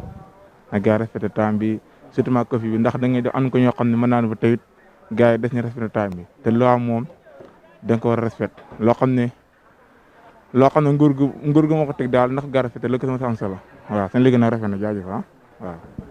Jërëjëf Cheikh Tidiane ngamere ñi la ko momay la koma kamantal toro nga fa nimol fintara always kat different story soto la bar komi like kat different men soto abuka siya bake because almost bela complain ka kementi wala ka ke coming tamo ñing asutiyata le be pare like man do kulal fanan febo Cheikh Tidiane so ila ndome ya interview we I kumal fo jemi ko is very important comme ka fuko comme Curfew Academy Miracle is making any changes about the corona, and many people from board for Bangkok.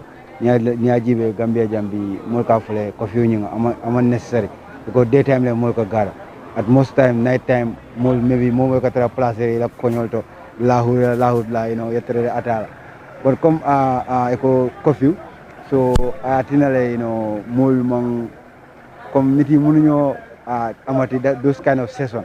Because normally nit yi suñu wàccee dañ dee gaare anga comme nga jóge sa kër nga jóge suma kër ñu tase si bunta bi waxtaan waaye mën nañoo waxtaan ak yeah Tonyalon just still we just want to remind them that we are still at Kotu Quarrel badi on hansambe Kotu Quarrel do molni molle be ka chakandro so akamta nga molle ka fi tuba wa filal maybe isaje nsi kata jela molni si kachano do man assalamu alaykum onko na def tur bi naka la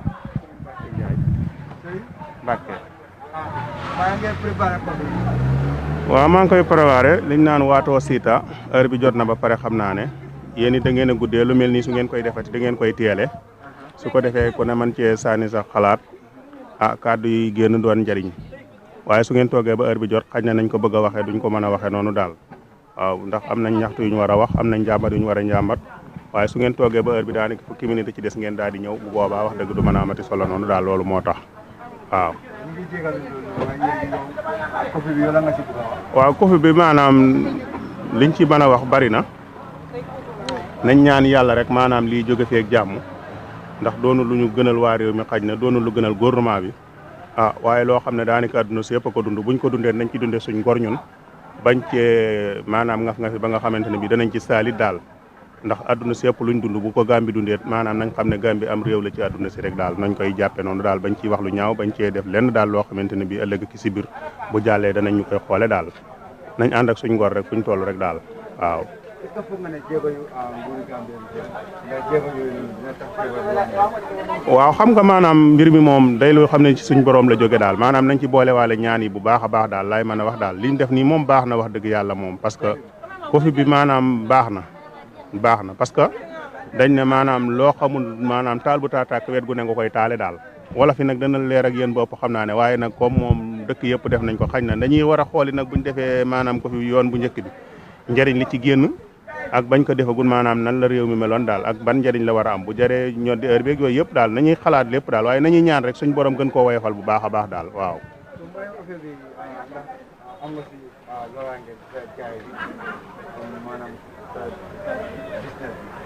waaw même su ma ko amee dama koy muñ rek parce que du mën a ñàkk parce que koo xamante ne bii dafa daan toog ba towel ko buñ na lee ten tey nga wàcc te doo wàccee sa sago su boobaat xam nga ne loola amoo la gënal waaye nag lu mu ci doon rek dinaa ko jéem a muñ daal incha allah. waaw balaa corona bi daana gën a xumb nii wax dëgg yàlla ndax heure bi jot na fi mu ne xam nga nii comme heure bi jot na nag dañuy mën a sàmmonteeg loi loolu mooy tax daal wax dëgg yàlla xam nga doy na waar daal doy na waar li ci nekk lépp daal kenn du ko wax daal doy na waar waaw wàññi na xumbaayu dëkk bi trop wax dëgg yàlla waaye nag na ñëpp ñaan rek yàlla jëlee fi affaire bi daal ñun loolu la ñuy ñaan daal bañ delluwaat suñu sago loolu rek la ñuy wax waaw.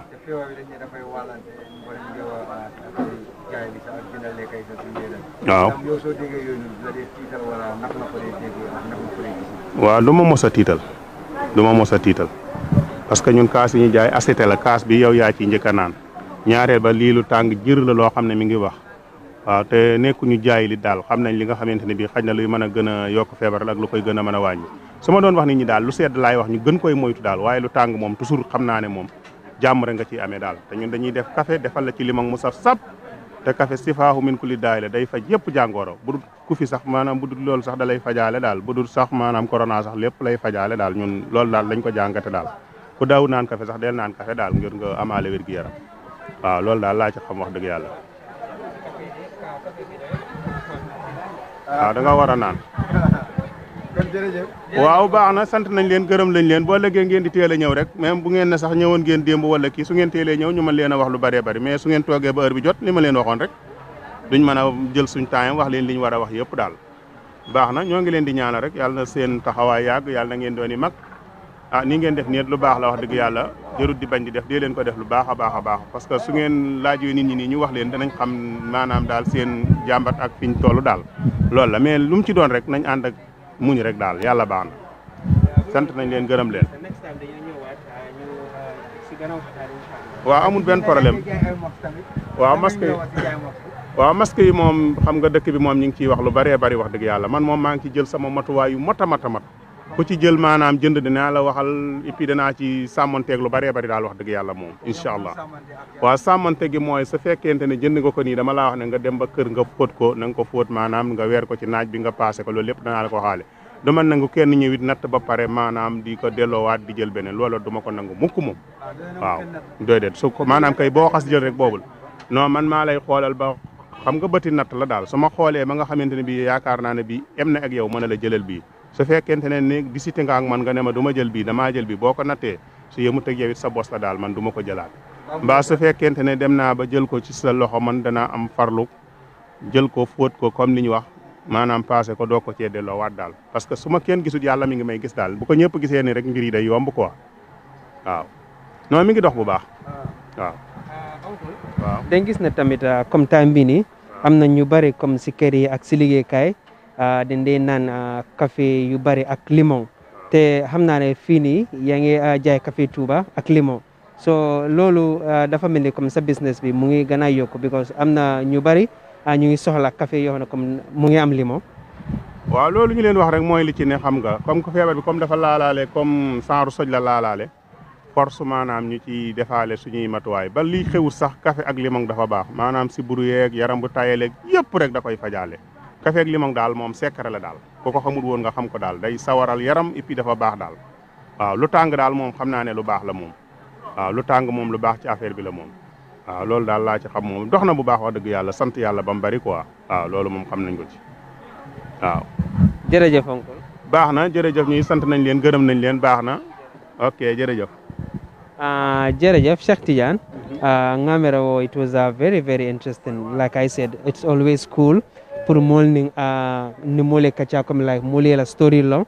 So comme nga fanya still me Kotu quarrel to nga santa linya bal sa molbe pakiro la just to go home because I come the talentam manjam for kotang bidikatiol ngejele bela bidiko soron kanne dobe sir nu nyindaja musolo wota ngaje la fi ñu ko dale ayala bagasol be pak asete mi me hane tele lor njana because ngala nako tamo nyi mentura je aman siya bake comme yafa nyama dulala nyan damen ko ma comme yafa nyama e katara janna for up to 12 o'clock e bokata e katara la business wala because gambel be o nyama mol boka dum wata kili mol boka fintu wata kili okay but ndeysana kam to corona do fen jamalati nyajang sekti jan maybe si futa be daga dala fana kam dangan dongol je lorin jele malam fay na da siman san la fay na da mo ni si kachano le nyaadi lo bro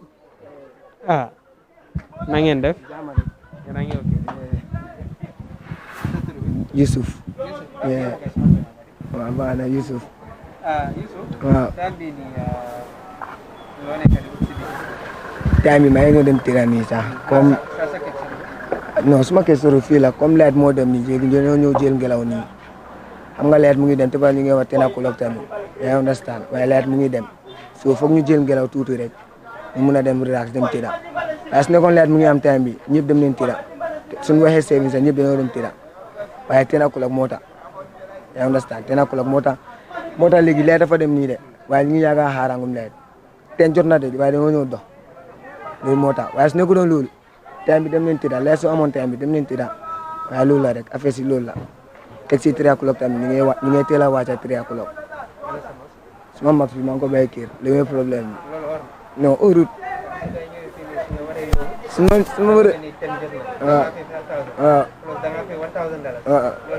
waaw 6,000 non amuma 6,000 non kena la dama ko over respect maximum mu ko over respect sa max every day su ma dem job maa ngi yóbbaale suma max at moom laa dee liggéey window glass fii si kanam fii rek laa dee liggéey window glass so corona bi bu mu starté ak window glass business bi corona bi bu mu starté moom comme liggéey bi mu ngi dem tuuti rek time boobu nu ko doon amee ak léegi nu ko dee amee dafa over uti time boobu dañ ko dee over jël sax dañ dee over jël contract waaye léegi pour ñu am contract sax daf dee nekk yaba ngir feebar bi da ngaa gis koo xam ne da ngaa dem liggéey si këram sax mu ne la soo am tey max dafa dugal yaa understand loolu la rek waaye su nekku doon loolu comme corona bi rek affaire si loolu la waaye lockdown bi 3 o'clock bi tamit ñu ngi am na yenn contrat nga xam ne ñu ngi ko war a dóor waaye 3 o'clock bi dafa tuuti yàlla ñu waroon amee ba 5 suñu meewoon ba 5 ñu am dara la waaye 3 o'clock dafa tuuti teg si 10 o'clock nga war a tiraati dafa tuuti man dama bëgg rek naga ñu yokkal time bi rek comme bëccëg bi naga ñu ko yokkal rek ba 5 o'clock ñu mun a ñoo xam ne loolu soo amee liggéey suba sax balaa feer danga ko dóor mu jeex waaye comme time bi 3 o'clock yow soo amee liggéey si suba balaa 3 du dee teel a pare ñun suñu liggéey loolu la ar ñoom ñu ngi liggéey sax ba léegi suñu liggéey mënut a pare 3 leen di 3 kon corona dafa yaax lu bari jërëjëf Tom jërëjëf Cheikh Tidiane corona da kamante lay tiñaro kala kendege ndeysaan mol jube ngamere mol mu security yollati until we are just journalists of course Cheikh Tidiane ndeysaan comme nga fu ñamen ron ka different story la moy bar me yalon ko story me anko be ka benjele unanimously wala ka nyinte ta mo ñu sutiata business la lo ñilti ndeysaan mo be ko gambe jam business o be ñamen so ko nanata because business ñawa be ñaka ke seasonal business let so corona fana nal ji fana da bulaji so corona mo toral de silande ay mo tora bakela nak surtout ke ñino fana be kuma do foka mi anka fo suru akangol to important da bakela ngalong ni arta no mobe yo mira sifa soro o mobe kam mawo nyama kamata ka fo nyame ngalong abe ku jama tala ku ñu fo tala wa kala makso aka buka di mola ya teste na ba wafila ando hanna dila ni ya teste aka sambara ta aya ku ana muruna ko reke pour ka wafi ando atebe ko kala aka make sure ayake abuka jiben ko moba je kan wala mo mantara je kan ga jere ko da alaba je kan so ngalon ko kumata bakel mo fana ya fantan kan do corona nyindo it's very important because maskoni ndefan hakilo bakane to be honest nanga masko sanne wato fan jeni ka curfew dundi bar masko ni nga test do kur lale so nata realize ko tonya ko men amang koy because ndanga test nyamen do fana sa test no wanyale aya tara amasang so wala na ko me betala always nibe fen san kan e kana test ya jube ni ya sobata ka ba kanyin nele yata ni yalan ko min ata kanyin nele ya bulaje wala wafirlal fana ko min ngaka nyen ni wafirlal fana binyen to mutala ni mo ka be masko test la ko mi kano so test because it is na no ya test yala ndi mazan do fane na rek ayadu so wo fana cheikh it's very very important nga mo ñenta waaw be legi rek ñu fatale ko mbokay ne ñu ngi ni Kotu Kuare fi moy garage bi garage Kotu Kuare fo xamne ni fu nekk ni bitiki business people ñu fa ngi ko la be linde be ben secrétaire okay mala mel bi ji nekk ca na muru ñame de ngala ko prewda wa sister na ngeen def yéen a ngi fine waaw ko xam nga nekku ku nekk de bu ko génn télé so ñene because of curiosity gaay ñu ngi génn ci di seet lan lañ nekk di def so loolu moo fi indi gaay waaye ok borom bitik baa ngi ni borom bitik mu ngi ni uncle yow la wala kii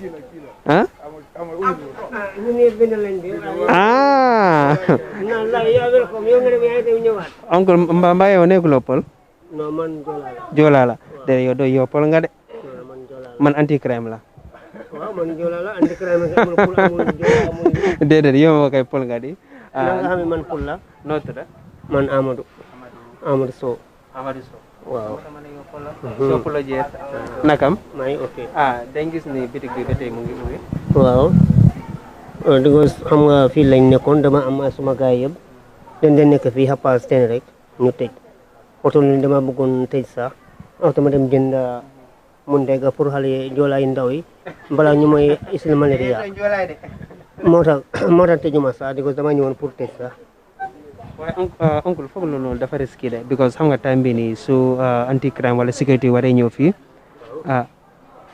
yes loolu dëgg la li nga moom dëgg la waaw because time bi musuma tëj fekk tëjuma waaw because dama nekk fi ak gars yi moo tax ma ne xaaral ma daw wàcc si bitik bi jënd munteega ma ñëw tëj ok loolu dafa mel ni comme curfew bi dafa affect sa business bi already 100% lii because man cameraman la lii dama ko def rek waaw man loolu mooy suma liggéey cameraman la mais bi am nañ fi 15 years fii ñëwee fii mo toll nii coronavirus bi dañu oba affect because si julli bi sax mashallah netal naa fi ay 1 week comme 2 week yi raxas na yu may last week yi passé ba bugg am gars yi problème sax ngir ñàkk raxas nataal yi waaw because dama dem fi labo suba teel fekk gars yi tëj nañ because soo nataalee nit xam nga xale jigéen dañ day yàkkamti pour am seen nataal yi bi ñëwee fii dama ne yow isoo suñu nataal yi fay nañ la ma ne ko waaw feebar bi moo ko tax isuma nataal bu doon musuma nataal nit ma am 2 days ndax feebar bi moo ko cause na gars yi jéggal ba barke dimbu sax la mujjee raxas yeneen nataal waaw so comme time bi ne xam nga ne comme time bi dina ko la understand na loolu feewawut la yow comme sa gis-gis waaw coffee bi foofu la war a coffee bi bay normal 8 o'clock dafa war a commencé gars yi tëj nañ di ko feebar bi dafa affecté dëkk bi waaw xam nga ñu ne am na ñu wax ne dañ wane ne feebar bi du dégg dafa mel ni su waxee feebar du dégg dafa xam ne téyul sa mbokk téyul ak sa dëkkarandoo xam nga su fekkee da nga ba nga gis comme ku feebar mu gis dee bi xam nga su wéree rek dafa xam ne ne ndekk kon liñ di wax si dee dégg la dafa mel ni feebar coronavirus noonu la mel waaw ñu bari sax di ko gisuma ko nii ko am ba dama ko dee dégg dama am ne soo gisee ñi wax dara ak Afrique yëpp nekkul comme Gambie rek aduna bi yëpp ñu rey ay 100 people ay 2000 people xam na ne dégg la waaw xam nga ñu bari dama ne dee du dégg la xam nga su ma ku dee du jógaat ba dama ne feebar bi suñ ko gisul saa suñu waxee feebar bi dafa bari si dëkk bi ku ne dafa war a masque si right da nga masque sax keneen ñu ne la feebar bi du dégg warloo masque waaw moom ñooñu bu ñu masque bon yow moom masque lu nga mën a fekk sa bopp wala feebar bi du la affect ndax xam ne ne feebar bi su la amee kenn nit 100 people ñoo war a dee loolu baaxul te masque bi nekkul pour affaire bolong time boobu misuwaar bu dee am $5 mu dee yi ndaw yi nii yi yaatu yi nii time boobu dañ ko dee takka ñu ne kay diw dafa bëri bolof ndax mu ngi jël misuwaar di ko takka bakkam nekkul pour affaire bolong am na yeneen xeet nga dee gis si mbedd bi wala yeneen du mën a kii digas loolu rek fi la mooy toog mu am feebar mu jur lu bari si yow dafa mel ni feebar coronavirus noonu la mel di ko soo ko lokkee rek su amee fi maybe 1 minute wala 20 minutes rek mën ngaa disparaître soo fekkee amul ku lay jàppale waaw. waaw man dem na 3 times because man waaw dem naa test dem naa Serekunda du benn yoon du ñaar yoon because ba fa duggee may saxat gars yi dakk ma ñu ne ma génn si biti ñu jox ma benn kob ma tubli fa ñu ne si élection yi ma delluwaat feebar yi ñu ngi fii sax after ma newaat foofu gars yi ñu ne ma dama am négatif waaw ba fa loolu sax dama feebar yàlla ak ñi dëkkarandoo yi soo gisee yeneen saa yi tamit du ma dee gaaw a tëj nii tàngoor bi baaxul sama ndax fii lay fanaan suma affaire bi yëpp fii la épine wana sax fole la léegi 10 o'clock ama fi may dem sax xanaa tëdda fii nu ko mus naa daanu fii 3 days gars yi koñ ko sax ba gars yi kat ma fi yóbbu ma Serekunda gars yi ñu ne duñ ma laal ndax dee naa ba pare gars yi bu ma kaan fii ñu histoire ma fi dugal ma si ambulance nday de Banjul 3 days maa ngi fa amul 2 days feebar coronavirus am doole xam nga su fekkee time boobu amoon doole da wane rek dee naa waaw yàlla moom ma jàppale am wér bu yaram si loolu moo tax yeneen saa yi dama dee tëj sax ma toog fii ni tuuti pour ngelaw bi ma mën a am lu kii tuuti waaw yeneen saa yi dama dee am problème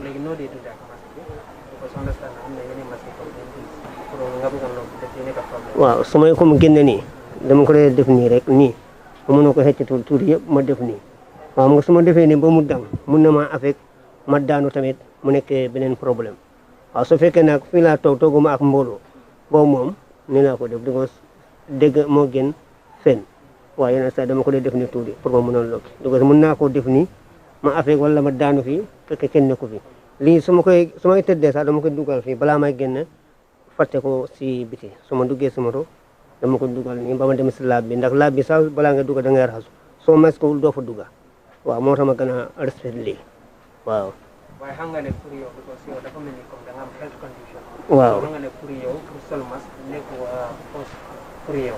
déedéet xam nga loolu. waaw xam naa loolu.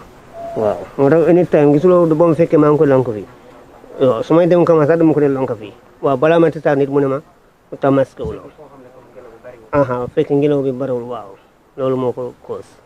léegi ban message nga am government mi kay xanaa di ko sant rek di ko gërëm ak taxaw bi mu taxawee si dëkk bi pour gars yi mun a xeex coronavirus waaw xam nga ne dañuy wax ne gars yi ku ne ko deful masque da nga war a fay 500 wala 5000 loolu is right because nekkul ne comme sokoor moo tax mu def loolu noonu pour dimbale nit ñi ak aduna bi yëpp di ko feebar ko xam ne su la téye dafa lay rey ay 100 people loolu moom is maximum ku ne dafa war a am masque pour balaa nga am feebar coronavirus waaw. léegi loo bëgg a wax comme si ñoo xam ne gars yi mosuñ dem hôpital pour def test pour gars yi dem corona wala waaw loolu moom tamit li nga wax dëgg la loolu moom si good topic la because koo xam ne yaa ngi fi pour dem hospital nekkul ne yaa ngi am feebar wala amaroo feebar anytime war nga dem hospital nga xam sa high blood fan la toll da ngay gis keneen dafa tagaw rek mu dem fii rek mu daanu mu dee loolu moo ko dee cause ñàkk a dem teg bloc because ku ne dafa war a dem test sa bopp ndax ban connexion nga nekk loolu mooy problème bi. jërëjëf oncle jërëjëf yàlla nga am tene. ok inshallah Muhammad Sow jërëjëf jërëjëf amin amin amin amin amin amin jërëjëf Sopulo Jer thank you very much ndeysaan Cheikh Fall wala nan ka pour molni mole kacha is very important e manyim moy ako sinya fala bita test kala barakala test unfortunately aka negatively so it's always important pour mole test because nga comme nga fa nyame do modol bi jamme ko hansa ni man ta pour ka test and it's very important because the man test ke itela status non nola bari baje ne test ke rek la kela mind fanka fere because ba na ko itebe da man coronavirus so it's always important to do test and we are encouraging everybody to go and do tests so you can know your status whether you having the COVID-19 or you're not having it. It's always important. So just remind everyone that you're still watching Gambian Talents Promotion and this is your Curfew Stroll with Gttv. And today, right now, we are at Kotu Quarrel, where we started. As you all see, it's a huge garage. You see the vehicle, people passing in and out. And of course, right now we just want to take a little bit stroll inside the neighborhood. It seems the place is a little bit dark, but we will just go inside to 102 junction and we find out what is really happening there. Shatiyan. Wow, I'm not sure use. Ngalan kenyu fana be kuma do fana fokan jenum fana kumara bakere pour nga fo maybe kam mande ka kam moyale pour fana yalon akate fana ka niji problem osro fa boyta nun jang ako sabu tili saba so wala tinare fana tara ya fantes bari ngalan ko police fana ya fole ila report ni kono ko dal momo yalan ko yo complications conditions civil soro amon jara wali amon ka kan wajibo pour maxo dum barakate maxo bate bulle pour natata mol kono o aje ko wabe damendo mol siata ji asa dum because wala dogo nyin Kenya kam ni ajibe nak corona nyin ko fiu nyin mol ba respect kan because comme courant nyi matna mol ya respect yes mol ba respect kan because they want to wala fa ko dojo comme ngafu nyame jankamantale Kotu home jankamde Red Cross le bijang and molbe anako Red Cross ni nataning COVID-19 na ngela lord lajele ngela palaso jele be menna hani mo fata je itala kela lifetime ya risk ye mol muta ita ye bade so akamta Sheikh Jamila beautiful to drone so maybe in see approach nole just to have a few words with them if possible. Assalamu alaikum bro nakam turbi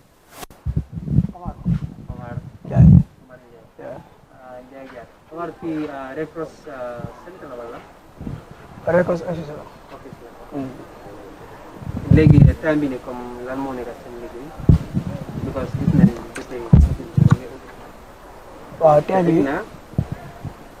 time bi suñu liggéey fi mooy comme ñuy dee romb si yoon bi ne leen advice pour ñu raxasu seen loxo pour mu set ba pare ku mo nekk pocket yi waaw ku solul max tamit ñu advice ko pour mu sol max moo tax képp ki cross boor bi daal fo nga sol max ana lu tax solo mo max because man may tok man rek tok ma kenn motax sol mo max pour naan damay transfer fever bi ci kenn bu fekk like dama ko amé wa alhamdulillah man kenn ma fa tok te man kenn nga ngeen fi fekk motax solo mo won max waye apart from that suma toge ak any passing any other passing fokk ñaar yépp ñu sol max wa lolu message wa sen wa ci lolu tank bo lañu nekkal. So ban difficulty wala challenge ci ngeen pour sensitization bi parce que sometimes da ngeen am confusion for people na fi mom ko di fi mom alhamdulillah parce que ñun ñu ngi ci suñu community kessé fofu lañu amangum wala Kotu motax ngeen gis ñu bind fi Kotu home rare ko soñu parce que ñu Kotu rek lañu responsible so ak ko di fi mom alhamdulillah ñu dé wax gaay non lañ ko dé doxé so fi mom am ñu ben difficulty bo ñu jotta amangum fi as for now ñu ko dee defee like bucket yi nekkul fii rek comme lañ ko teg koñ boo dem wala bu fekkee like si bëccëg ngeen demoon si marché bi da ngeen koy fekk foofu noonu bucket yi nii so every day comme dañ dee round pour seet ndax comme gars yi film nañ ko am na ñu ko dee dënk so ndax film nañ ko ndax def nañ audio comme lu ñu ko laajee ndax mixé nañ ko noonu seet ko su fekkee mixé nañ ko ñu seet tamit ñu dee nekk si boor boobu noonu wala boobu noonu pour ne centraliser nit ñi ñuy raxasu bi fa ñuy dugg si nit ñi. gis nañ tamit comme Red Cross da ngeen nekk groupe boo xam ne like frontline workers ngeen maanaam like you guys risk your life a lot so we also understood that in most cases they do complain of personal protective equipment so we just want to know is in your case is that what is no si area boobu noonu foog naa ñu fit pour answer loolu noonu is a headquarters ñoo xam te ñoo nekk si headquarters bi ñoom ñoo waaj ok ñun suñu area moom ñun alhamdulilah ñu ngi amee max te provide ma ay max foo xamante ne pour ñoo xamante ne si suñu area bi lañu dëkk jot nañ may ay max ko balaa ngay wax nit defal dara il faut nga woon ko exemple so exemple bi si ñu la jógee ko ba tax nit ñi boo mun naa ne moo tax am ñu difficulty too much si area boobu noonu parce que xam nañ duñu mën a am max pour ñëpp pour code yi pour loolu possible am ñu doole ba foofu waaye am nañ doole pour di wane nit ñi naka la nan la parce que kër boo dugg soo fa bàyyi like 5 max nga won leen ñeneen ñu si des ñu try tamit seen level bés ñu jënd max moo tax area bi moom macha allah moom ñëpp day respect max day respect raxasu woon si stade mi la xaloon difficulté bi parce que da nga dee ne nit raxasul mën na la wax lu ko neex waaye yow as record volontaire yaa war a am patient mën a communiquer ak moom ba mun a understand waaye fu mu toll nii alhamdulilah duñu leen dee ne sa raxasu leen ku ñëw even si boutique bi fii sob la képp ku ñëw dafa day raxasu bi foofu muy dugg si sob bi kuy duggee fii tamit da ngay raxasu bi fa ngay dugg te soo sol max doo fi dugg soo sol max dugguloo fi soo raxasul dugguloo ak noo mënta clean soo sol max soo raxasul doo fi dugg. Understand that from Red Cross, it's all about volunteering. And you guys sometimes you risk your life more than anything just to save other people. So at least sometimes do they regal I might have corona because that you risk too much. No, moo tax ma ne bu fekkee like comme si pandémie bu ñu nekk nii bu fekkee am nañ comme suspect nañ nit am na ko ñun duñ dee risque suñu life pour dem foofu noonu ñun li ñuy def mooy ñu call dinañ make call gaa ñëw ñu def seen liggéey parce que ab area boobu tamit am na ñu ko yelloo soo ku nekk lu mu yelloo jox ko cëram ba mu mut waaw ñun Kotu fii daal boobu lañu am area boobu noonu am ñu si dara muñ kool rek la ñu amal affaire wala comme koo xamante ne am na suspect case ñoom ñëpp Kotu fii yëpp mën naa ne ñëpp parents yëpp am nañ suñu numba si mooy numba yi nii eni numba boo kool si numba yi di nga jot keneen nit c'est koo jot bu fekkee nekkul si ground bi dina ma call because man fii laa leen nekk always so dina ma call dina ñëw su ma callee mu explain ma fan ak ban area la man ma call pour orienter leen ban area la waaw pour kii bi gën a easy parce que area bi moom fu ma xamat fii moom waxuma amut de waaye bëriwul. mbaa am nga fi beneen confirm kii. non suñu area bi nii non macha allah amangul xanaa boor bële ko Japan la amoon. non ko fii moom area bi moom amut macha allah xanaa boor bële. Thank you very much. Keep doing what you're doing because the world is a better place because of your compassion. So thank you very much. Wala Mr. Njaiti, ito lave Red Cross all.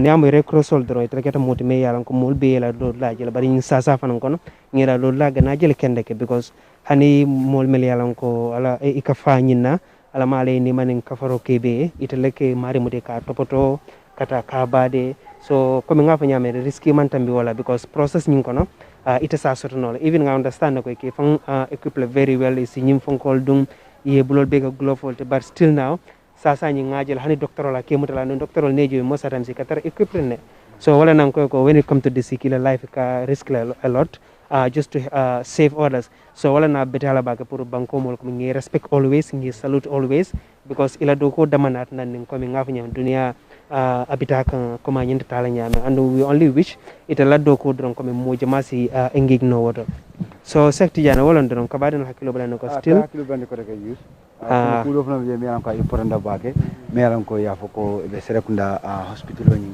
ka change ka ke treatment center for covid-19 kanifing general hospital ngalon ko no fana keta nambe mul mako niaje because lungolung cases bela fakane kunu ngalon ko the confirmed number of confirmed cases at a level of about 183 you understand so ni tara niaje be dunia mu mo fon be kono you are talking about 21 million people melian ko wole coronavirus so ngalon ko dal ndo fonna jang e ba tray kan ka ko beke pour ka je ko be courant ni ba stop don la niaje so ko ba nyawata nyame this is Kotu Gambia lamu ila insilo wade ila insilo jio fana ke brani jamba Kotu lamu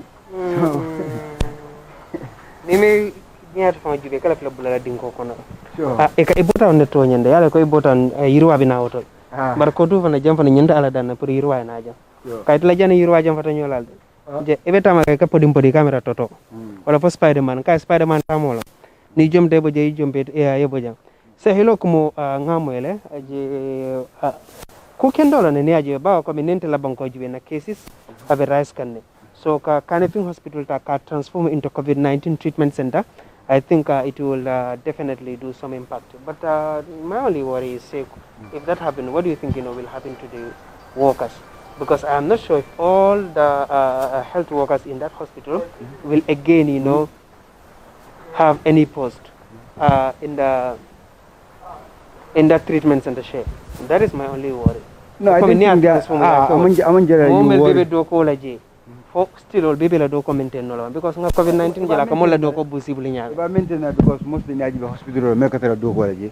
Maybe akaka mel man no so maybe ka tabir la leti o odle mel an ko ko tano ko clean and security maybe an in the administrative area, maybe the administrative area probably maybe wala do ko nyi wosi lono le. Ri ba jela ko mel yalan ko be health side, medical side milan ko kamul ma ko sasatul ngalon ko wala do ko nyi wota stop nola. About funding ye train to how to control corona patients and other things. Ngalon ko Ministry of Health from mantra siring wo kusi fall. Fenne me alon ko lori wo kan be sa for corona ni start. And definitely ngalon ko na health workers all they are doing a great job, including even the security officers because of na mercy bringing curfew started anytime tara dawda nika benjere and they are trying to ekadiamu moje kuye dum she mela kuma kuntu baran ka fata johnson ma kam tan trobe diam kan na jelde nga kam tan tro ka diam kan mo jede anyway nga fata je nga find out bara kam tan kan dongol la mo je but mala fo getol be jede yalan kunu multa da joshua wol ko ila geto to fonkol di hilltop geto yeah so jando fana trobe diam kan bar mo fata je mo man diam kan mo ko tan wow nga mo fata je man na diam kan mo ko tan for the American security la kana bang ibe borokan se ni la jin silo wode onko almost ndo kan tabe jelo kono sai nka mbe jelo kono anta kamul hakilo ben kombe kotu kware ba fangoto kotu kware so di Gambia Talents Natalie Woldo kombo kay sunu ken ak ñu sétane Gambia Talents TV mala Seeti Jan Fall ak Yusuf Jaata tay ñu ngi ni fi kotu kware day foofu lañ nekk di doxantu waaye likely léegi ten jot na léegi fu mu nekk nii nit yëpp ñu ngi dugga benn ngay gis si biti waaw so fu mu nekk nii daal xam naa ne daal nit yi ñu ngi respecté rules yi so soo xoolee feebar bi Gambia mu ngi gën a yokku every day it's increasing by the day yéen sa so ngalon ko wayatinara fanan mulka dum bari Gambia jante ma mira mulka dum comme mago because of corona ñen because still now not many people that are corona you understand and then another thing also used for meranko the stigmatization meranko mul niejibe sato kono di hani bukala fongo yela saya kankula ni moye sango soro di bukala fi kankula because of munekata nya kankula mul kala ya believe ko corona le o fa so people run away from that telephone la area la mela ko makundu waketa jele na pabi do banta je sanya alama le ni man ka farkae bira banta ya samba hospital oto iko ndamanta je bara wadu meltara je ko nyine fo birinto ya je ko corona ya fa bara din kike ba sojara loto manson akoy kon tenta dila la corona ma nyimfa tale sasala me yalon ko wolon haybulor bara man ka corona so ni ñu sababa budina ta di adinga la buto nanata so kon ya badeji so comme instant tan comme kusi falle be siare iningal kadu nyola je kende kele seede butum mala fana budum kajela mina kan budum ngamol siri no janne ba bire mol je be dunta so kono ankolo fe ko kono nyim ko mol dund sa kam tan taxi da mane bandaja ñi marial taxi da mantu janne nga ñi marial taxi da mantu janne ko kono nyim manta corona bi taw ni di duga ci bir lu tax ni di duga ci bir moy buguñ police yi jappale so suñu gisé ande san se nya wa dañ def ne police ñata fanan jube nga se ñata fanan jube mo lebi je nga wala fanan bitakan nga wala fanan bitakan wala fanan ya mera security long ande san as you can see we just approaching to the junction and we've seen people started running away maybe perhaps they think is the security people or see the anti-crime coming. But like I said, it's not anti-crime, of course, it's us.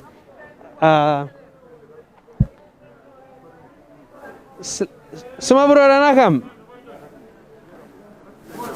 Yang fine. Mbediam kela bari mamol dangkung. Nga walbe kung kedula la nyinen kan. Nga walbe kung kedula la nyinen kan drong. Government talents promotion nong. Curfew Stroll with Gttv. Mol fetembe Kotu ko arele to janteng. Mol bina kan do mol je sirin johnson oto wile go barka bire mol je do e be dun takono tale ya mera bari do fana be jang okay fana be media to journalist okay am ka tabe ci limit radio to so comme yow tam nañ la bàyyi nga sànni ñu tuuti kaddu because gis nañ yow tam yaa ngi wër fii nii te yaa ngi liggéey ci Lumis Radio yaa ngi présent foofu noonu so nga wax ñu tuuti daal ci affaire corona bi ak ci Kotu fii. waaw loolu am na solo trop ndax mën naa ne corona bi moom ñu bëri dañuy wax ne ñi ne amut ñi ne am na waaye daal lu si gën a am solo daal ñi def li gars yi wax rek ndax sa bàyyi xel corona bi gis ne li muy yàq Gambia dafa bëri mën naa ne su bàyyi xel li muy yàq Gambia mooy number one ndax bëgg démb mën naa ne am nañ 183 cases mu nekk loo xam ne doy na waar li si am solo daal corona pour ñu xeex ko lu docteur wax ñu def ko rek waaw du moytu distance di raxasu di sa fen max waaye am si ñoo xam ne di ndëgër bopp am na si ñoo xam ne dañuy wax sax gars yi ne na corona amul déedéet corona am na mu ngi fi corona Israël kon li am solo la gars yi wax ñu def ko government bi tamit di leen sant bu baax a baax ndax lii dafa am solo ndax soo gisee ma dafa am solo ndax tey ñu bëri ñu ngi wax Adama Barrow lu ko war la def ndax kenn ku ne bëgg nga sa public gars yi mucc ndax loo xam ne nekk moom kese la mën naa ne corona bi dafa wër àdduna bi ndax kenn ku ne mu ngi jël matuwaay boo xam ne pour li koy xeexee xeex bi nag su ñun la ñun bu may lan ne kenn ku ne li la wax nga def ko docteur li ñuy wax ñu def ko li ñuy tere ñu bàyyi ko loolu suñ ko defee rek da nga gis corona da nga ko mën a daan waaye loolu su amul let du mën daa corona waaw lu kese la am na solo.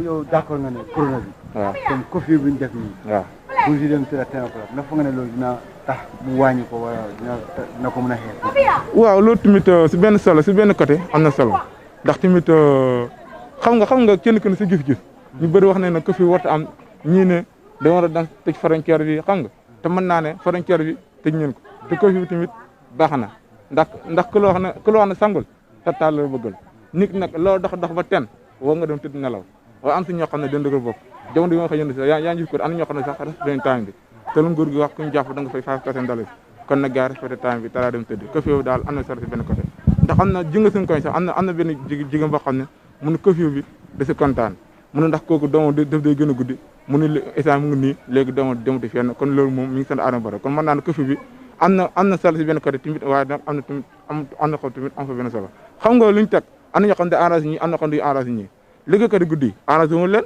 waaye ñoo xam ne duñ génn arrangé na leen kon loolu kese la. fu nga ne curfew arrangé na ñu nekk si dex bi. ñu nekk fan si dex bi si àll bi. si àll bi waaw ñu ngi dem foofu di jàpp gaay.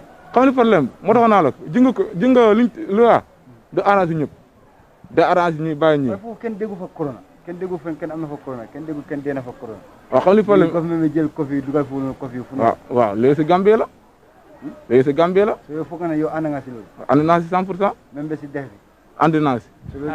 ànd naa si loolu 100% bro jërëjëf dégg nañ sa kaddu bi am na solo torop so ko defee nag maybe mol si sutiyañi la ngi ñin ka because ngaji le vela ko da kono bar it seems they're not comfortable so akam de la fa fenna fala assalamu alaikum sister itodo Mariam mara mana ga fa mala fi laal ñin taymu de deguma soose de ma xana bëgg lo tedde time bi ni bëgguma tedde time bi ndax xam leen day am lockdown baa ngi am te nga xoolal balaa lockdown bi tam di am lee dafa war a am 24/7 waaye naka la ñoo lockdown bi soo tëddee sa yaram bi di ñor xam nga loolu tam neesut loolu moo tax ñun tam dañ dee bëgg a campé ba suba waaw kay. léegi anti crime su gaay waree ñëw fii nag. anti crime su ñëwee dañoo toog suñu kër yi xam nga axay dofuñ pour ñu ñaay si ba suñu kër dañoo taxaw ñu xool gars ñu enjoy gars loolu la di. so coffee bi la noo gisee coffee bi. coffee bi nuñ ko nekk di defee moom baax na de waaye tamit dóor yi dañ ko war a béy.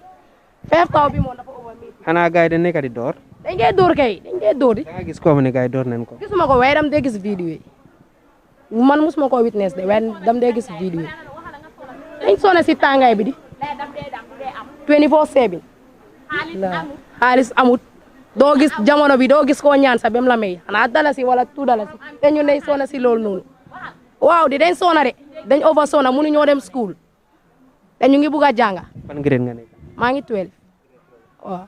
grade 12 nga ñu ngi exam. waaw ñu ngi dem exam waaye tam at bi ñuy xoolal at bi ñuy fail dafa bëri ndax am ñu story wuñ sax ndaguñ de story di fu ñoo story. waaye online studies moom fa yaa ngi am sa smartphone. moom ma phone bi xam nga loolu am na ñuy am na ñoo xamante duñ am. so da nga bëgg comme online studies bi bu mu dooree ba bétee yow musuloo atteindre. léegi bétee yaa ngi sit exam. waaw maa ngi sit exam. fee na tamit dañoo see rek ngir yàlla rek yàlla su lum nangu rek su ma feelee ma xam ne jamono baaka laaj jamono baro bi waaw di. léegi COVID-19 bi yow gom nga ne ko mu ngi Gambie fii.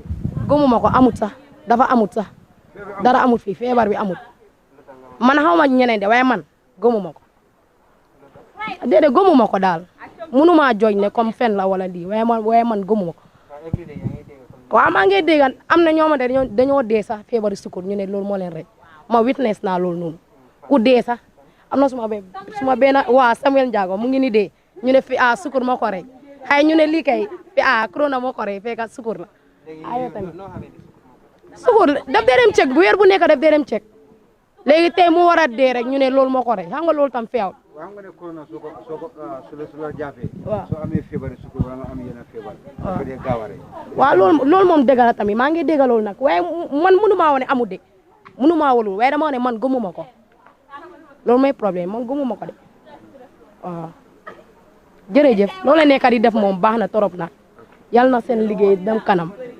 jërëjëf because wax nga ne fii nii comme like at bii nii ñuy fail exam dafa gën a bari dafa bëri ban message nga comme naka déedéet maa ngi ñaanal gars yi yàlla ñoom tam ñu paas ndax am ku xoola ku nekk dafa bëgg a teral yaayam tamit ku nekk loolu la bëgg a pour jàppale comme yéen noo leen mel ni ñun tam ñu dem ñu toppaleen tamit comme noo leen mel jërëjëf man loolu rek laa am pour sànni léegi su fekkee ne yow sa result bi génn na fekk nga fail nga subject yëpp nga fail ko what will be your next step déedéet ma toog rek ngaang rek loolu lay def di fu ma demaat du ma dem fenn déedéet waaw dama toog uti jëkkër ma dem sëy loolu rek la waaw wala ma dem liggéey loolu rek la di okay jërëjëf I think that was an interesting story to know it from her she's a student waaye dafa mel ni am na benn sister na ku bugg a wax de sister naka la bëgguloo feeñ no problem waaw no problem mu nga wax rek fekk feeñuloo cameraman please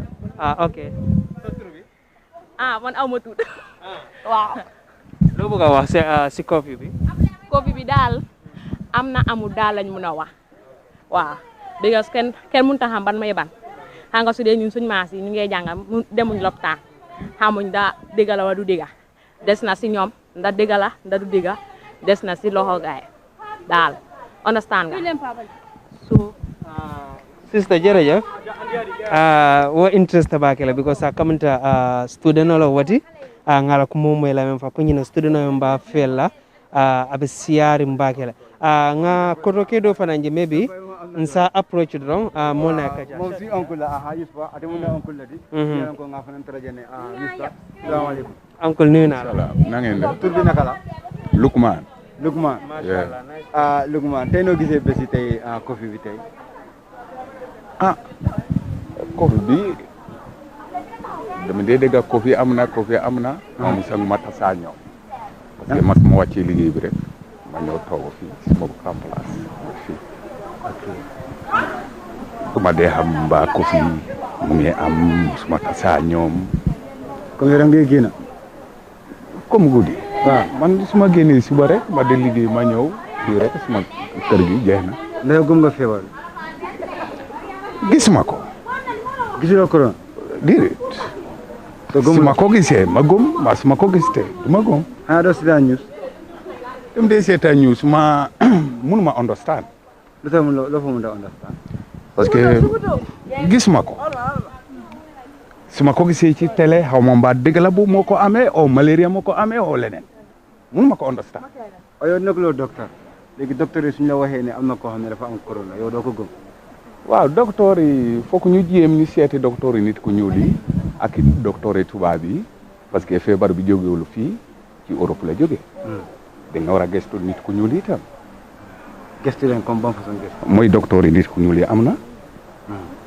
docteur tubaab yi am na léegi dañu war a def compétition man loolu laa gisee Afrique la ñu war a def parce que du Gambia rek Afrique yëpp la dañu war a génne seen baxama nit ma lampa bi waaw lampa xam wàññi ko waaw wàññi ko waaw loolu ngi war a def dak pour Afrique mën a grow parce que tubaab yi ñoom xamuñu garabam nit ku ñu lii war nañu jóg ngeen respect ñoo xam ne dañu xam garab ñu mun a àndaa docteur yi ñu seet dëgg la bii corona la ñun tam dañoo nekk di investigate garab yi dañ ko ut docteur yi tubaab bi te ñoom te ñu ut ñu seet maa si fekkee ne léegi loo feebar bi léegi yow kay ma mënuma ko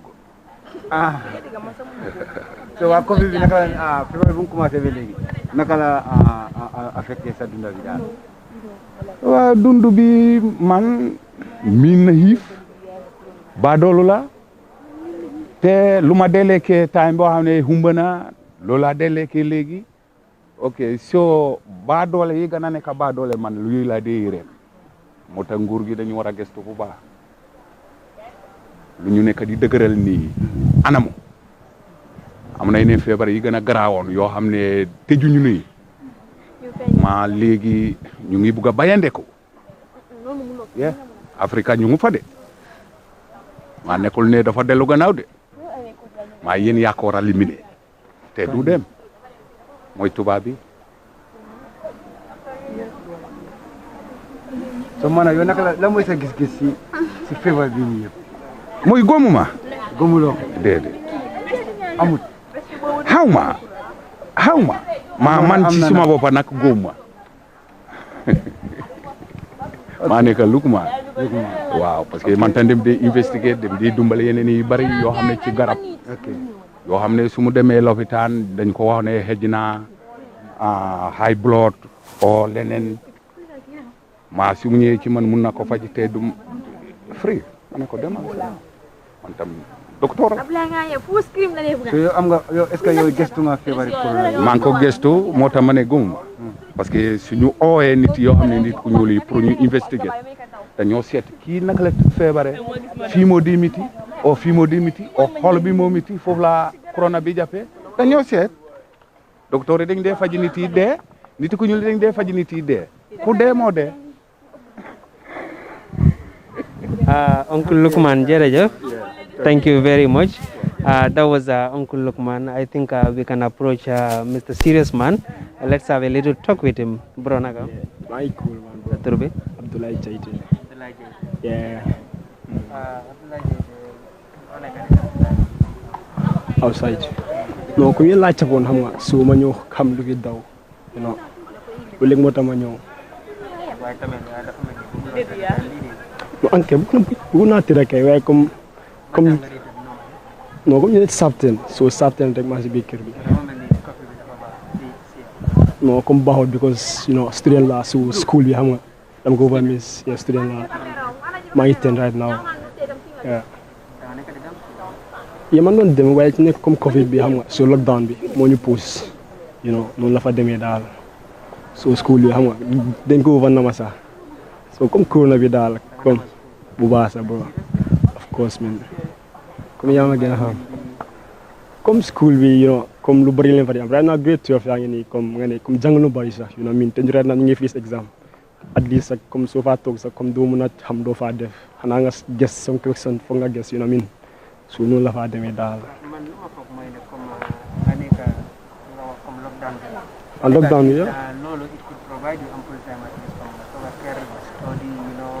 of course diga comme study bi ñun si woon exam grade 10 ak 11 you know waaye comme grade 12 moom ñoom moom ñu doon study of course waaye comme study bi comme doo mën a toog kër nga ne doo dem school comme da nga study xam nga Gambia yi moom mooy loolu doo mën a toog nga da nga study so foog school bi tamit laa help comme soo jàngee foofu sax xam nga at least da ngaa ñëw study kër waaye soo minee sa friend yi xam nga comme fii friend yi nga dee toog fa rek so doo mën a study kër so noonu la faa demee you know min yeah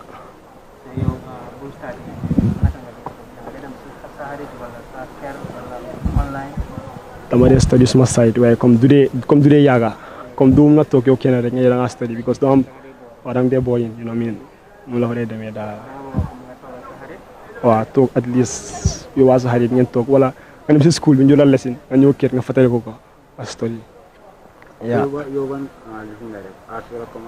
man maa ngi commence yow naka nga gisee corona bi bu mu commencé léegi ak business corona bi booy lu bëri la stop nag bro you know lu bëri la stop comme lockdown bi moom dëgg feebi wu ñu you know di student yi comme parents yi som you know comme di war a staff seen doom yi at least sam comme suñu fayee gaay comme seen doom yi ne staff so right now kenn di dem job ngir lockdown bi you know min so you know so te a géwén bi nga wax Yeah. No la way demee daal comme lockdown moom digga fi boobu ñëw ba boobu ba yaakaar. So yow la nga bëgg a wax loo xam ne moom laaj na la ko nga foog ne xelaat daal bu nga ko wax. Come again. Yow la nga bëgg a wax loo bëgg a government bi dégg ko wala àdduna bi dégg ko. Comme laaj la ko.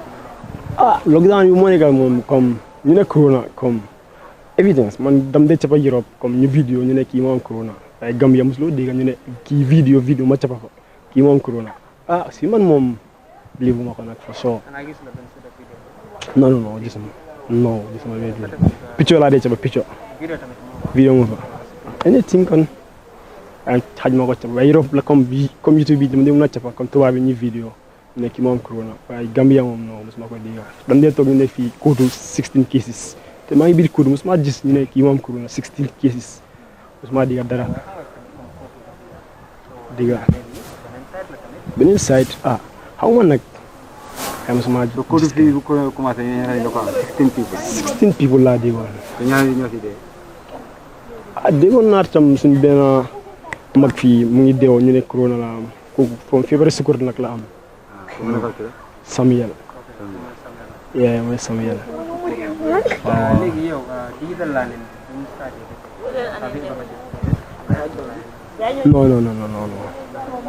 non comme grade 12 fi ñoo war a napp si online bi waaw comme ñoo la gaa ko sant ñoom ñoo war a study online bi comme ñun dañ def exemple ñu pousse so ke waxuñu comme dañ ko répéter wala dañ ko defaat dégg ma dara yaa waxuñu dara non dafa was de so si benn du baax daal loolu baax ñu poussa ñu ma ndaxara comme ba nga tam du mën a repitam grade 10 nga repitam waa doo kus ñaa of course moo over ready pour hope dañ ko war a jekkali moo over ready te xam naa su ko defee sax ma ko pass of course yeah. Thank you very much. Like I said, it's always interesting, interacting with people. And it seems that today, we have come across, two students, who are expressing, their concern, their grief, over how everything is going since, the lockdown started. The other girl said that, she doesn't think that, a lot of students will do well, especially when it comes to the grade 12. Because why? The COVID-19 has really, really tampered their, school system.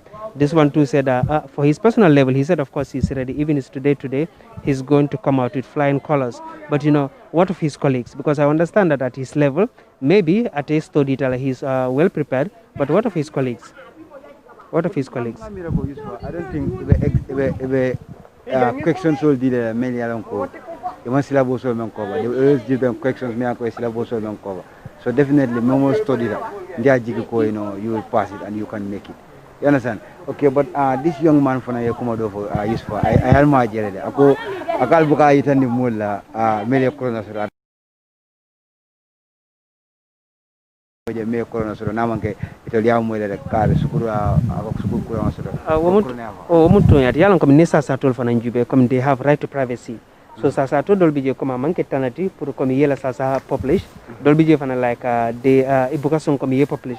So momo yalon ka mala fiato fintende yala identity fintende ita fintende la askeno fan comme like melanko ke fintende bela la ranka akadia wole they are unwilling. Okay, but momo fana yalon ko mala fe fintende like I said you have right to privacy.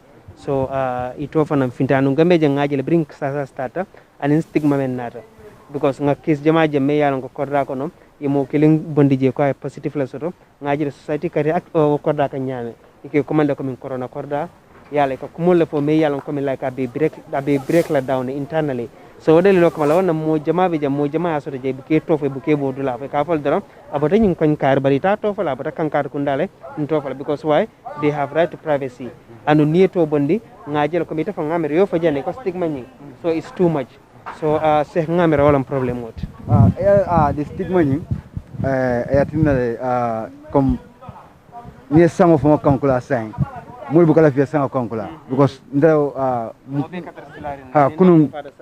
kunun kama experience pa bini mi an ko recross gandara kama suki problem o soto unfortunately anatna banne ba biya banta adindo be jana tan normal pour nga boni na tele nga boni na page ro pour ka itandi ko pa bini bantale so bari adindo ata ka tan ko ni yoke mul bafula ko corona ni ne wala pa be fa mul mina start la ka boritol fongol so nga jigi ko wala atina fanan anu ethically ndol ama it's not born on us pour nga mo bondi tele to nyama without the family approval funin fa na pa di da tanati jeden sa wonde bar butu naka ata bondi la dan okay pour tembe soto pour hansa ka badingol hakilo blandi do kotu kware be taman ka wolto Curfew Stroll with Gttv Gambia Talents promotion mbokk yi su nekkee nag ñu seetaan ba léegi ni ñu ngi Kotu Kware waaye dafa mel ni nit yi fii moom nekkuñ di tëdda because nit yi respect nit yi ragaluñ feebar bi because gëmuñ ko it even seems like we are not even at the time of COVID seriously because the area is so lively it's so lively so much so that you think it may be like 8 to 7 o'clock here because any compound here like you pass you're going to see people sitting inside you're going to see people sitting at the junction like we have passed the previous junction so like I said the place is very very lively and this is a junction that they said from there themselves like they always engage themselves at the ghetto till late hours but right now due to the curfew regulation it seemed to restrict some people but even like with the curfew regulation some people are defying it by staying outside right now I'm seeing one standing at the black door the guy just entered inside some people also would see us and they want to come out and know what is happening they are curious to know when they see the light so probably they want to know what is happening outside but that's why I'm always saying people are not going inside the house are not staying inside because of the corona but people are staying inside because of the curfew so definitely then in other way around curfew what I never saw because I was saying dum suwala kono multa siala nyoka okay always okay ninata jela to be honest ayo finkele because ka jela comme koni sasani ya kuma stani sentimo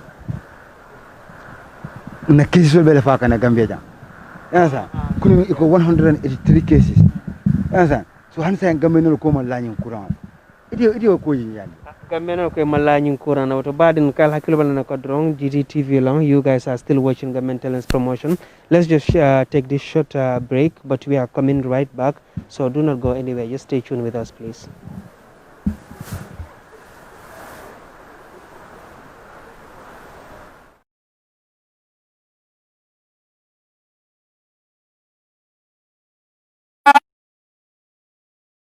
La la ilallah sangai baram la ilallah ilallah la ilaha illallah la ilaha artijan fasaiqi qadamu mighwani wa tunfa minhu azani wa alul minhu aqrani wa qawli la bilhani مكس السيق في سار سنينا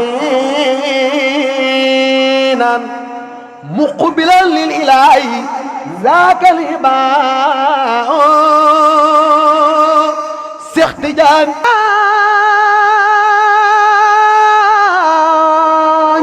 هيبة تربة صفوني لك أزكى تسليم طول الليالي ليس يروي قلب المعبد واتا في رقد في تربيك المتالي Kër Baay show fii ci Gambian Talents TV dañu ko isil chaque ajuma ñetti waxtu ba ñeenti waxtu ولوف الخلق مالوف الناس الله برهما ولوف الخلق مالوف الناس الله برهما لا أنت ليسنا من كل مقوس القوس برهما قولا لا إله إلا الله لا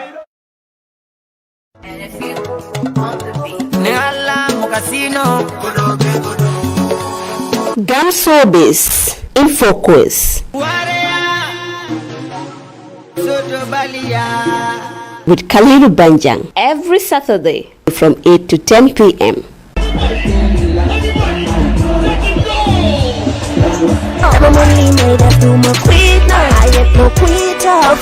You want to know about the Gambia entertainment industry? You want to know the existing policies and programs of the arts and culture sector. You want to know about the governance and management of the arts associations. The program will throw a fresh light on the entertainment industry in focus. We will touch so many angles about the cultural sector, the opportunities and challenges, and interrogate them, and most importantly, offer solutions.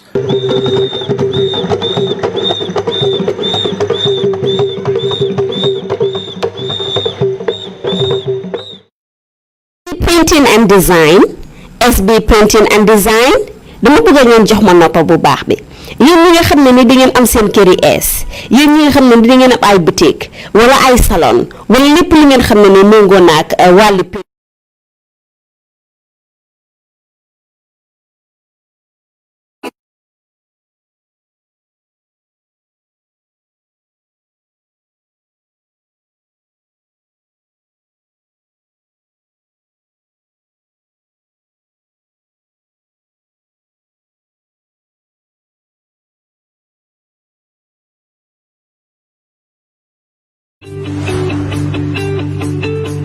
Supersonics Money Transfer is giving you an unbeatable offer this Tobaski. Your family and friends can now send you monies from the whole of Europe, US, Canada, and Switzerland for absolutely free. Yes!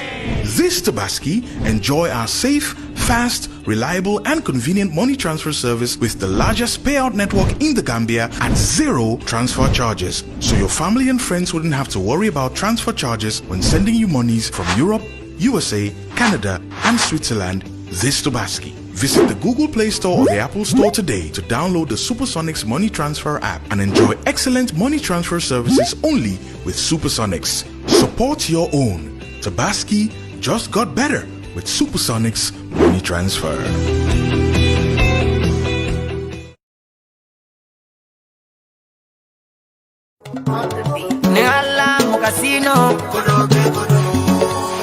Gamsobis in focus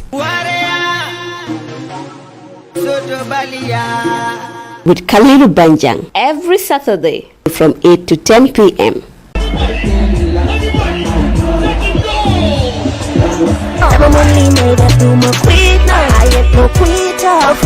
You want to know about the Gambia entertainment industry. You want to know the existing policies and programs of the arts and culture sector. You want to know about the governance and management of the arts associations. The program will throw a fresh light on the entertainment industry in focus. We will touch so many angles about the cultural sector, the opportunities and challenges, and interrogate them, and most importantly, offer solutions.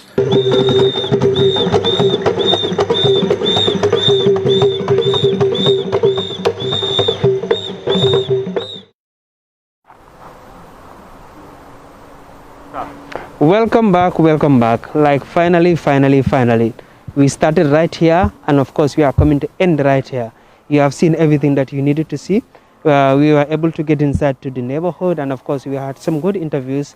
We were able to share, people's story ranging from students, to other business people. So right now we are back at the garage right now. Like I said, this is Kotu Kware.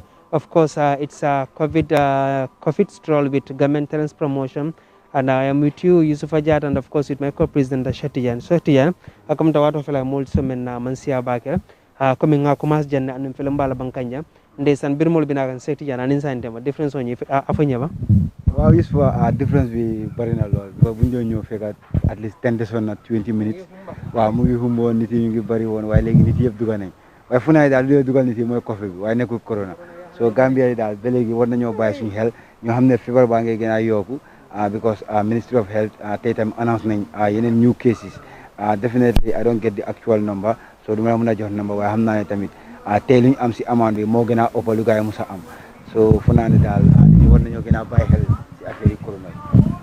Secretary Jana Baraka Bagedron, come here for Yamendron cases will be increased can wati. You baranga for Yamendron Kotu Kuarele, Mobe Daibedam and Risi Hakilotu, Maskol Sidunole.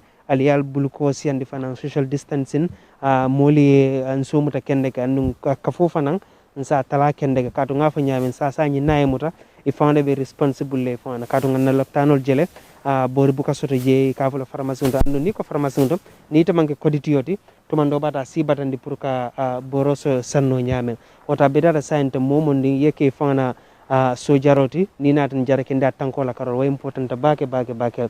So we just reminded everyone that constant wearing of your mask. Like I said, I always emphasize, and today too I'm going to emphasize it. If we say face mask, it doesn't mean that you're going to wear it over your chin. It's not for fashion, and certainly it isn't for your ears because it's not an earpiece, or your headphone. So always just wear it properly, over your mouth and your nose. In that way, it will potentially protect you. And of course, do not forget to wash your hand. It's also very important if necessary. And also, avoid large crowd, social gathering and all other necessary events. So this is not the time for any ambience. It is not the time for any party. This is the time for togetherness. It's the time for community to stood up, together, to stand up together, to fight COVID-19. So if we do that, maybe for sure we're gonna see that we wipe it out of our country and out of our generation. So COVID-19 can become history again. So just to remind you all that it's Gttv, Curfew Stroll, and today this is all we have for you. So Walondromba close legend Curfew Stroll long and sotale bi sama fana mulbe murulana and bitar la doto will come back with different stories me yalonko abal inspire albalo na mol covid ayla life impact nyaadi la nim business la business oti nyaadi nin karamta dinna la fanam ayla life fanam change nyaadi la mbobe la na so dalilo kamal nga fale ko stay home, stay blessed. Almasko dung ale albuloku ale sabati sokon bake fana. Ala baraka bake drong fasama.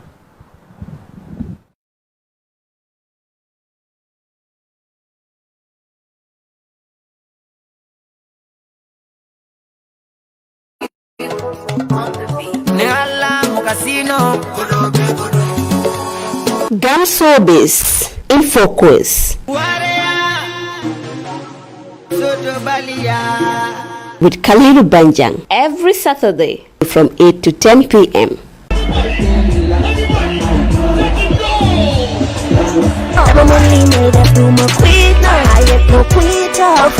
You want to know about the Gambia entertainment industry? You want to know the existing policies and programs of the arts and culture sector? You want to know about the governance and management of the arts associations? The program will throw a fresh light on the entertainment industry in focus. We will touch so many angles about the cultural sector, the opportunities and challenges, and interrogate them, and most importantly, offer solutions.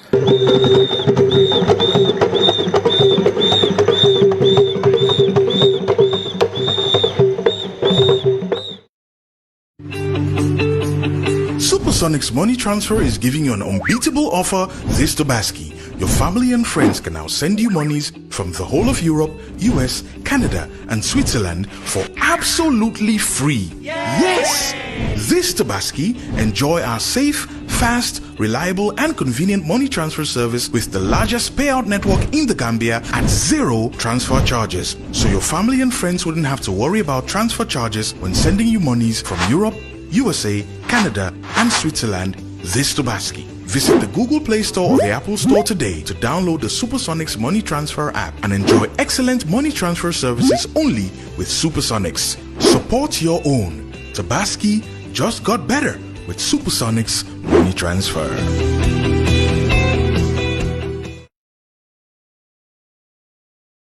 ilallah la ilallah sangai baram la ilallah la ilallah la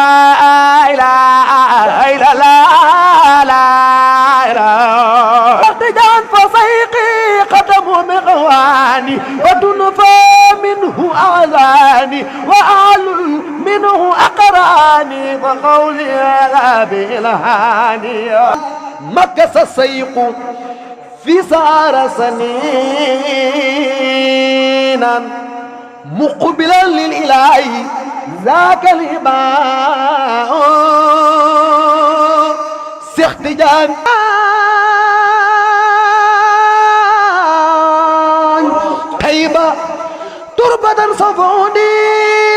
أزكى تسليم طول الليالي ليس يروي قلب المحب ذواتا في رقد في تربيك المتالي waa Baye Show fii ci Gambian Talents TV dañ leen ko isil chaque ajuma ñetti waxtu ba ñeenti waxtu ألوف الخلق مالوف الناس الله برهما ألوف الخلق مالوف الناس الله برهما لا أنت ليسنا من كل مقوس القوس برهما كولك لا إله إلا الله لا Printing and design SB printing and design dama bëgg ngeen jox ma noppa bu baax bi yéen ñi nga xam ne ni di ngeen am seen kër yi ees yéen ñi nga xam ne di ngeen am ay boutique wala ay salon wala lépp li ngeen xam ne ni méngoo naag wàlli peinture ak design jokkoo leen ak ki nga xam ne ni moom mooy uyo si Seeku Bojang xarañ lool si liggéeyam xam li muy def mun ko te di ko def ak SB printing design lépp loo leen na ma si xeetum design paint and everything li ngeen soxla si seen boutique seen néeg seen kër yi ees yi dama ne jokkoo leen ak moom si 331 3415 331 3415 nekk foofu sa Serekunda ci Kistown jokkoo leen ak ñi nga xam ne ñoom ñooy SB printing design ñu designal leen ba seen xol sedda li sedda sa xol ñun loolu moo ñu soxal ak SB printing design taaral sa kër taaral sa dëkkuwaay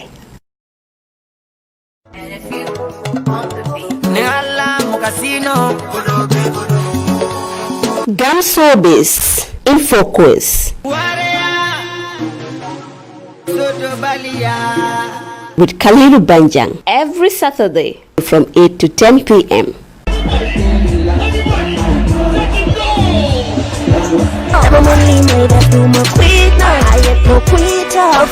You want to know about the Gambia entertainment industry? You want to know the existing policies and programs of the arts and culture sector? You want to know about the governance and management of the arts associations? The program will throw a fresh light on the entertainment industry in focus. We will touch so many angles about the cultural sector, the opportunities and challenges, and interrogate them, and most importantly, offer solutions.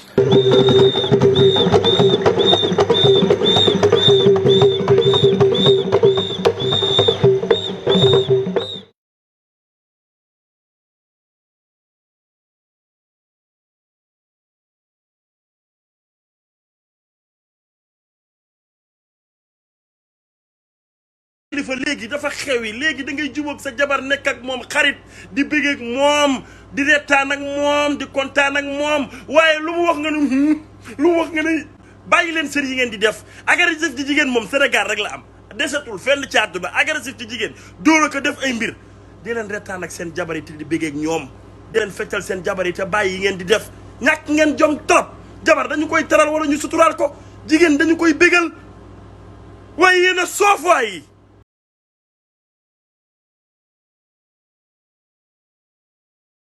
gel pa Ousmane Diop dina fundo patase tete ko la wax dama ne li dina dégg ko gori Gambien bu jonge man nga pirate ko wéti wone say fem sentiment show pa Ousmane ko ñoo nene ko sulto do ko dia sentiment show Gambian Talents Show love in the air, love every day. Sentiment show, pa Ousmane Show. Ayo nene, nesuto tum sedia. Sentiment show, Gambian Talents Show. Love in the air, love every day. Dama ne góori Gambien yi nañ leen wàññi xadar gi, bàyyi rëy gi. bàyyi dangar bu bari ci nag ndax soo ngeen sàgganee ñàkk yeeg boobo yeeg grand yi dinañu nangu suñuy jigéen suñu loxo jigéen ñi nag ànd nañ booloo ne suñuy góor dañ xaw a am adal nañ leen wàññi xadar gi bàññi diis gi di raxas suñuy poxataan yi nag ak suñu ron te pax yi di def même baax nee leen bàyyi doxaan bu métti buñ nekkee ci Facebook bi ak social ku si yàq sa toxu si ngalam di nga riiti mu la bàyyi leen doxaan gu bari gi ngeen nekkee ci Facebook bi ak social media bàyyi leen doxaan gu bari gi ngeen nekkee ci Facebook bi ak social media bi ku doon laajte Falla Ngoyaa ngi ñooy ndey mbilla gi daj dëpp gi lépp fépp gi lu ne fu ne maa ngi leen ay nuyu nit ñi nuyoo buur di leen dalal di leen tatagal fii ci Sentiment Show ci Gambian Talents TV nekkal leen ci gannaaw microphone bi di Pa Ousmane Diouf ak Sima Haydara ma ne nag ki doon laajte Falla Ngoyaa ngi ndax xale bu jigéen bi dafa toog rek réer dafa toog rek daw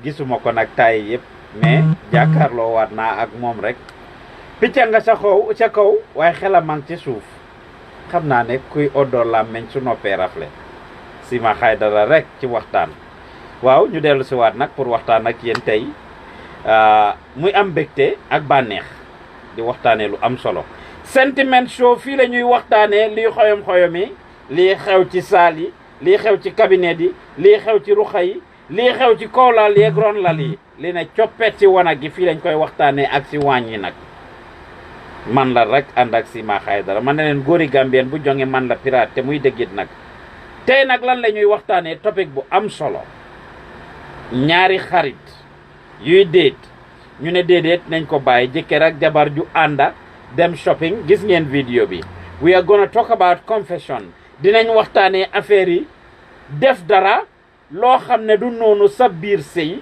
wala sa relationship nga am mandu gu day ni face jàkkaarloo ak sa partner pour confess is this an easy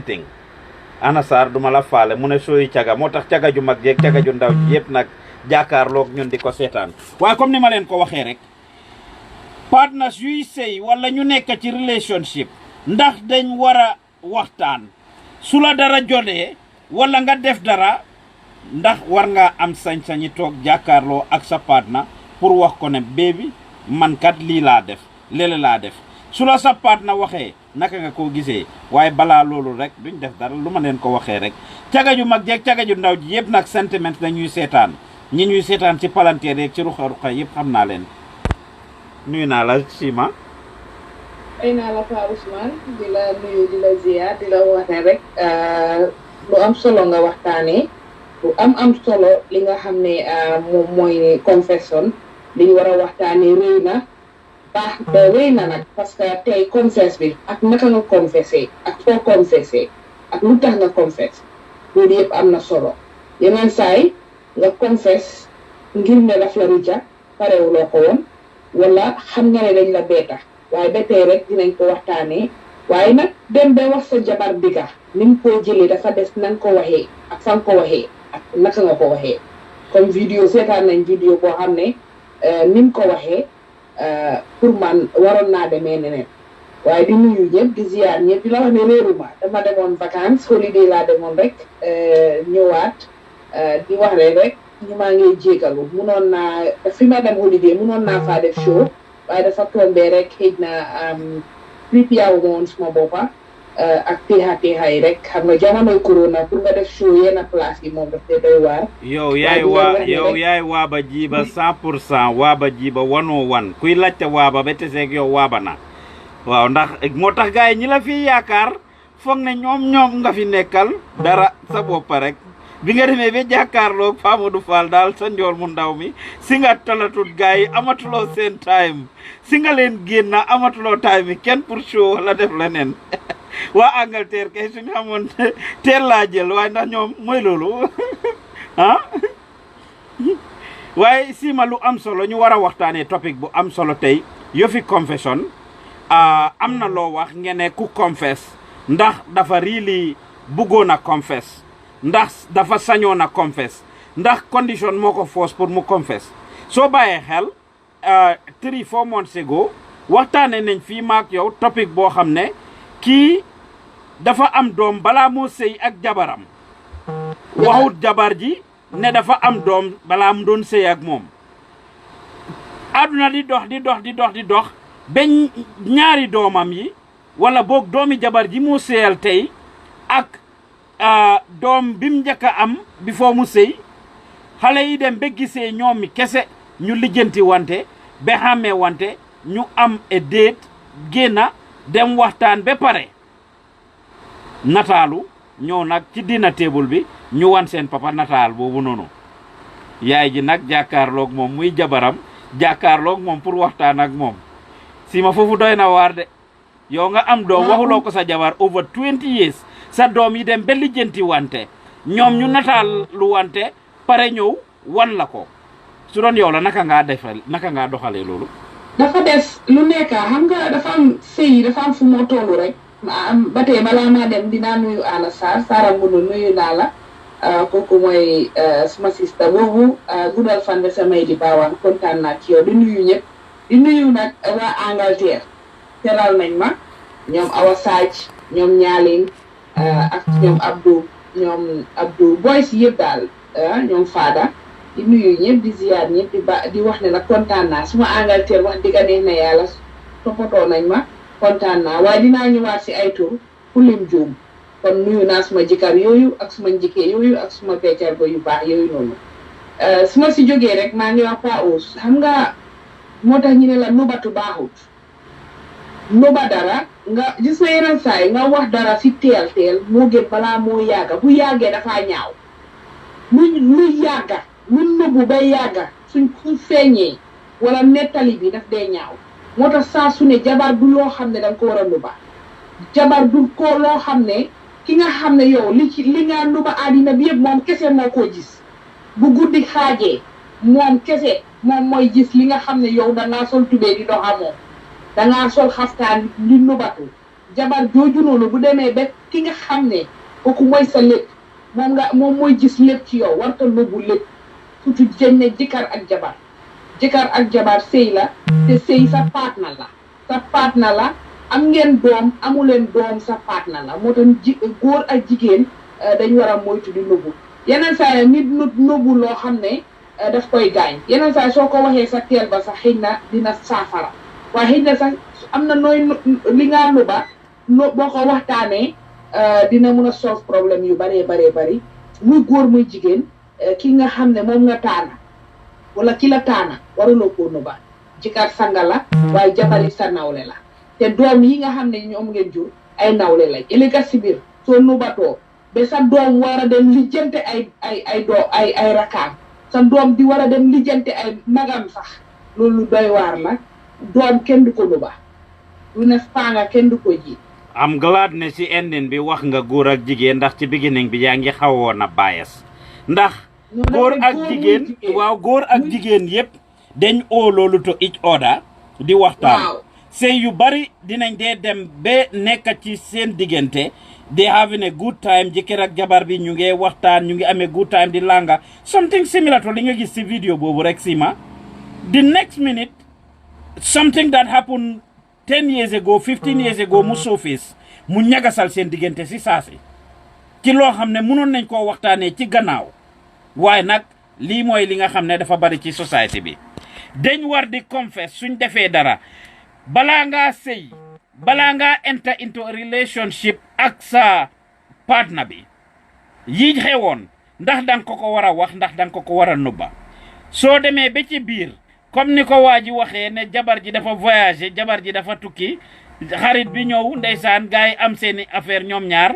mu dem waxut ko ñu def ba mu baax man am na sëy bu ma xam boo xam ne kooku ndaw si la woon di opposite one Sima xale bu jigéen bi moo nekk Banjul am fa doom balaa moo ñëw bitim réew mu am doom Banjul of course mu ñëw sëy ak jëkkëram they were doing very well love each other happy couple have investments together and doing everything jëkkër ji mujjee find out ne jabar ji dafa amoon doom Banjul te waxu ko seen sëy si loolu la tasee ndeysaan kon ndax dañ war di nubba suñ partner yi suñ relationships yi dañ leen war di nubba lii xew balaa ñoo sëy wala balaa ñoo engage ci relationship wala boog suñ demee ba seytaane mun ñu sometimes it doesn't even have to be about cheating Sima it could be about anything else whether affaire yi alal laak nga gis jigéen ñi fii te mën a jigéen ñi nag parce que daf ci bari dama daan yónnee xaalis Sima Banjul dinaa la wax ne la am na góor ñi daan toog di sonna suba ngoon guddee bëccëg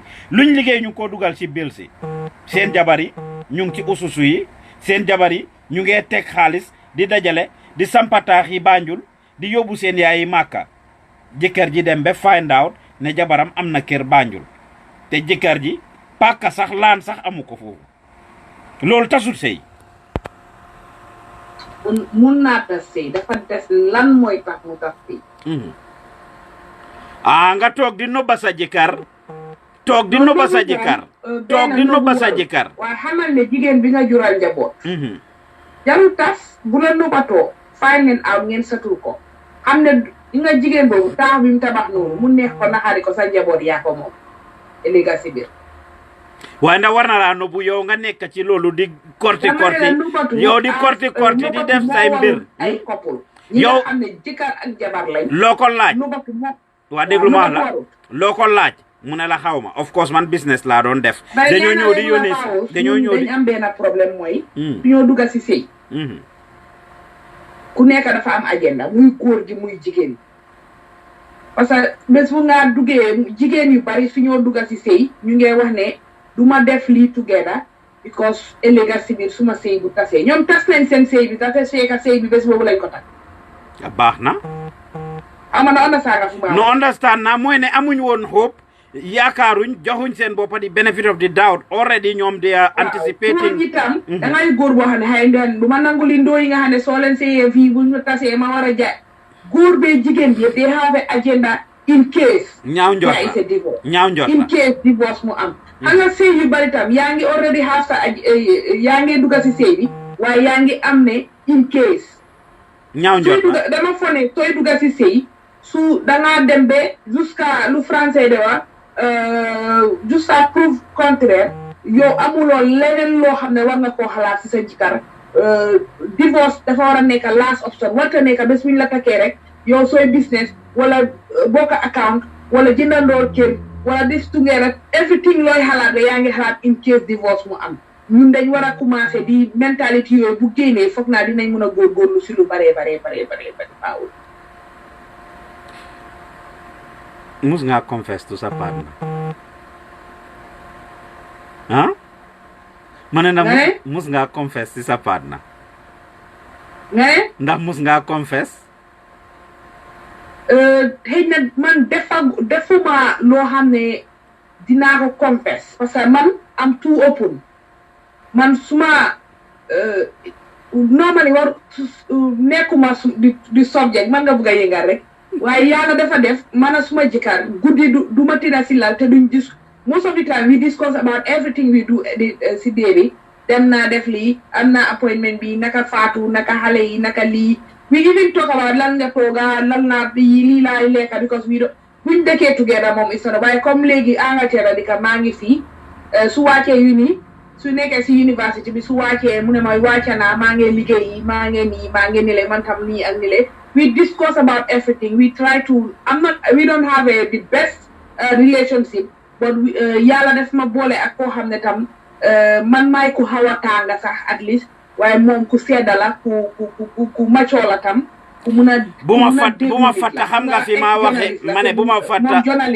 ma fatta laa wax xam nga fi maa waxee talking about previous relationships yeeg yi si xewoon ak yooyu noonu waaye lu neex du doy dañ ko fee poos rek jeeg ñu dem ci real show bi képp ku ñuy déglu di ñu seetaan ngeen dugga ci si Gambian Talents TV right now ñu ngee ñoo dem ci live dañ leen doon mosal rek ñamal leen kon loolu la ñoo waxtaanee relationships ak confession ndax dañ war di confess ci suñ partners yi li xew ci suñ relationships yi balaa ñuy sëy balaa ñuy engage each other balaa ñuy nekka ndax li xew ci suñ life waxtaan nañ ko ak suñ partners yi ndax dañoo bàyyi bañ sëy dem 1 year 2 years 5 years 10 years time ba ay wécceeku am ci suñ life partner bi ñoo xam ne lii ak lii xewoon na wala boog ci bi ngeen sëyee am na yu bari yu si xew yoo xam ne yéen a ko doon nobbante whether it's in the area of investment whether it's in the area of family whether it's in the area of cheating on each other wala seytaane dab la mun la nag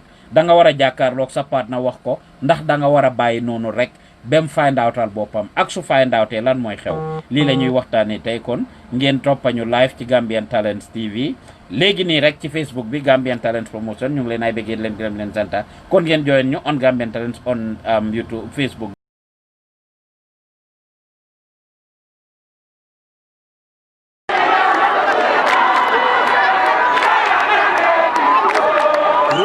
APRC party still going stronger and even more.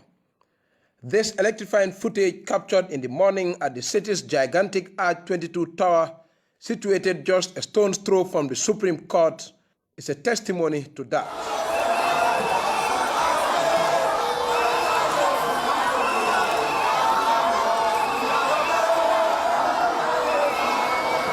Showcasing their unconditional love and loyalty to the party and its leadership, the hosts of party diehards wanted to vehemently show defiance to the outcome of the December 1st elections results. They did it. My expectation here is to win the case because we have been cheated and we 100% know that we were cheated. Supporters also expressed confidence in the outcome of the court verdict, believing the truth would undoubtedly be unearthed and justice will prevail willy or nilly. These thousands of Gambians brought themselves here. They want to see that justice is done. They want to see that the rigging and the irregularities that happens during the December 1st elections, justice is served for posterity. dañ bëgg a dégg te dégg rek mooy mujjee ñun dañ xam ne dañ ànda dégg Yaya Jammeh dafa ànda dégg moo tax ñun ñu ñëw fii. Chanting echoes and wielding banners which indicated their distress at the referees of last year's disputed presidential elections, the party faithful, however, stressed that Jammeh must stay because, in their opinion, all Gambians have not decided during the 2016 presidential polls. We feel we are cheated, and everybody knows APRC is cheated. So that's why we are in the courts, and we will fight to the last minute. From the arch, the supporters took their message to the July 22nd square next to the seat of the presidency with the intention to show solidarity with the president, His Excellency Sir Professor Dr. Alhaji Jammeh Babili Mansa.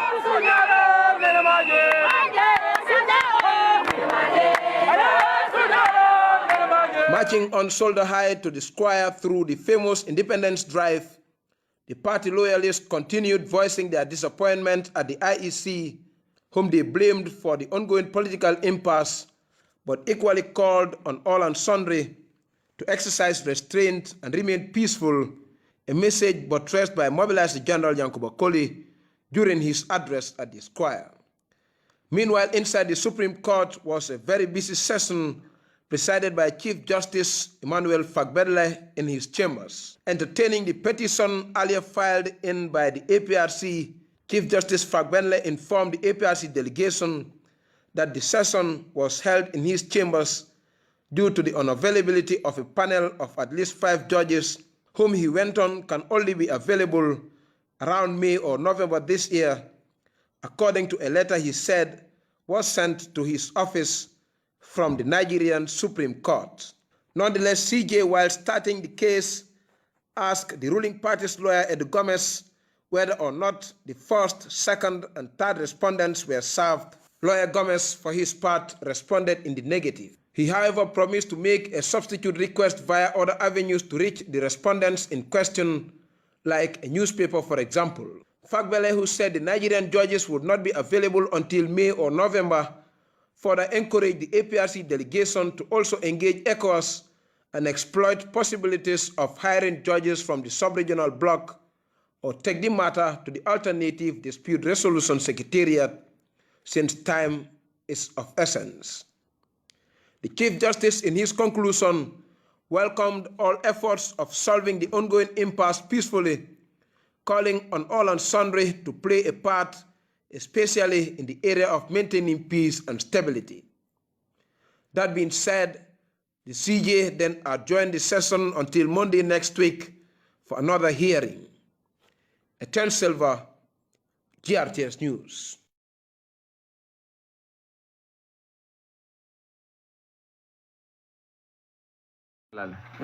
Momo e dengala e fele e bota kato mo kanari ngo ani momi ya on ka abota ni e de wala de e kanatale e bota woto Muhammad Lamin Jabi mo sifalati korda kono mo sifalati sate o kono mo sifalati banko kan mo sifalati dunia kono ni nata Muhammad Lamin Jabi jibe ala nafa anala kummaya anala baraku alhamdulillah a folota aya folo la kabilol la bini yata besi jaabi kunda jibe kabilo ni Muhammad Lamin Jaabi ay kabilo futande mintole bi ay besi jaabi kunda futande mintole adum fonfe yalon ko dem besi jaabi kunda dingoti ni Muhammad Lamin Jaabi tome banta bato wala be duniya dawoda en nebge ko jimi e kala fla ka fo ko ni mun tayinati adum fonfe yalon ko imu besi dingo fanante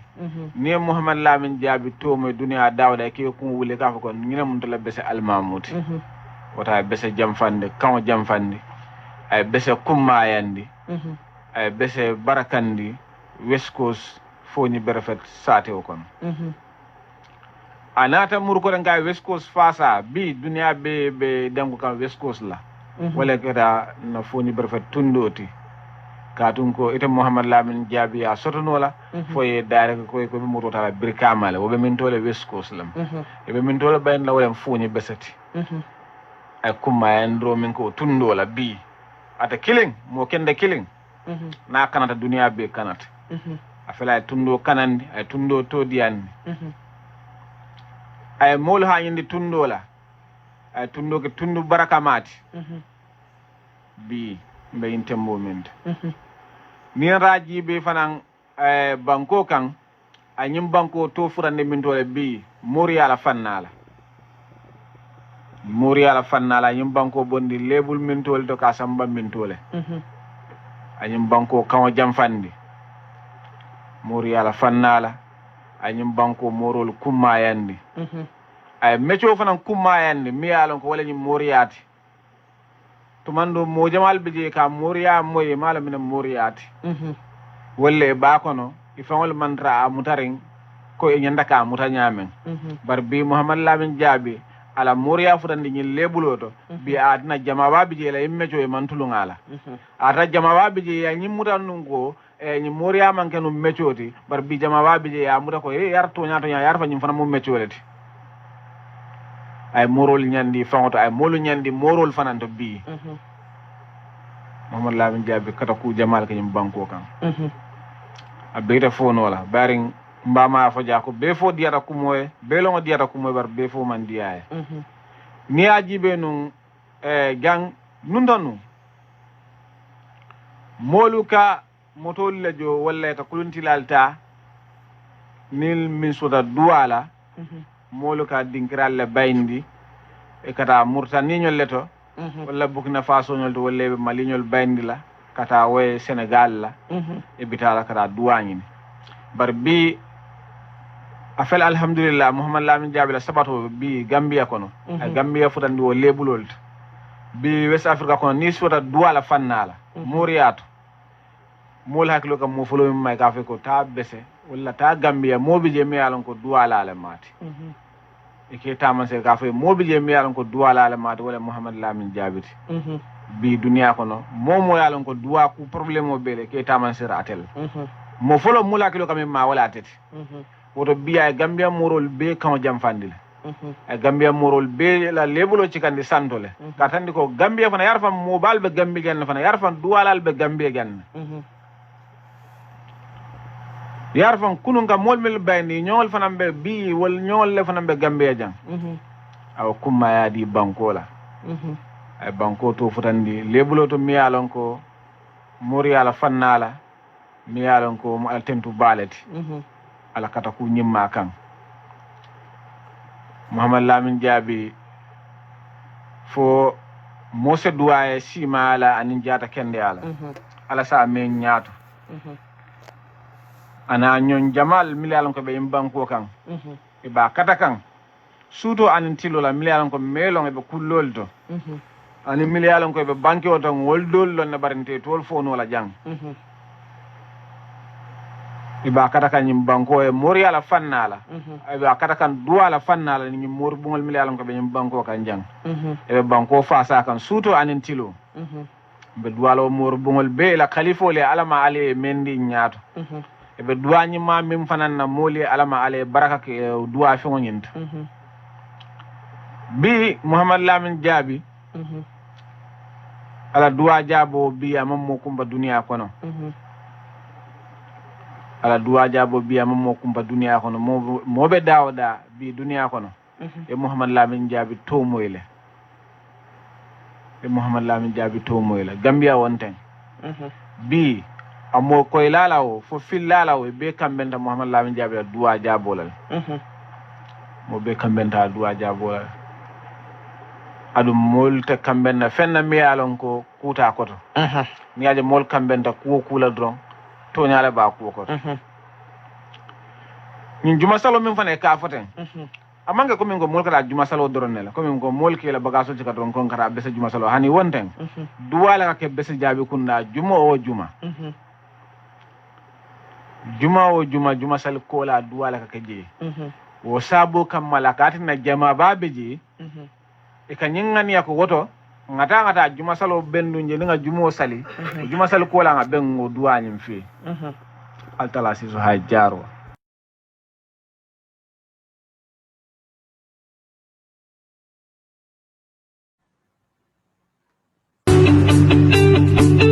Supersonics Money Transfer ñoo leen indil xéewal bu rëy a rëy jëmale ko ci tabaski bi ñooy digmal léegi say mbokk ak sa ay am di jàmm mën nañ la yónnee xaalis bàyyee ko Supersonics Money Transfer ñoo leen indil xéewal bu rëy a rëy jëmale ko ci tabaski bi ñooy digmal léegi say mbokk ak sa ay am di jàmm mën nañ la yónnee xaalis bàyyee ko Supersonics Money Transfer ñoo leen indil xéewal bu rëy a rëy jëmale ko ci tabaski bi ñooy digmal léegi say mbokk ak sa ay am di jàmm mën nañ la yónnee xaalis bàyyee ko Supersonics Money Transfer ñoo leen indil xéewal bu rëy a rëy jëmale ko ci tabaski bi ñooy digmal léegi say mbokk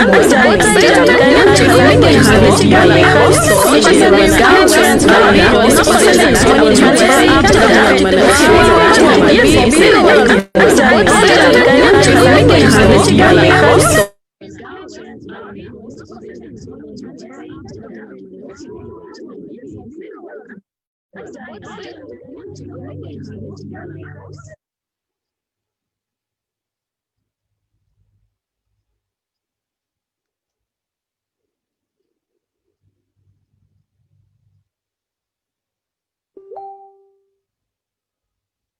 Welcome back to another edition of the Gambian Talent TV live and direct here in our studios at Westfield. Gambia ma leen nuyu di leen jaajëfal di leen tatagal di leen ne nag yéen a ngi seetaan seeni programme suñu programme bi nga xam ne saa su ne dañ leen koy inil programme bi nga xam ne nag bu Gambia la programme bi nga xam ne saa su ne ñun ñoo ko moom dafa mel ni Fatou yaa ngi play benn audio mu ngi ñëw fii right now. Hello. No, I don't think so. Is something playing on your computer? Okay. Yes. So Gambia tey nag gan bu mag laa leen inil gan boo xam ne ñu bare xam neen ko si biir dëkk bi. Yeah, I think mu ngi okay léegi. Ñu bare xam neen ko si biir media. Jamono ji nag Fatou Dibalen lañ inil. Ñu gëne ko xamee si jongoma Fatou ahankañ jongoma na wax dëgg neex yàlla tubaarkalla macha allah so tey nag mooy suñu gan mooy seeni gan su ko defee nag dina waxtaan ak moom su lu bari si askan bi ñu bari xam nañ ko si media waaye gëj nañ koo dégg si yeneen anam bu dul si biir Gambia Fatou ma nuyu la salaamaaleykum sa audio mu ngi mute. Jërëjëf, thank you. Fatou, jërëjëf waa maa ngi leen di nuyu yéen ñëpp man tam maa ngi laa fay. Thank you very much to link ma invite si sa show bi tey appreciate naa ko torop maa ngi laa fay naa nga def.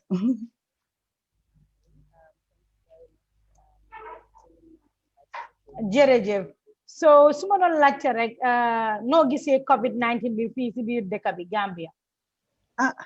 Fi mu nekk nii Fatou jërëjëf COVID-19 bi nag comme fi mu nekk nii dafa xala doy waar parce que xam nga ñu gis nañ diggante August 5th ba August 11th naka la yëfi taajo foofu there has been a surge of coronavirus cases diggante period boobu ba pare ñu si ko am benn tey so of course gis nañ dëcc yi tamit xam nga so it's really a sad situation Gambia and you know, ñu ñëpp dañ am pour jël individual responsibility ñu xeex coronavirus bi génnee ko suñ dëkk. So you know, it's a sad situation, really is.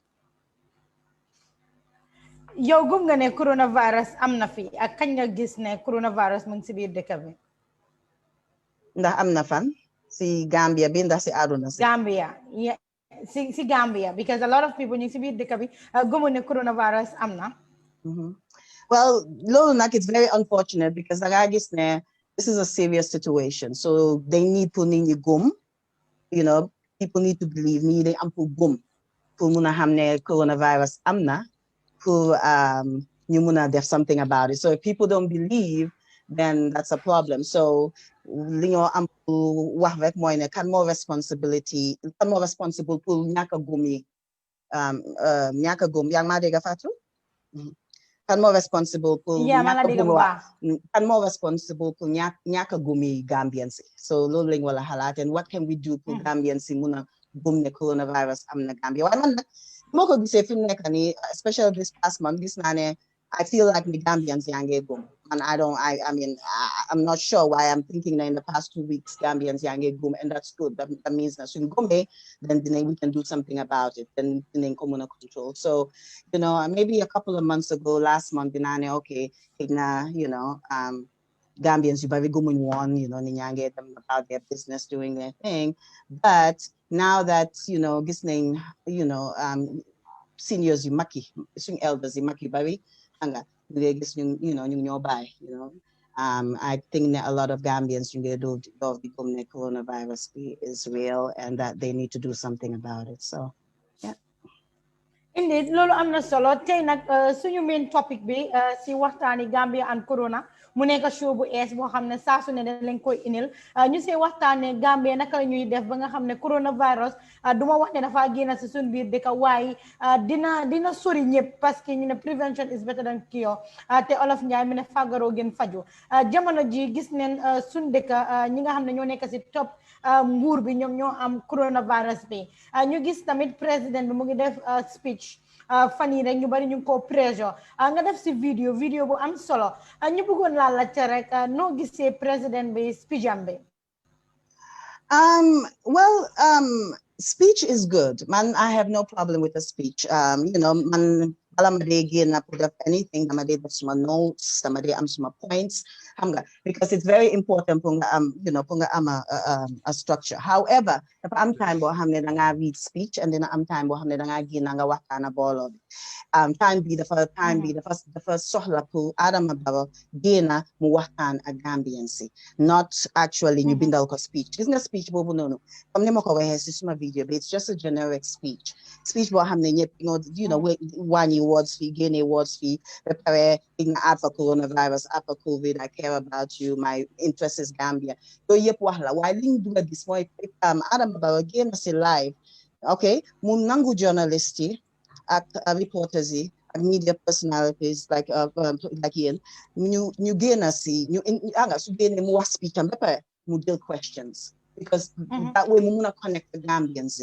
Hamga, you know, presidency then data flow, we connect the Gambians. Why when you deaf speech, record call, they connect to law. You're not showing any empathy. Hanga one lawyer man there, sisandingi, Hamga.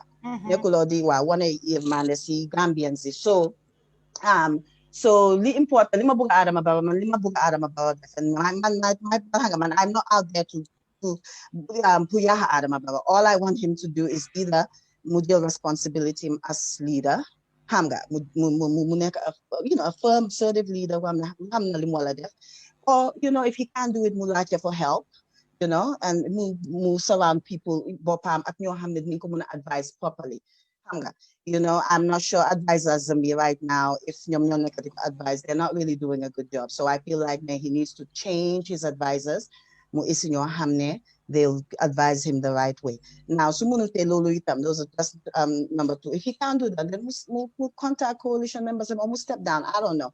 That's the last resort. But we need to go forward. So my thing is he needs to connect with the Gambian people. And he's not connecting. He could connect the Gambian people. If you're not connecting with the, speech, they were happy with it. It's a speech. journalists yi nekk foofu represent leen ko like questions yoo xam ne moom nekk di ko wax si speech bi, but we need to hear from him. We need to get questions. We need to hear him responding. Wala gis moom feelings am yi, am empathy. You know, hanga so you wax, so you interviewing, I wax live. Singa really ham na nit am na yirmande and am na empathy. People need to see that. Need to see his emotions. Hanga. Why the problem with Adam, annual read speech, siga, read hall, siga. I'm not connecting with the guy. I'm not connect with him. And that's the problem. So that's why I had a problem with that speech, you know. And another thing I had a problem with is you do not come out, I'll come out, and see when I think there's a need. Well, there was a need. There has been a need. You know, there has been a need 2 weeks ago, you know, young ages. You know which one of those deaths are connected to coronavirus, but I'm quite sure then you get on the report. But you know, I'm just gonna go with the numbers. However, there have been deaths. We connect every day. Danga suba madama deva gala my phone people said Facebook, because the interesting thing is that the first thing luma de gis moy suma uberek tag. That's the first thing. It's like every day. It doesn't even feel. You know, I mean, it's not anything else. It's not someone talking about something happy somewhere else. No, target. And it just takes away a lot from me, you know? So I think Adam Abba needs to connect more with the Gambian people. He needs to talk to us. He needs to come out and say, he needs to speak in the local languages. This is not about his English. He speaks decent English. Everybody in Angala do Singlaka. All of whatever our national Moisulaka, you know, and we should encourage actually some local languages. Much more I know all of banging here, why didn't I like us more? You know, much more all of it are not deep as yours. Why? Community sa laka bohamne laka all of or laka bohamne you're comfortable with. Muy full, muy dollar, muy sauce, whatever you're comfortable with. Laka bobu. Yeah, didn't know see language me, which is very important. But then, is it right? Could President Adam Barrow Mohar ñiti ñu tek ko pressure ñi di def ay petition ñi di def Adama Barrow lay come to the people talk, where is the president? Do you feel ne lolu dafa right dafa wara xaar ba ñiti tek ko pressure mu doga gina ci mu wax just like yeneen dëkk ñu ngi gis every other day seen president ni dinañ ñëw di waxtaan ak ñiti nat loo xam ne ñiti yaa leen ko laajte. And that's exactly my point. Adam Ababa every day mugena. See, he doesn't have to come out every day. Munagena once a week. It's not much more Adam Ababa once a week so dina contact. Once a week dina contact. Dina okay, mugena see once a week. Also I understand that he's not used to this. Why Adam Ababa do get so the thing is people you get like 2017 and it's not only coronavirus, any situation we have Gambia. We've had situations again post Jammeh, again 2017 where lady situations you're having the president why they know why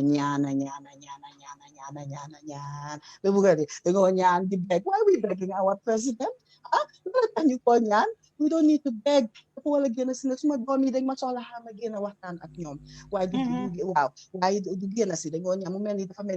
they feel like why like last week I noticed my next week circulate a document because of how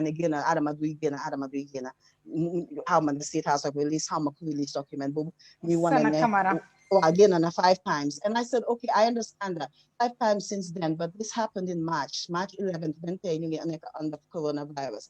March 11th, then it should have been more than 5 times. So people support him, people want to defend him, but then defense law you know, lima support the support while lima we support Adam Ababa Adam Ababa support me la de Adam Ababa wante dañ buga tamit fi nekk coronavirus bi doy na waa bi buga nga dug si ñun sa supporters yi ñooy wax ne dugal lii osa bu ñu slow jógal si lii man loolu laa buga osa 5 times doy so wala wax ne ko it's been 6 months since coronavirus started. We should have seen Adam Ababa at least 15 times so since then or 10 times. You know, let's say 10 times. Let's double the 5. loolu am na solo bu baax a baax a baax kan moo wax loolu mooy Fatou Diba jongoma Fatou axankañ nekk foofu noonu si Amérique tey mooy suma gan mooy seeni gan Gambia and Corona nag nekk show boo xam ne every time dinañ leen indil ndaanaan yu bëree bëri képp koo xam ne rek yaa ngi wax dara si internet bi ida nga believe ne looy wax am na impact na amul impact man maa ngi seetaan te ku ma indi suma show bi rek damaa believe ne kooku wax dëgg neex yàlla koo xam ne baatam dem na Fatou dinaa def nii rek ñu play Adama Barrow speech am bi a little su ko defee ñiti ñu déglu speech bi ñu xam yow lan nga wax si speech boobu.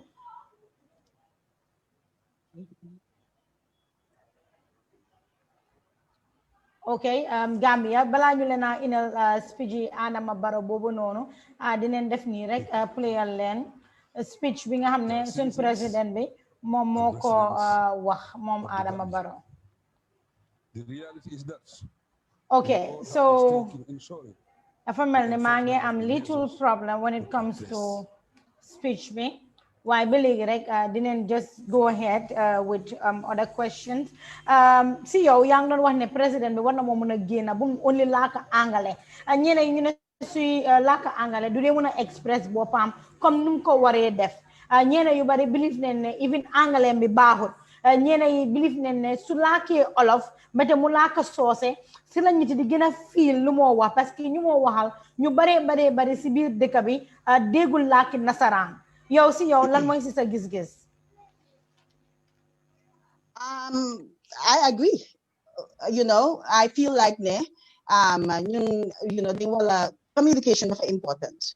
So they wala use communication methods yi nga xam ne ñoo gën a effective.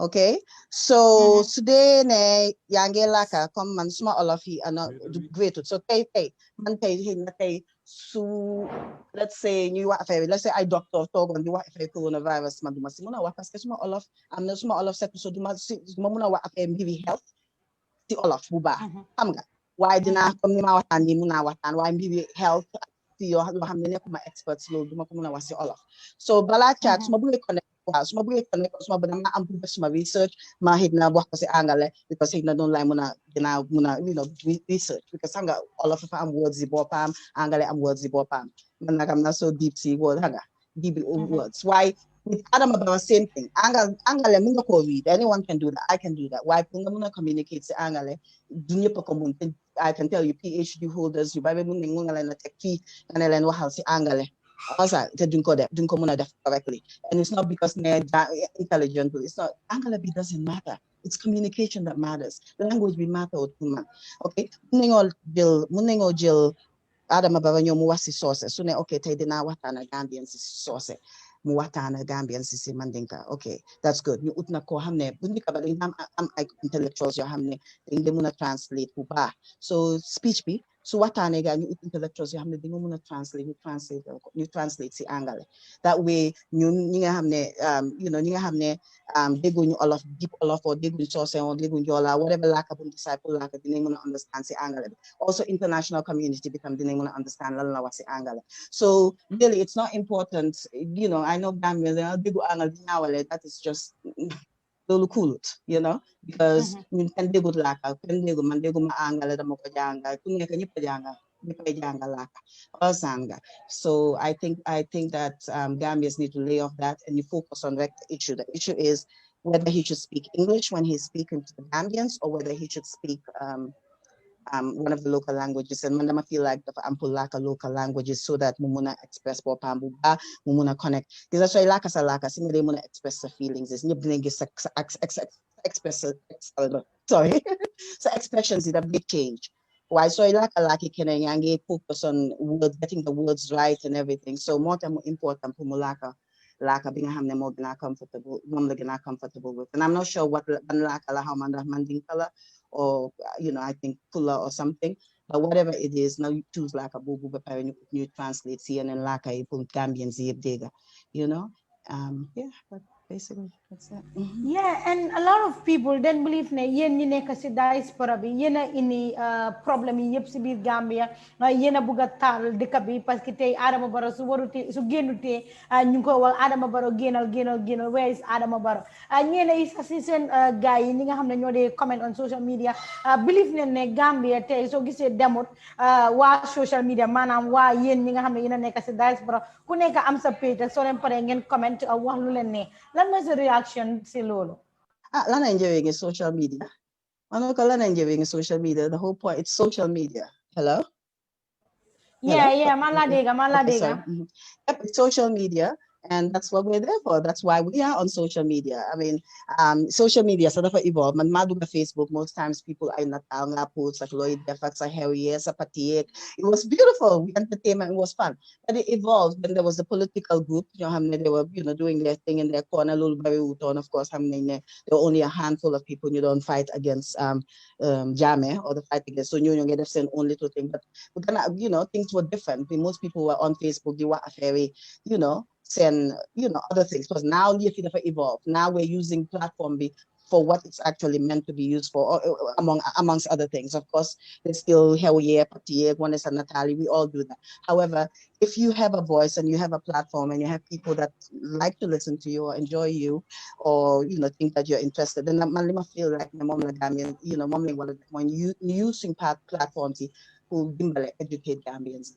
So if nakato artist and you wax ne Adama Barrow lu ta génnut lan moo ay si loolu lan mooy problem bi I don't see a problem in that because ñu ñooy citizens yi ñu ñoo wala laajte ndax lana tax Adama Barrow génnut te ñun si diaspora bi xanaa I think that people think they're fàtte ne ñun tam Gambian so we're worried. I mean, you're double worrying there. Worry about suñu boppa si coronavirus for example. We're not only worrying about ourselves nekkuñ di worry about suñu boppa fii rek waaye ñu ngi also worry about Gambia suñu mbokk yi yéen ñu ngi worry about yéen right now so it's very scary and that's why we're gonna keep talking ana Adama Barrow di bëgg a dégg si Adama Barrow okay yes very well loolu am na solo bu baax a baax Fatou ñeneen sa den believe ne bu Jammeh nekkee fii ñu bari si yéen doo leen daan comment doo leen daan wax ana Jammeh ana lii but léegi daal Adama Barrow daal moom la ku nekk bëgg a jël rek xëcc ko ba mu ñëw si moom rek di comment kañ because Yaya Jammeh nekkaatu fi ñu jël ak Adama Barrow def nañ a wonderful job def nañ a great job and guess what ñoom liñ def moo tax ñu mën a nekk fii tey so kañ waaye loolu du tax ñu ne we are not gonna duñ ne nekkoon lu tax waxuñu fi Jammeh is back. Jammeh, it's not important anymore. He's irrelevant. Adama Barrow. So what we're trying to do is we're trying to avoid lan moo ñu daloon time Jammeh. Loolu la ñoo try to avoid now. Moo tax Gambians yëpp dañ am pour jóg ñu noppi woon ñu doon wax ñu waxutoon yëpp dañ am pour jóg. Okay, so it is what it is. So it's not all about ne Jammeh ngeen ragal ngeen ñeme Adama Barrow. Dañ ragaloon Jammeh moom. Afraid of them. People were afraid of them. It's the system. People were afraid of them. This is reality. However, Adama Barrow, so they're going okay, Jammeh, not your one name. This is I don't see the sense in this. They're going okay, you they were one time Jammeh. Also, so Kyle you continue bunywa time Barrow. Okay. Barrow tam definitely Jammeh def. We're gonna talk. Jammeh if I don't talk, there have to be. So yes, we didn't say you bury what we want. But guess what? Some people were working underground, some people were donating underground. We don't have to say everything, but people will talk working on it, and other people were doing. So guess what? Gain on one, why guess what? Now gain us in it, and that's what's important because guess what? So gain on time, so gain on 94, 95, 96, 97, 98. So that means you have gain on. That do for 5 years, 10 years, 5 to 10 years. So yes, we are all to blame, but guess what? We gain enough. So I'm not gonna dwell on that. That's gone. Now we're gonna dwell on now. We're not gonna let anybody. You know what? You can definitely and that's what we're all going to voice. Then we all have You know, we all have a part to play. We all have a part to contribute. You know, some of us like to write. Man, I like to write. Man, people are again, my emotions. You know, I've been like that since Maneke Halal. I had a diary. Man, I like to write. I like to read. This is what I like to do. So I've been all my life. When I was a kid, I'm going to publish a book. Maneke Halal. I used to write these little stories. So man, I'm a writer. I've always been that person, and that's what. So some feelings here, you know. So other people do other things. Gambians have other ways, entertainers. This Aisha Gambian in Yanko. So no, Aisha, that's what she's contributing. That's her, you know, you need difficult time.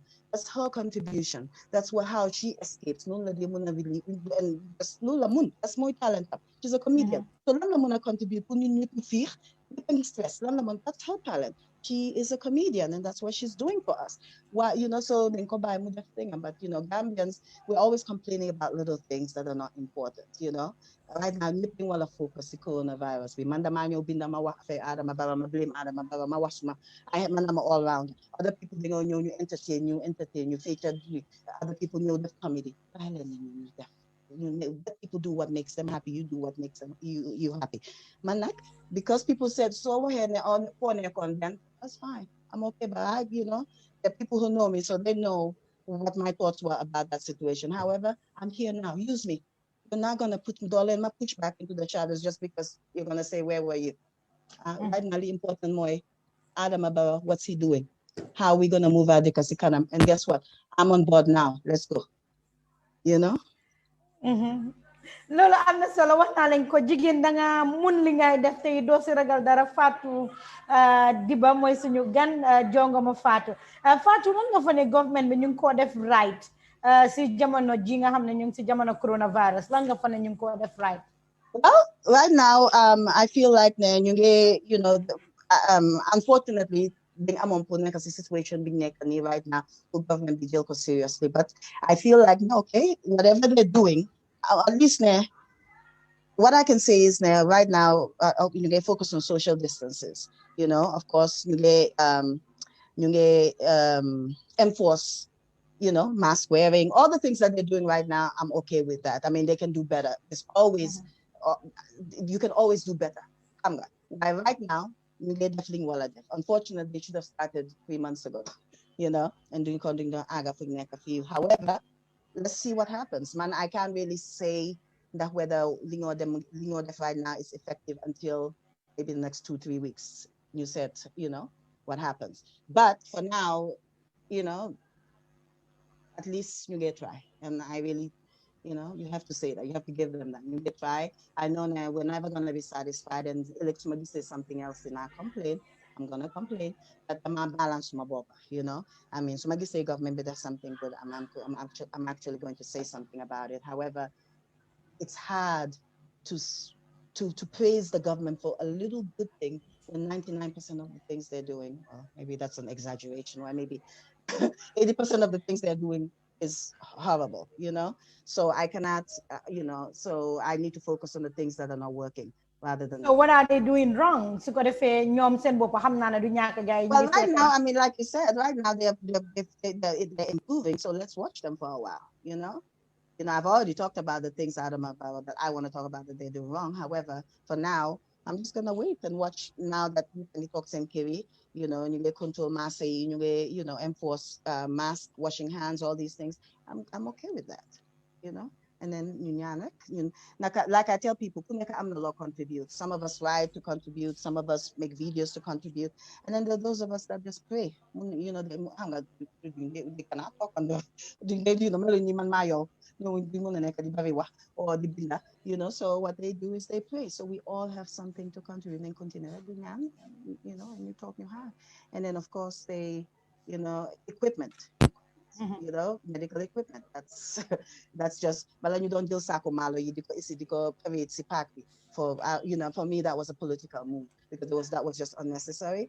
Malo but you don't focus on what they should have focused on was hospital equipment. Right now, the Gambians is on malo, malo, vegetables, whatever they need to do. Why in the beginning, March, the DFI what they should have focused on was actually medical equipment, ventilators. So, do you believe ne malo yun don joxe diwlini ak sukuri lolu was political move? if you display it in the park and show everybody, and then you come over there, I mean, speech be vice president with your hair one that it was kind of political, you know. So yes, it was a political move, and it was unnecessary to load and unload the bags. We have food for you. We're gonna distribute it. That's all that matters. We didn't need to display. I thought you about how Adam Ababa was taking care of the people and all that stuff. It was a political move, you know, and it was unnecessary. And so many ones, I got to all equipment being ventilators, oxygen, but the food was really unnecessary because we know you have the food, you're going to distribute it, you know. Focus first on what are you going to do if this, you know, today, if you know, Gambia, you know, and coronavirus, like, you know, hang a time of Africa, why, so you can relax. When at that point in March, Singapore on the you give us all the equipment that we need. That way, so if you know it, we're ready. Gambia, we should be able to control coronavirus. Very small country, you know. So instead of Nguri, Mujuron Harris, we spend Kosi Maloi and all that. Ñu defalon lapitan bi gëna ay bagages lool nga doon mëna suggest. Well, not instead, but on top of that, at that point, not instead, of course, people still need to eat. It still need to, you know, so, but they should have, I don't know Linda Harris, I really don't know. They should have just used the money on the things that matter because, right, you know, and we wouldn't have had to work. Right now, we need the ventilator, we need the oxygen, all these things. You know, we have some of this, but we need more because them out of control. You very fair about the overwhelmed Pitani. Then you equipment. So the family you already back and that's what we're trying to avoid, you know. So an advice nguri Adama Barrow, yow nga xol Adama Barrow, ha Adama Barrow xol la. Lolé na advice. Adama Barrow, I will say change your advisors. That's the only thing I'll advise, which is the advisors, yep. All of them. Yep. All of them. Reboot, click, how am I gonna advise? All of them. All of them. If one of them is not, I mean, because they're not doing him justice. It's not like they're not really doing him justice. Excuse me. It's a leader. Mahamne. Okay, if someone gives me a job, Mahamne, okay, fine. This is thing man lead or something. This is what I want you to lead. Mahamne, okay, man, I'm not really an expert in it. I'm not an expert in president, but I'm a background down, the background to be a great president. What I'm going to do is, okay, fine. I've been, you know, definitely must position. Gambians, I'm a choose. Definitely must position. I wanted to be president, and I am. So now what I'm going to do is I'm going to surround myself with all these people that have talent. I'm talent.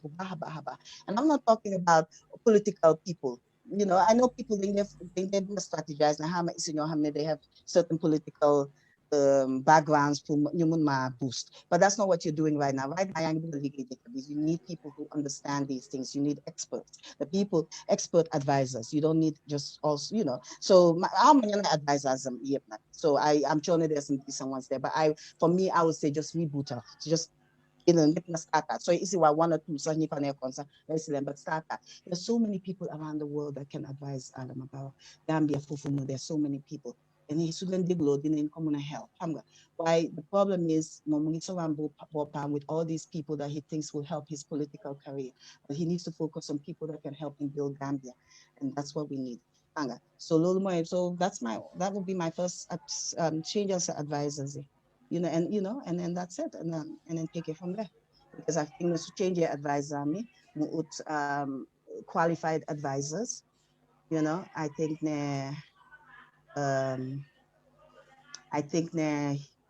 he can not have a U-turn. He can change this around, you know.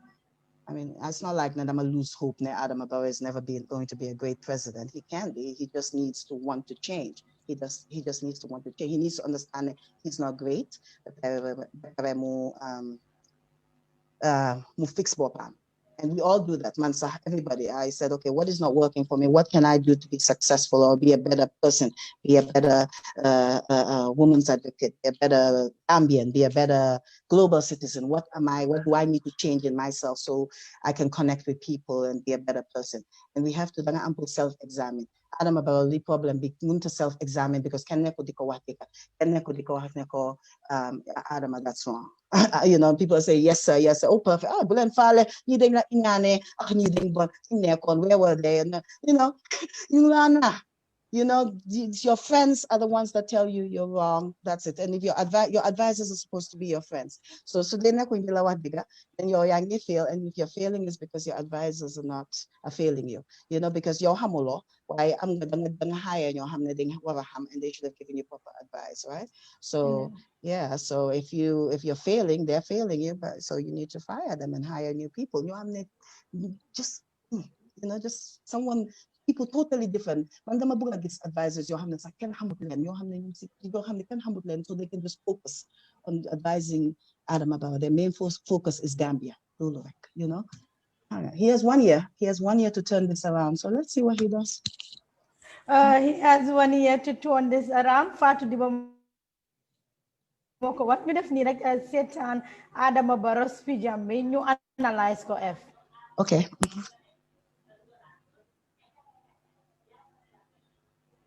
In position of authority, an enforcement agent or a citizen or resident of the Gambia.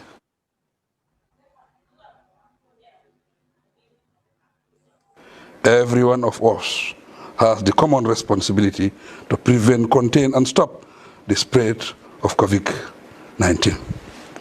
No one else will do it for us. We have to stand up in unity and act together as a nation. Fellow citizens and residents of the Gambia, the reasons for cutting down business activities, restricting movement, and declaring a state of emergency are obvious. We live in unusual circumstances which require unusual, urgent, and decisive action.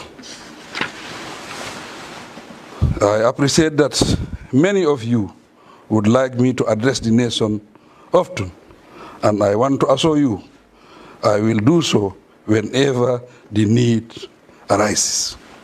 I must emphasize, however, that the most important thing is taking collective action to enforce the messages in my addresses on the pandemic and the advice by the health experts. Whenever I address the nation, I do so in the national interest. And every law-abiding citizen and residents of the country should abide by our pronouncements. It is not my wish to see any citizen and residents of the Gambia suffer in any form. If we work together, respect our diversity, utilize our expertise, we can do a lot more to change our situation.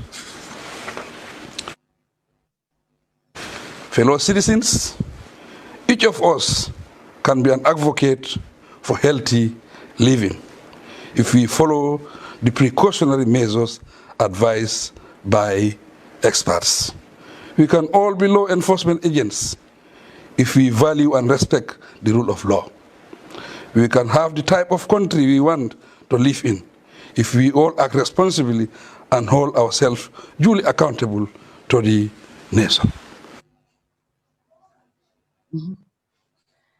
Kon nag Fatou dégg nga lu président bi wax mu ne ñu bari yàkkamti neen mu génn si di address nation bi waaye dina ko def maanaam su nit bi arise noo gisee nu ni maaw Need be arise on that.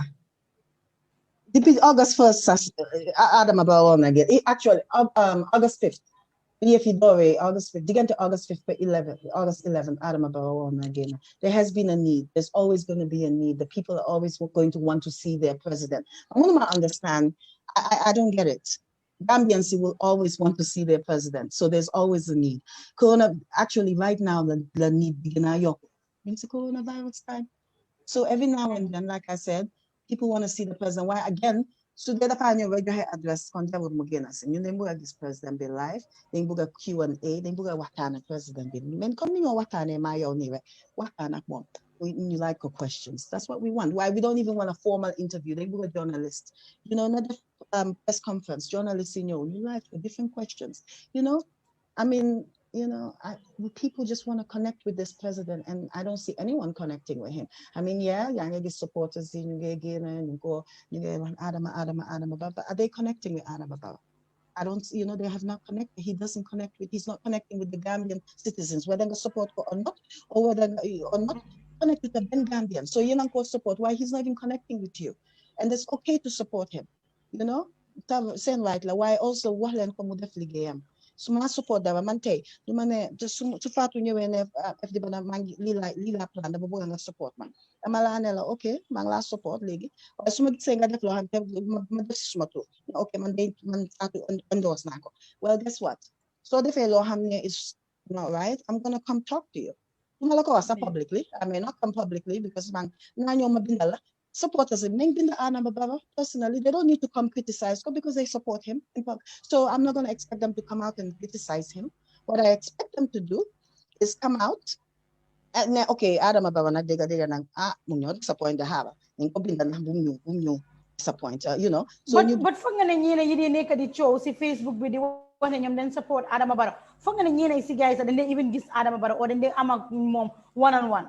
No, they don't. So that's the thing. So if you may not have a one-on-one with him, but you have the ability to maybe write to him. I think people can still write to their presidents and their leaders, write to him and say, hey, I support you. I'm your number one supporter. Why?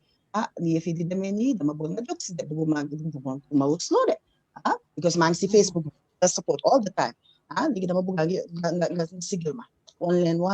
know, because I mean, how can you defend what's going on?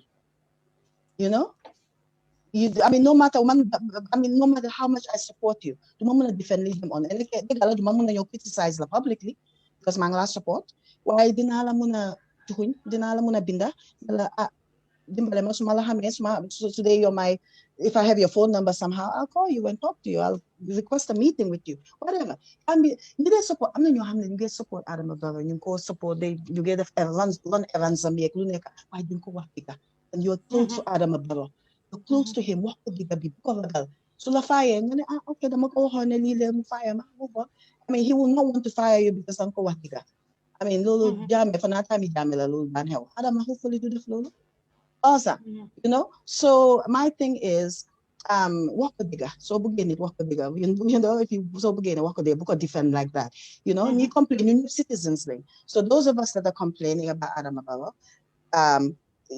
kontaan moo tax ba mënuloo wax ne man by force sama am pour kontaan Adam Abawa and then man tam mënu ma laa wax ne by force da nga am pour criticize Adam Abawa no so yow da ngaa ne ok man de kontaan naa man ñii xaw ma lan la ñoo wax ni wax ne Adam Abawa baaxul Adam man de kontaan naa ma toog suma koona man ma enjoy suma Adam Abawa ñi nga bàyyi ñi nga xam ne ñuy criticize ñoom ñu criticize because ñoom kontaan ñun ñëpp citizens lañ we all have the right to be happy you know hanga so we need to just focus you know ku nekk def lu nga def sa corner by xasta bi saga bi ñu focus on yóbbu suñu dëkk kanam you know loolu am na solo bu baax a baax ñeneen ñu ne ñaari government leen am si biir dëkk bi benn bi mooy government ni Facebook beneen bi nag moo nekk government ni Adama Barrow yow gëm nga loolu I don't know why Facebook government is exciting now, Mom. That's all I gotta say. Government Adam Ababa is very boring. It's not doing what it's on Facebook. I mean, I feel like hang on, this is the thing. People need to understand that social media is here. It's here to stay. Okay? It's here to stay, and we're gonna use it. Get our messages across. So if you're unhappy about what's going on social media and the stress and everyone video kuneka wahwa, for hamne. Kan waxut maa ngi gis xale yi léegi yëpp Instagram lañ dee dem ñu bari ñu bëggut wax bu bari bi Facebook ñu nga dem Instagram ak yeneen enjoy li ngay enjoy so if you don't like wax bu bari bi that's fine but platform B is meant to be used to develop yourself and to develop other people okay and to help maybe inspire people if yow li nga def mu ngi inspire people that's cool you know so dafa mel ni Facebook government moo gën a sotti Adama Barrow government because Facebook government gaa ngi achieve. That's what you're trying to say. Facebook government are not Facebook government are not achieving. Then I mean, we have all we can do here, and you know, I don't know what Facebook government is actually. Be my first time at Lyrical, but you know, but I mean, what we're achieving is the fact that okay, how about Facebook? No, right? Gonna see you know, Adama Barrow. Finally, Adama Barrow gonna see that. And that's it. So That's loolu it. guy want my Facebook government. Facebook government more they criticize government bi tay. And that works. Elek ñu sako. Well, system B works. Yeah, system B works, and I mean the system works. If we criticize it, he comes out. That works, right?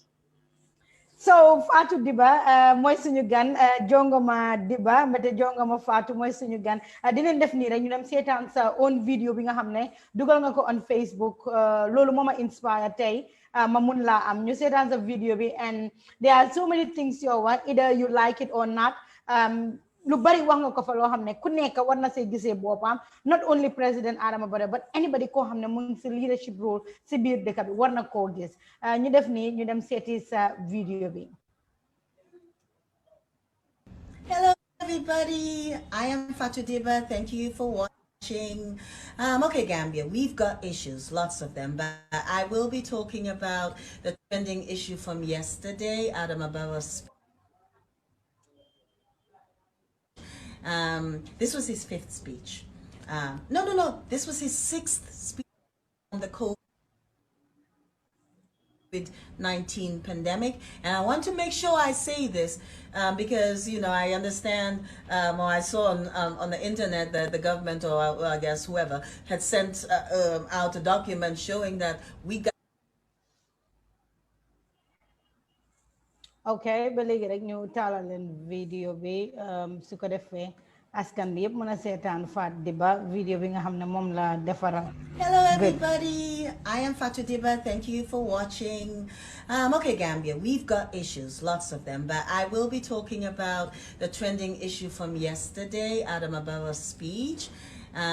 This was his 5th speech. No. This was his 6th speech on the COVID-19 pandemic. And I want to make sure I say this because, you know, I understand or I saw on the internet that the government or I guess whoever had sent out a document showing that we got it wrong. The people got it wrong. We keep saying Adama Barrow does not come out. Where is Adama Barrow? Where is Adama Barrow? But Adama Barrow has come out 5 times and yesterday was his 6th time. So as long as you guys know that, stop saying things like where is Adama Barrow? Yeah? Okay. All right. So I'm not going to dwell on how uninspiring President Adama Barrow's speech was because I see some of my social media acquaintances have found some inspiration in Adama Barrow's speech, and they you know, they are satisfied with the government's response to the COVID-19 pandemic in the Gambia, and that's good because, you know, if his speech made some Gambians feel like they are calm and relaxed and confident that the government has this figured out and that, you know, they got this, then, you know, that means they're not stressed out and worrying and going through anxiety, and that's good, you know. I respect that, okay? I respect that. I, however, am part of the uninspired majority, so my stress level is still like, whoop, you know. So I speak for myself as a citizen when I say that that speech annoyed me more than it reassured me, but that's just me. Now, you know, you hear this type of generic speech over and over again. You know, it's a politician's speech, you know, words recycled here, a few words added, a few words changed here and there, you know, it's, you know, but Adama Barrow said nothing different from, you know, this speech was not different from any other speech that Adama Barrow has ever given. You know, it wasn't different from his last 4 speeches. It wasn't, you know, I mean, and he didn't say anything that Gambians don't already know. Mr. Barrow, in case you do not notice or you haven't noticed yet, Gambians have learned to cope without your leadership whilst, you know, you hibernate at the State House when we are in a crisis. We've gone through this for 3 years. But, you know, this was an opportunity for President Adama Barrow to connect with the Gambian people. Instead, we got a recorded, edited, formal, and inspiring speech read at an elementary school level, and it did not send a message of empathy or comfort to the Gambian people at all. He missed that opportunity. Fatou, foofu la ñoo sababu mbir mi tuuti rek ñu ñëw dugal ci sa video boobu noonu. Da nga act on drama bi nga dem school. Dama dramatic. Yow di nga start sa video bi ak ni nga ko starté and everything. Well, yeah, I'm not drama. I was in a few plays. Oh, no. I won in a few plays.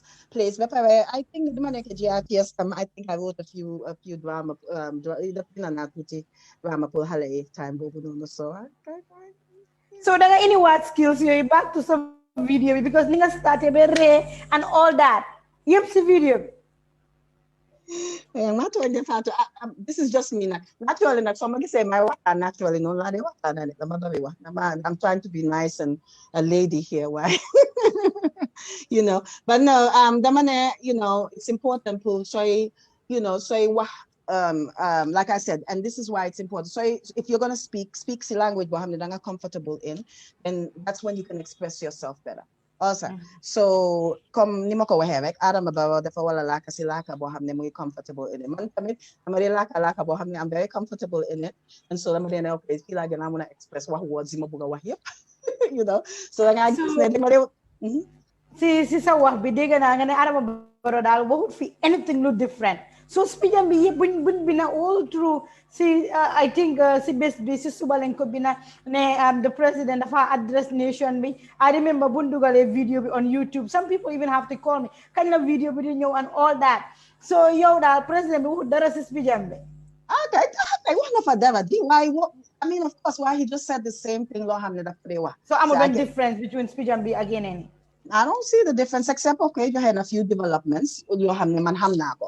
We already know the development. We know it. So the president be mom si ganaw. Definitely about a week ago. I mean, so he just came out after the fact. He should have come out before. He should have come out and say, Gambians, man, you get work on this and this and this. You get work on this and this and this. That's what you do. Why? I mean, like he said, one because video anyway. Money important. Why more was the speech and being a little lad. Enforce so. Enforce.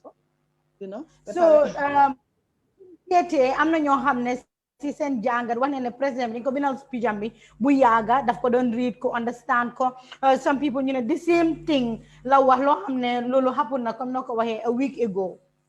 Well, that's exactly what happened. So guess what, Mom? So you're right. So probably he was just practicing his speech, and that's fine. Why? I mean, I'm on time to practice speech.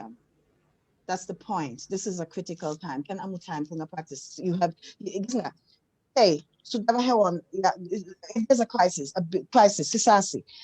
Immediately they need president begin to I'm confidence gain us in a mangsili. Even so do so amu spisa. Most presidents they just point bullet points and you need to go into it. Also, we don't have a time to write a speech, or here's a quick speech, but here are bullet points. You need to elaborate on those points. So so Adama Barrow amu capability da flolu. And this is important as a leader. Hasuma Adama Barrow, I probably don't have the capability of doing that. Crisis maybe so what you do is, and we need a leader who can do that. We need somebody who can think on his feet. Also, and my problem right now, Gambians they need Adama Barrow, and he's not there. He came out once, his speech, for the next 6 months. Till again, acting what happened. So Gambians mean over the past 2 years, I talked to Gisun Adama Barrow te gayange dunda sen life. So bugeng Adams my timeline did man yaga na di wa affair Adama Barrow 2017 man siko. I can go back. So man, this is not recent. I'm trying to remember what incident more here was. First incident we held, and we were looking for Adama Barrow. Was it Basse or I'm not sure, and he was nowhere to be found. Also, so the thing is, Adama Barrow do they gain us when people need him? The fact of nyandi beg between critics and me, supporters and me, you get why Adama Barrow gain us. You get Adama Barrow gain and you like Adama Barrow gain us. Adama Barrow gain us. You let them know you get your son Adama Barrow gain us. You hear you and critics. You distract. You need while you're neck at the hair.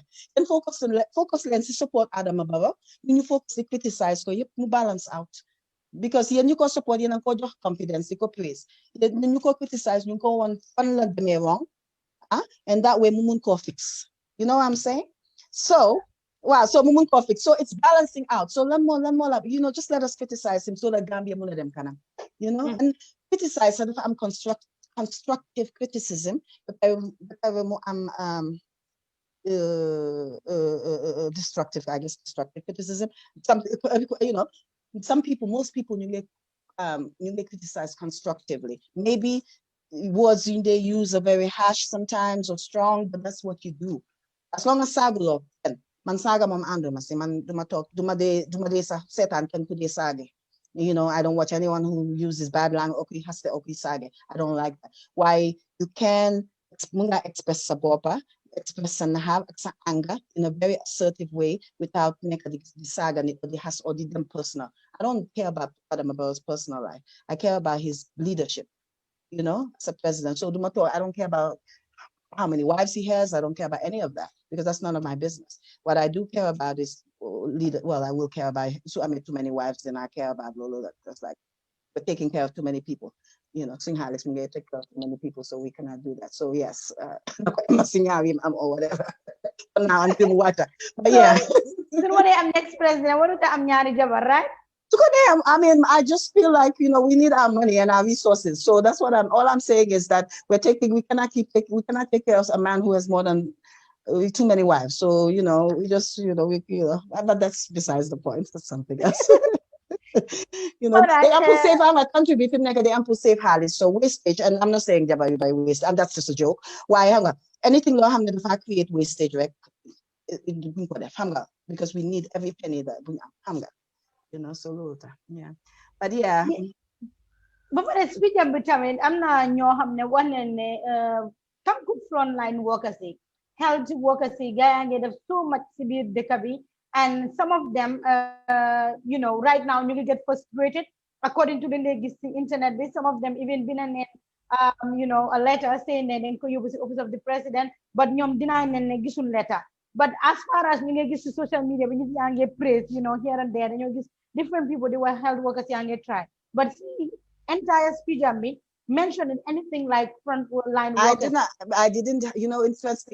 Interestingly enough, I did not notice that. Notice Malulusa at all. I didn't realize Nestenko guys. So they know.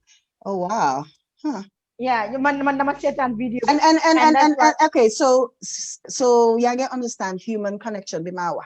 Adam about can only read speeches. So don't okay. So talk on doing live at Gambians. We'd like the question, like uncle like very healthcare workers, and he may have to thank them. But the thing is, I mean, that's something you should have said. Our health, I mean, those people you gave risks in life. They fetch people with or they take care of people with coronavirus, who try to make you comfortable. And you don't think you're like president. And that's the thing.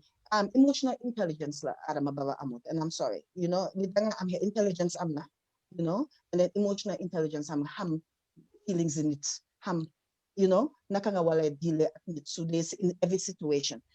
Adam Ababa Mangis Christians, we should learn a happy song, Mary. I don't know that little digger gisnako. I don't know whether that's true. Because Gambia, I'm Muslims, I'm Christians, so again, we're happy to baski, happy to it, and again, we're happy Christmas, happy sang. You have to do that. In lonely. In the pressure about opera. Pressure about opera, but you don't forget because everywhere. Was it Boris Johnson? But assalamu alaikum, wish you a happy Eid. Which man you happy? He's not a Christian, he's not a Muslim, but he did. I mean, so and guess what? He's dealing with coronavirus in his country too, pressure but he did that. Yes. So excuses, Fatu, we need to stop making excuses for our leaders. Anybody you criticize. Criticism okay. That's feedback. Oh wow, you could have said it nicer. You don't need to be mean to me. I'm gonna criticize why you don't need to be mean. But okay, you're mean. I'm gonna ignore the fact that you were mean, and I'm still gonna look at what you said. Analyze, okay, because why you know what? I could improve. This is something I really need to improve on. Criticize about. Fix. Fix them back. Thank you. Thank you, because guess what? Right? While in Gambia, we're very defensive. And we're all I have my moments. Madam of the jungle, how to, they must start be self-aware. And so they feel by health support sa jiko. Because yo, hamga sa jiko yi. Nini mune la sa jiko, why yoto hamga sa jiko. So fix your jiko, fix yourself, check yourself. And then you're going to help other people. So Adam Abawa needs to be self-aware. Halat ne, okay, nakal mandama, what can I do to connect with people? Why Adam Abawa? I'm here to say that I care about you, and you're not even looking at us. You don't care about us. Paul nyunga wa happen lakal olaf no script. They ganga olaf and they I heard he's very chatty and very friendly. They gonna so and what kind of Gambia ningi that means we connect them. But Adam about 2017 then they can connect with them. Nani na kasi bo but Gambians we cannot. I mean, I am a Gambians connect on them. We could support. They had a good connect. Well, coming to Jame for no, then I'll stop to direct new ok dahin muneh lol. No, yeah, but here it is. Yeah, Jame sune contribute dekabi. COVID-19 do spread rapidly. Some people believe Ebola mumfiwan we see Adinasi or some part of Africa, but exit Gambia because Yaya was a strong leader to enforce it. But then Adam Baramonica the cause of this COVID-19. So your function Yaya is on COVID-19. Do mel ni sisun dekabi. Okay. Well, Adam is not the cause of COVID-19. However, help the situation we at this time. But however, Jame probably had a I don't know. I'm not arrogance for him na mom. Benga hamne dafa ne hitna hangalala. Lidingo ya masuma aduna. So he may don't help, but guess what? Don't make her in a way for hamne. Hina dafa violates human rights as Gambians. I don't know. Just because of the way this name don't rule it. So maybe it wouldn't have been on controlling coronavirus Gambia. Why at what expense? So what we need is not, we don't need ko hamne dafa lead at dafa bigger top. They need to have a balance, right? And you don't need someone who's too weak either from Adam Ababa. So you need the balance. Someone who has a little bit of comfort but is very firm and assertive. And we don't have that. So I don't think I would have wanted Jame here right now either. I mean, I don't know. But I know people are saying that, but at this point Jame is gone. We're going to focus on the person now. Yeah, we don't know. Adam, Adam may have been able to control it, or maybe he wouldn't be able to control it. We don't know. But right now we have Adam Abawa and Bobulingham right now, right? And that's who we need to deal with. Yes, guys, you text YouTube biggest and comments didn't read si kanam tuti. Why being nice? I hope they're being nice to me. Are they being nice? I hope they're being nice. Yeah. Moy lolo legi nen dem ni jekali comment ñu sétat sa video bi ñu sét lan nga ci wax. So Gambia Fadi ba moy suñu gan ñu sétan video bi nga xamne mom la play right now. But what really scares me the most is that when we expect our leaders to face the nation during these critical moments, those critical moments, those critical times, and we've gone through a few of them. Our president, Adam Abawa, has to take 3 weeks to practice his speeches so he won't be mocked or teased by the Gambian people or his critics. And if he has to waste so much time to focus on practicing and mastering a 10-minute speech that could be mastered in 1 day, or for most people, for a lot of people, 30 minutes actually, then I think he should speak in the national languages, the local national languages. I mean, I don't know how fluent and witty he is when when he speaks these languages, but if that will help him connect with the Gambian people better, then he must do that.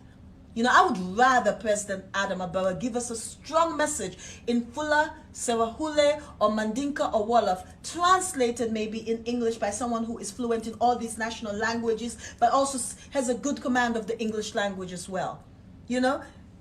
I'll be satisfied with that. Speak with the language that you're more comfortable speaking in. Adama Barrow's English speeches are uninspiring, you know. And one thing I want to tell Gambians is that now we know we need to choose leaders that are strong-minded and have the ability to think on their feet fast, you know, and to master a speech within 30 minutes, you know. Those are the critical moments when a leader must be ready to go because his people need him right then and there. Here, we're going to listen to what Adama Barrow said, okay? All right. Jërëjëf Fatou Diba wax boobu rafet na lool comme ni nga ko gisee mu wax ko si Facebook bi mi ne Adama Barrow speech am bi daal mooy loolu so F dinañ dugga si li nga wax si Barrow speech am bi daal nekkul di connect ak ñiti nekkul di xool ñiti bu baax a baax so foog nga ne COVID-19 bi dafa wane weakness si président bi moo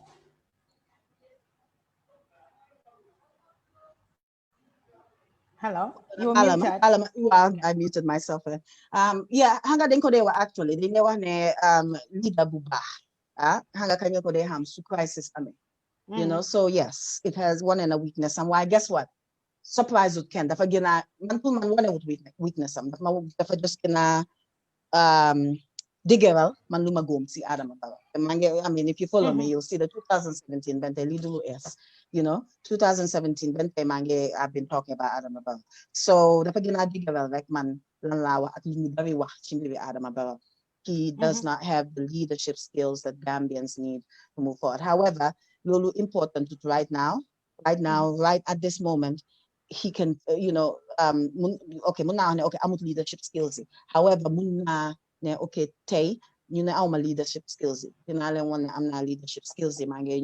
We move, like I said, we change advisors and we deglu ñu wax bu ne ki daf ma bañ ki PPP la UDP la man bokkuma fen yow déglu sa critique si muy whether ñu nekk UDP whether ñu nekk PPP whether ñu nekk koo xam ne bokkut fen doy or koo xam ne bokkut fen just déglu sa critique si sorry nga use ko as feedback li ñoo wax pour nga mun a develop sa boppa so he can develop himself.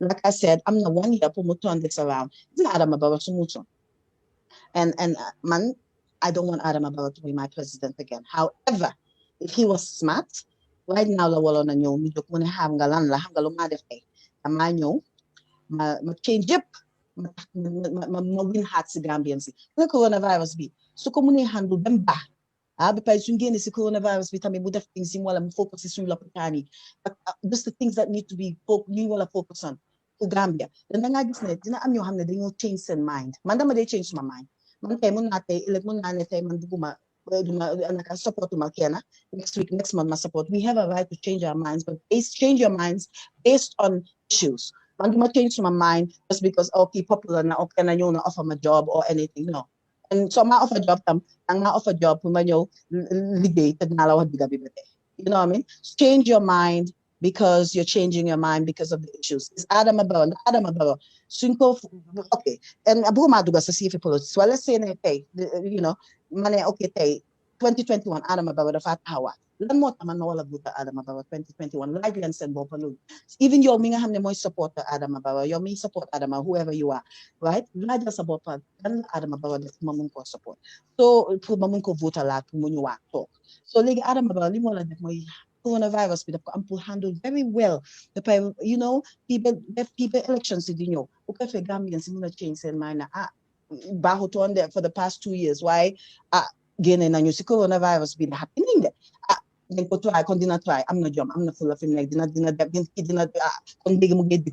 and then people will change their minds man like I said man support my political party man I'm an individual did not vote man as long as my get doing that did not vote anybody now.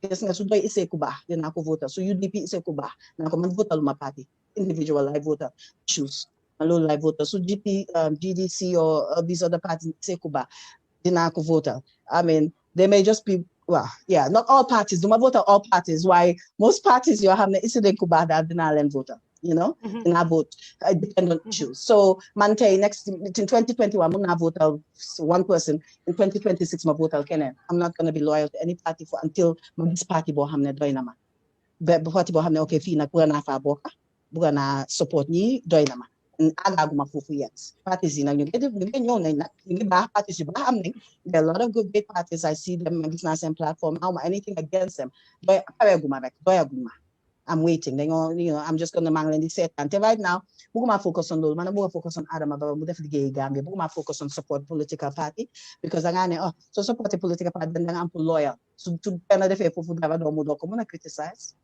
I need to be able to I need to be able to be myself wherever I am. You know, what's my doing? Set up my own political party. Hey, the set up the political party of the Fatus. Fatu actually, but I'm not decide. I'm only because I'm only in a Fatu. Man, by Helena. Oh, Mama Sabok must need the man. I do my private. I'm a private citizen. Why Fatu you being digital over media Gambia? You know, Fatu. So the man is benefit. Some of Fatu zip me who show me. I'm family to the Fatu. Yep, we Fatu Kamara, Fatu Samba, Fatu Coca, Fatu Ture, Fatu. All the Fatus. The Fatu, the lady in England. All these people, Israel, like you. I'm the Fatu show. You discuss issues. Yeah, nah. You guys are doing. Wow, I'm not about to see that over media Gambia. I'm just kidding. But yeah, no, you guys are doing a good job, and so form as a political party, I'll be an advisor. Like, this is anybody just because Jigan got it. I know people say, oh, no, that's not it. I'll support you now. I'll support you. I'll push you. But that doesn't mean I'm going to vote for you. I'll touch you. Like, yeah, you go, girl. Well, it doesn't mean I'm going to vote you because I don't need to. I probably don't necessarily agree with all your issues. So, so that's how I am. Lolo amna. Lolo amna. You setan jamono ji yena setan Gambian Talents TV. I'm not good at interview. Man, I used to interview people. Musuma def interviews. I don't really do it. So I'm not really good at interviews. So again, you're doing very good, honestly. You're so monoton dina ma jaaxal. Kon nag Gambia gis ngeen ko tey nag journalist bu mag a mag bi laa jàkkaarlool ma doon am interview ak somebody I think fàtte naa tur bi just a minute but mu ngi liggéey Yadikon Erebo Yadikon Jai Erebo ma koy interview and then mu mentions tour. So you were also doing very good wax dëgg neex yàlla. So young people like us ñu ngi xool bu baax a baax li ngeen di def Fatou dinañ dugga si président Adama Barrow nguuram gis nañ ne ñu baree bari ñu ngi wane président bi nguuram bi daal daf dee surround with only press releases from the government spokesperson and loolu is so discouraging. Am na time boo xam ne ñu ngi gis ne comme yi fi curfew bi and all that government spokesperson moo dee génn di wax ak nit yi def ay press releases ñu ne a government cannot be run by a press release. Yow believe nga in that? Spokes and this sorry, I'm mad at you. Actually, and it's the same thing, right? Link over here, right? He needs to connect with the people. Spokesperson B is not connecting. The spokesperson is a spokesperson. When the president can't come out, you'll get them work with you. Why? These are critical times. These are critical times. So right now, spokesperson bit of Ampugena, president bit of Ampugena waha Gambians. So yeah, I'm not time for Hamne spokesperson of Ampua. That's why they have a spokesperson. Why? But times like this, we need to see the president every day. President be well to you. President be well to you. I'm not at a bevagal again because I'm not didn't criticize. Why? Guess what? Obama should be didn't criticize. Boris Johnson's Obama Saneka to president. Donald Trump criticize. Obama's been Obama everybody. And he kugina basi I do not criticize. Kugina muligam say I do not criticize. Kugina intelligent criticize. Kugina de angal criticize. Okay, so you're gonna am thick skin. Gina says, say and criticize, man, gina wah. Gina neka di wah. Because guess what? At the end of the day, you like this every day. They're gonna say every day more. At least he cares, he's coming out. You know? So anyway, so now so anyway, so no well, you sir. Ayonene titisa, we're good with that. Just gonna say, gonna say every day what you. And then it's very important to interact with me. So, of course, citizens doing again a interview. I should have a press conference. Journalists didn't want to know on behalf of the citizens, like the questions you're handling. I'm solo, I'm mana. Hanga, hanga, and we need hanga, and more answer. Someone to answer questions, then move them to the next question. All the time. So I believe president bi suy address nation bi media house yëpp a fa war a nekk ñu laajte ko suñu ay questions. Yeah, you go there all the time. People with that. I have 188 questions, and I know other people also have so many questions for him. Yeah, and you just ask every journalist to give you 2 questions. That's it, and you're good to go. And people have questions, and that's the thing. People have questions. Journalists have questions that you can actually answer, and that answer live. And that way, you prepared speech. That's you cannot control it like that. You need to let people ask you questions that you catch you like the questions you have to expect to look us. Why I'm gonna think okay, how can I control it? If you cannot do that as a leader, then you're not a leader. Because people are gonna ask you questions, people are gonna ask you unexpected questions. People have to have access to you. I mean, you cannot be protected for so long. You know, a bubble, so again, you control the speech. I used to be a broadcaster, so I know all the, I know where everything was. I was not an editor, but I edited my shows. I was not, we all knew how to edit and stuff. So, so we know what happened in that video. We know, man, you uta sa teleprompter sa moment, nga joko teleprompter sa, teach you how to use a teleprompter. That's what all these American presidents use, by the way. At least that's even a better connection at people. But even though I don't want to do that, I don't want to see him reading like, okay, and then that stuff, So I don't want to do that. Laka being comfortable in. So laka being comfortable in, then guess what? The far flow. Ñëpp dinañ gis sa compassion, sa reaction, sa tone dina def li mu wala def. Nga soy wax tone dafa egg what you have to know how to talk to people so that you're not, you're not boring people. But that was just a monotonous speech for him. Mu ko read. We need emotion. Because we have emotional. You can see. It's not as if I'm safe over here. Why to me I get halat kan lingo target worry. So Lolo Tamane Adam Abawa needs to come and show us who he really is. People keep saying, hey, Hamulan Adam Adafaba, hey, Mobuganit, we don't know that. We don't know that. Obama Bugananit, I can see that. I've seen the Ghanaian president Bugananit, I can see that. Even Macky Sall sa Bugananit, manko gisi film ni mo interacting. Why do they interact? And that's how I see it. But this is my opinion. It's my opinion, why man di dislike, and we are watching his videos, his press conferences. He's not doing a good job. Yes, belegi rek dinañ dugg ba tuuti rek si video président bi ñu xool lan la waxaat si biir video boobu noonu.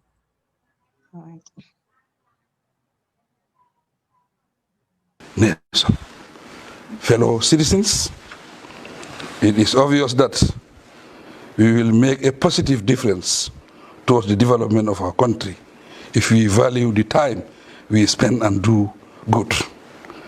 Importantly too, we can maintain peace and stability in the country if we are honest, truthful, sincere, and treat everyone as an equal. That is why my government chooses dialogue and observing the rule of law, noting that the Gambia belongs to all of us. Through dialogue and respect for each and other, we can achieve our development aspirations. Fellow citizens, residents of the Gambia, to stop the spread of the virus, we are all duty-bound to wear a face mask, properly covering our mouth and nose before going to any public place. We do not have